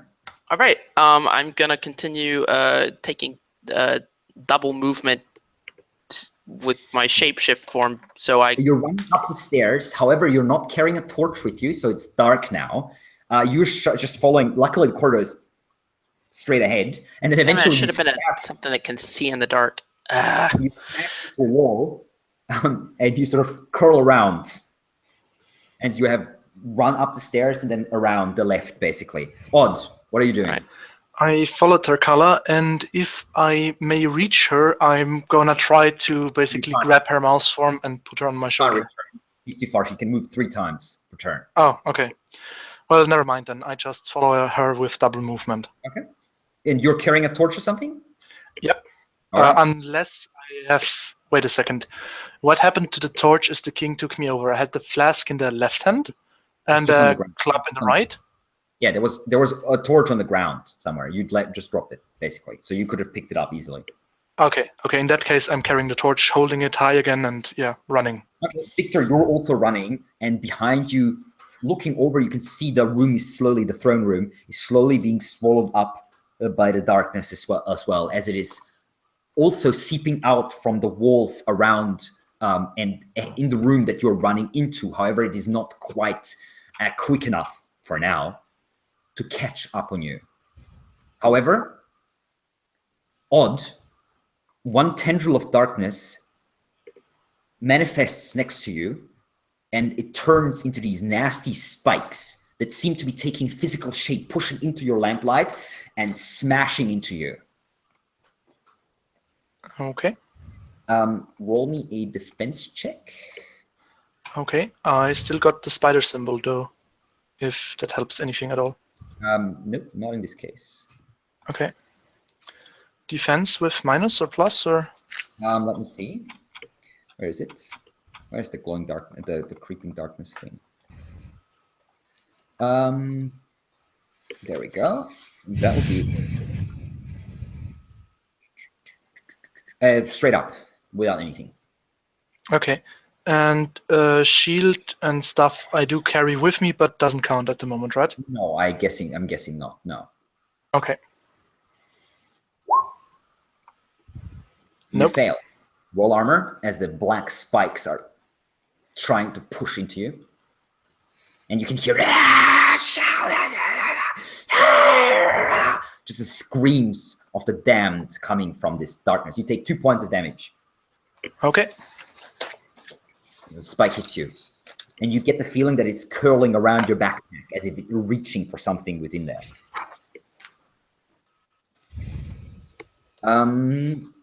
Tarkala, you continue running. Yep. And in the light of Old Torch, you see the back of the door that you opened, the one with the blades. The door is closed. All right. How many moves does it take me to get to the door? 2, I'd say. All right. So then, in that case, I still have an action left. So I'm actually going to shift back out of my form, which I succeed at. And then I'm just putting as much. Well, I can't do it yet. So yeah, my next turn, I'll try to push it up. All right, Odd, you're running up, and you you cannot quite reach the door, but you see Tarkala basically growing up in front of you and starting to push against the back of this door that is closed, the gate. Okay. I run as fast as I can towards her and basically yell, "Dark, get the move on and get out of the way." The darkness behind you closes in. Victor, where are you running? In the same corridor, right away? Like I'm running up towards. stairs? All right. The darkness is closing in on you as the room behind you falls into blackness, and the darkness reaches for you as well. And you feel this terrible cold seeping into your bones. And you also feel a second sensation, a burning pain in the back of your neck, and a burning pain that courses through your muscles, somehow manages to keep the cold at bay. So good burning. Oh, well, it's painful, but it's better than being frozen to death. From the back of my neck, so like from the spider bite? Yes, like right there. Yes. Right, Tarkala. All right, I am just putting everything I have into trying to get this door open. Okay, by yourself you cannot. Yeah, all right. Well, well, actually, roll me a strong check. Okay.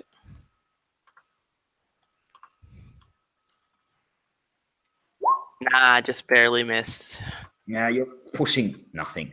Odd? Okay, running up, trying not to squash their color, but basically running full speed, pushing into the door. Yeah, you have enough speed. You push with all your strength. Actually, you have a torch in one hand. What do you do with the torch?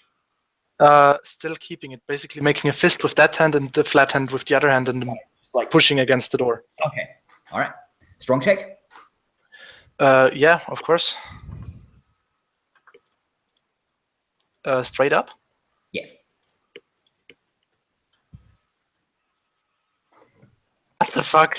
One level of failure. The door Oh, is not God. moving at all. Boy. Victor, you're now running around the corner. You see Takala and Odd about 20 yards or so ahead of you, pushing at the door that is not moving. And then the darkness swallows this whole corridor as everything around you, except for this tiny bubble around Odd and Takala that the torch is creating, is completely black. And even in that bubble, you see tendrils of darkness pushing in and slowly retreating and pushing in, and the bubble is getting smaller and smaller. And you all both also feel this terrible cold, but you also feel the burning sensation at the back of your neck that holds it in check somehow. And then, Odd, you have to roll me a defense check, and this time it is a -2. Okay. Wait a second. Defense was this, -2 was this. Nope. You fail. Roll your armor. Is 4. 4. So you take. That's 3 more points of damage. Okay. The manifestation of these black spikes are coming out and starting to pierce your flesh, and the tendrils are wrapping around you. They're especially focused on you for some reason. Their color is Of course, mostly because I've got the elixir. maybe. All right. All right, Turkala, your turn. Question: if we're both pushing together, then does that help anything at all, or? Yes. All right. Nonetheless, I'm actually going to. This will put me permanently, as long as we're in initiative, down in the order. But I'm going to choose to go after Odd. All right. Sure. Odd. Okay, I'm simply trying to push the door open. Wrong. Check. All right. The door starts moving a little bit, but even with all your strength, you are not strong enough as one person to open this door. It starts moving, right, but it's not enough. Okay. All right. Turkala? I'm gonna join in, putting all of my strength against the door. All right. Do I get any? Are you still bonus carrying the spear, by the way? Or what did you do with that? Well, I have the spear. I guess. You can have it tied at your back or something. If you Yeah, want. yeah. I mean, it's gonna be fairly heavy, but oh well. Or I don't know how heavy it is. Nah, totally failed. Yeah, you're trying to add your strength. It's not strong enough. Victor. As I'm just sprinting down this hallway, I'm gonna book it into the door and slam into it to help him out. Just with your shoulder? Yeah. Okay. Strong check. Success. 4 Okay. degrees. The door is open just maybe this far, not far enough for Victor or to fit through, I'm afraid. You are pushing, like, each of you one side of the door, but it's not quite wide open enough for you guys. I'm gonna kind of try and shove Tarkala through. Sadly, you have used your actions. Okay. And the darkness will strike once more, angry at you as you are not giving in to the cold. It will strike once more again against you, Odd. Defense -2, right? -2, yes. -2, that is against mine. So, yes, success. This time you manage to twist and dodge the spikes as they hit the door next to you. Yep. And I'm going to shove further, continue shoving at the door. All right. Another strong check. Shit. God. 20. All right. And you fall backwards and the door starts closing. No, dang it. That side of the door starts closing anyway. Tarkara, what do you do? Am I able to slip through the crack in the door? You might be able to, yeah. You All might right. also be able to be squashed by the door, however, if you're not fast enough. Yeah. Okay. I mean, pushing is an action, and then if I did and managed to somehow open it, I'd be able to have a move action still, right? Yes. However, the door is slipping now, so if you fail, they will. Oh God. Okay. Yeah. No, I'm just trying to push the door. I'm not trying to go through. I'm just pushing You're it. trying to hold it, but as Odd has twisted away to evade the attack, one side of the door closes, which means there's just maybe about like this much open, just All right. enough for like an arm maybe to fit through, but not more. All right. All right, Victor. Gonna push more. No, I'm not gonna push more. Okay, you're That's holding 20. You're holding it open a couple inches, but just not strong enough. Not alone. Okay, The darkness strikes Odd once more. of course. Success. But once more, you evade. Roll a strong check, Odd. Yep, and I still got one action left if I do that, right? A movement action, yes. Okay, perfect. I shove into the door with all my might, and yeah, Yes. 6 levels of success. Once again, it's this wide. Okay, and as far as I know, the jar or the flask is not really likely to break, right? It fell to the ground. It did not shatter. Okay, I pull it out and try to throw it through the open door, so that it not with full force to shatter it, but to just get it away from the darkness. All right, you take it and you fling it out. It falls out and you can see on the other side, all of a sudden, as this happens, a light bursts forth, a golden light. And in that light, you see 2 feet appearing and a hand grabbing the glass. And you see briefly a face, Klaudius. And he turns and runs, clutching Oh God. the glass vial. Klaudius, you shit. You just see that through his Tarkala, you're All right. Can I fit through the door? you can. All right. I'm gonna slide through the door. Yep. And follow at a safe distance. Can I? I don't He's think I running can mind full on. control him. I mean, this is just Klaudius, or what was that inside of the tomb with us? Okay. Can I see him? He is running down the corridor with a lantern in one hand and just like with the vial in the other hand. Down the corridor. How did he get in here? All right. I'm going to. From where I am, I'm gonna. No, my. Fuck. I have a lot of corruption. This What could are you be doing? bad. Quickly. But I'm gonna cast entangling vines on him. All right. Right. Successful. He's entangled. Oh. And I succeed. I only take 1 point of temporary corruption. Good Now I'm job. at 7. And vines burst through the cracks of the ground and wrap around him. No. You see. Actually, Victor, it's your turn now. I'm gonna keep pushing the door. Okay, strong check. It's gonna be a 4 out of 11. You 13. push the door open enough for you to fit through. All right, gotta fit through it.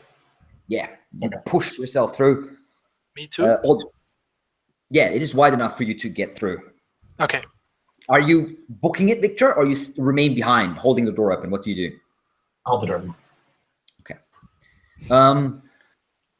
The darkness shoots past you like a stream of smoke curling around Klaudius. And you can see Klaudius looking back.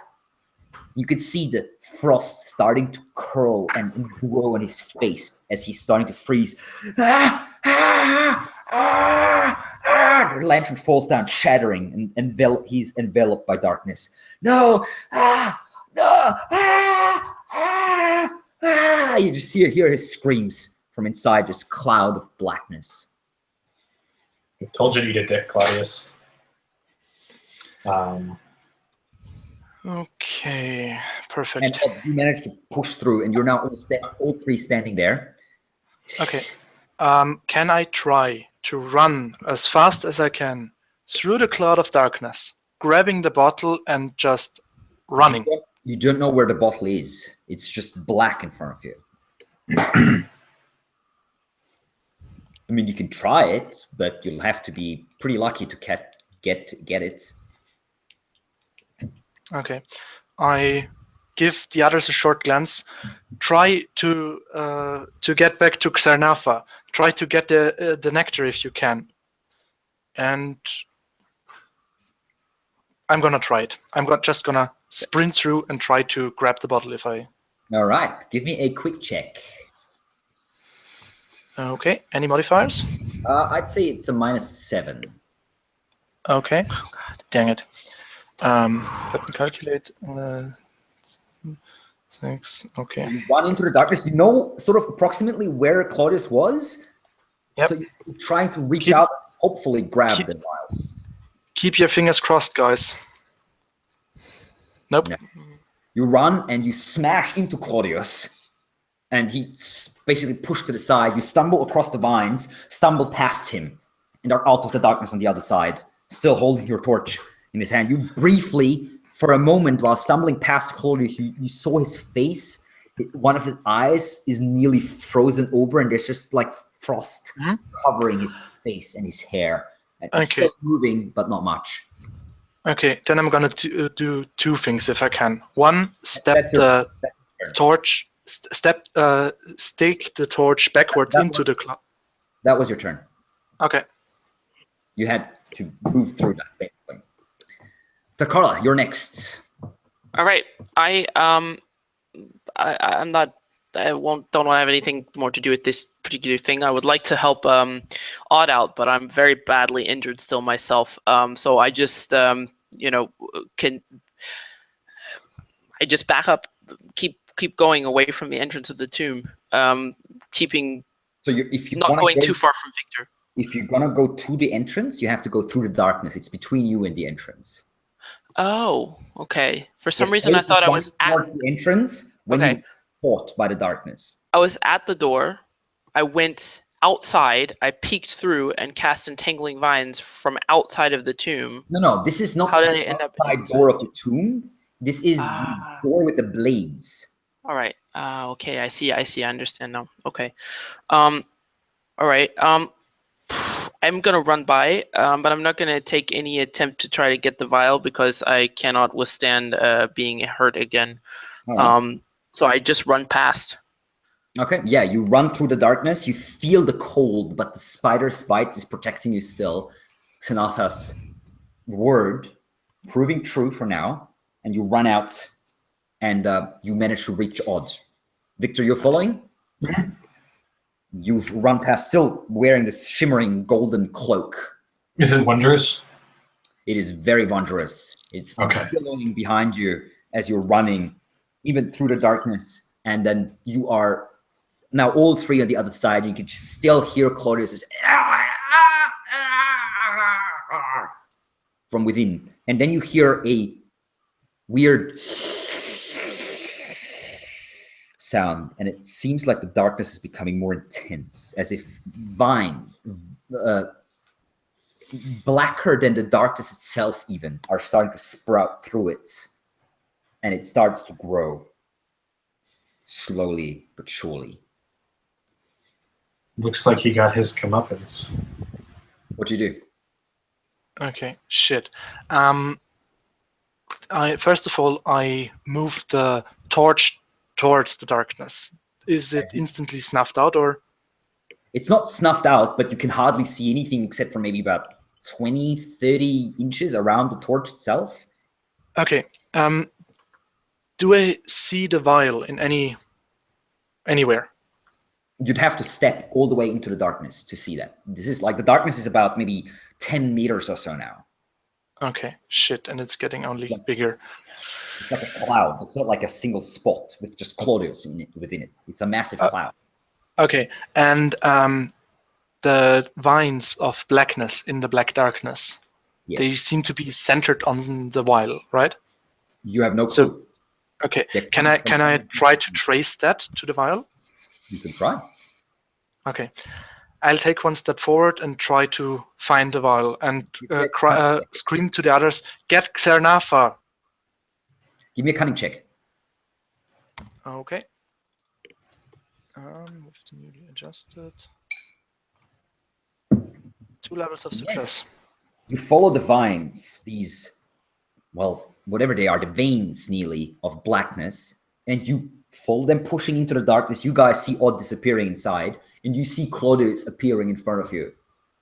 The hand holding the vial is frozen, and there is no more vial. It's just a fist closed around nothing.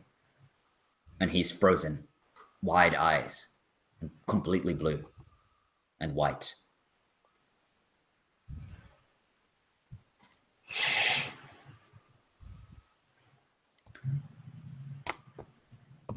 All right, and as you do so, you feel the heat intensifying on the back of your neck, and then snuffed out.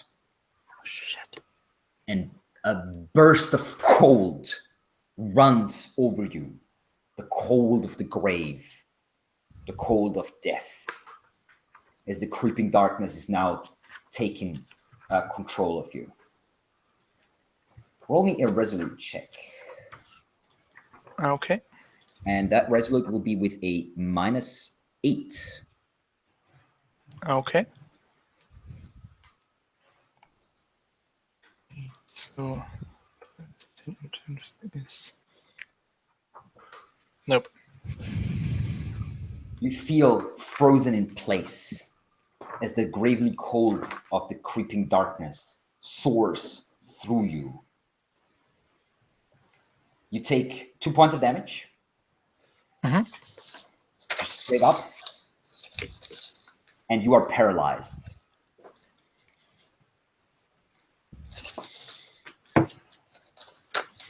Tarkala, you're up next. You see Odd disappearing. You hear him. "Ugh!" And then All right. in darkness. Okay. I'm just gonna run as fast as I can away from the darkness. All right. Tarkala just booking it and running away out into the central chamber. And then you can see the door with a little bit of sunlight streaming in, actually. Standing open. A little bit open. But wide enough for you to fit through easily. All right. Victor. I follow Tarkala. All right. Booking it out. And Odd. Another resolute check, please. With -8, I believe. Yes. Nope. You take another 2 damage as you're next to Klaudius. Your torch is slowly being snuffed out. You can still see Claudius's face, and you realize that is your fate as well, being frozen here by a creeping darkness and consumed as the ice is slowly now forming on your body, and you cannot move. And the rest of you are running? Yeah. So yeah, I'm just gonna go as fast as I can once again. You burst out into sunlight, into the forest of Devakar. You see a body next to you lying there, throat slashed open, but you ignore it. You leap over it. And where do you run? What do you do? God, I guess I'm running. I just run like straight. All right. Victor and Tarkala just running away south or something, bursting through the forest. Victor with his shimmering green cloak, Tarkala huffing and puffing, but still running. Odd, another resolute check. Success. You succeed. You take 2 damage, but you can move. Okay. I'm gonna How much health do you have left? 1. Oh! What do you do? How big is the darkness? If I move out of the darkness. You have no clue. It's around you, everywhere. Okay, then first of all, I'm gonna try to call the spirits to my help. Okay. What are you doing? Healing myself. Okay. So, against Resolute, please. Yes! Successful. 1d6. 1d6 health. Yes. Come on. Yes! Oh, So Alright. I'm back at 7 health. All right. I'm at 7 temporary corruption. All right. And I'm running towards the entrance of the tomb. Okay. So 1 movement action. Yes. Okay. Well, you will take another 2 damage Of course. As you are running, the darkness has spread and is now filling the whole tomb. You're running, but you have shaken off the paralyzing effect of the cold. Your muscles are warm. Your adrenaline is pumping through. But you will take another 2 points of damage. And you see now, ahead of you, illuminated by a little bit of sunlight piercing through the darkness, the open gate. Just wide enough for you to maybe fit through. As you run up, and what do you do? Can I fit through? Then I'm gonna try that and run out into the sunlight. All right. Give me a quick check. Let's see if you can fit through. And if I cannot, this is my movement or my complete action? Both. You already moved to the door, so you already used your movement. Okay. Then I'm not going to try. Shit. You already said you were going to try, so give me a quick check. Okay. Okay, never mind. D20. Oh, come on. And against quick. Yes! With 1 level of success, you manage to push yourself through, but not quite all the way. Most of your body is out, but you feel the cold gripping at your back one last time. How much health do you have left? If I'm not entirely miscalculated, 3 health.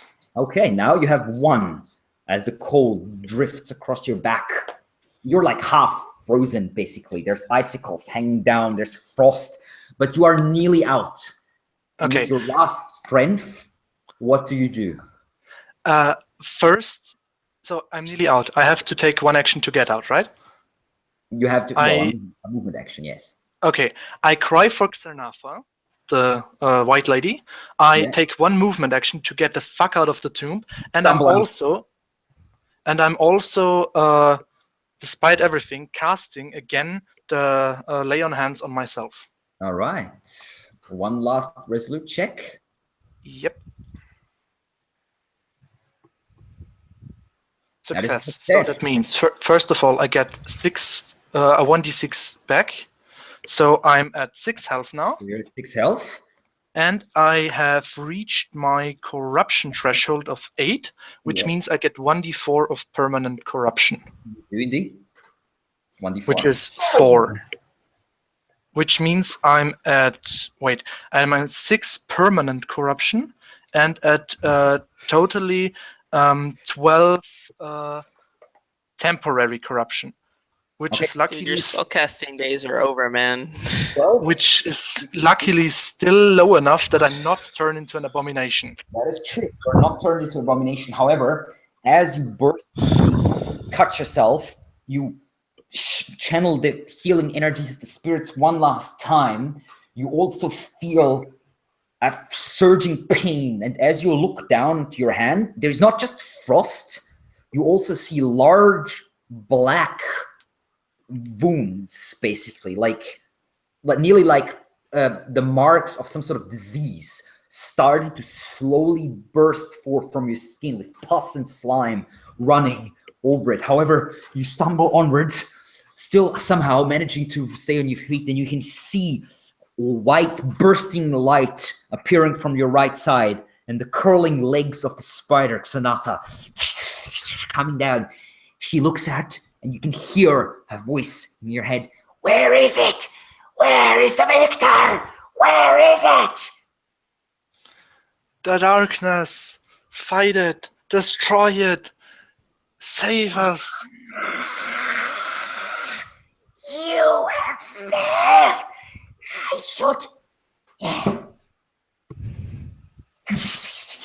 It disappears into the forest. Just in time, as you turn, you see a part of the wall breaking open, and you see this mass of vines and thorns, this massive thing pushing its way out, tentacles ripping through the stone wall itself, and one of them rips in your direction. You manage to just barely stumble backwards, whips past your face, and hits a tree next to you and just tears off a large chunk, about maybe, I don't know, like 3 or 4 meters of the tree, just bursting through it. And then you see the darkness, like a layer, a massive smoke cloud unfurling, and the creature, the thorn thing, leaps at the darkness, and they come together in some sort of confrontation of titanic sizes that slowly start tearing the tomb apart, and Odd, you just turn and book it out of there. Yeah, absolutely. Running Right away after to Apak. Tark and Victor. And with that, we will end the Chronicle of the Copper Crown.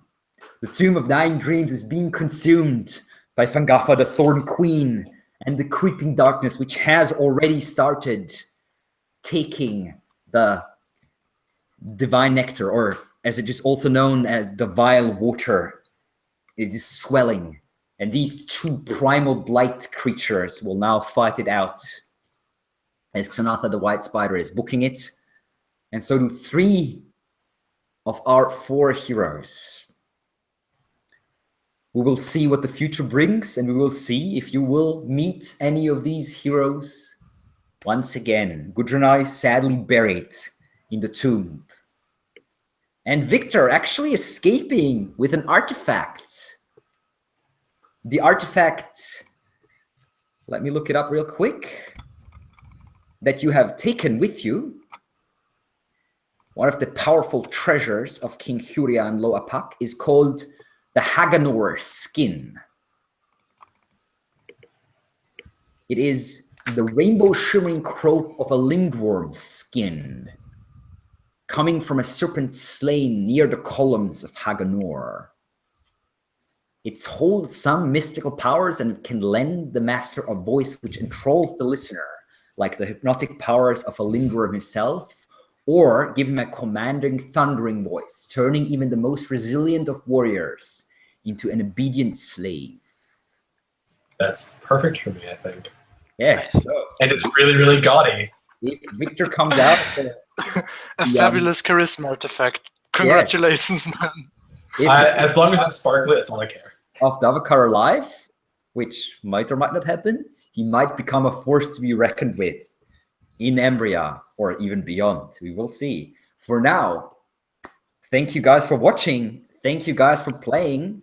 This is Trumas Games signing off. The Chronicles of the Copper Crown are over, but there will be more Symbaroum in the future. Maybe with the same characters, maybe with some others. We will see. Stay tuned, subscribe, and you will be updated. As always, good luck with your own games. I hope they are as awesome as these ones are. And if you are running the Chronicles of the Copper Crown yourselves, please let me know how it went for you guys. I'm very interested in hearing stories of the campaign. But for now, we will see you around. Bye-bye.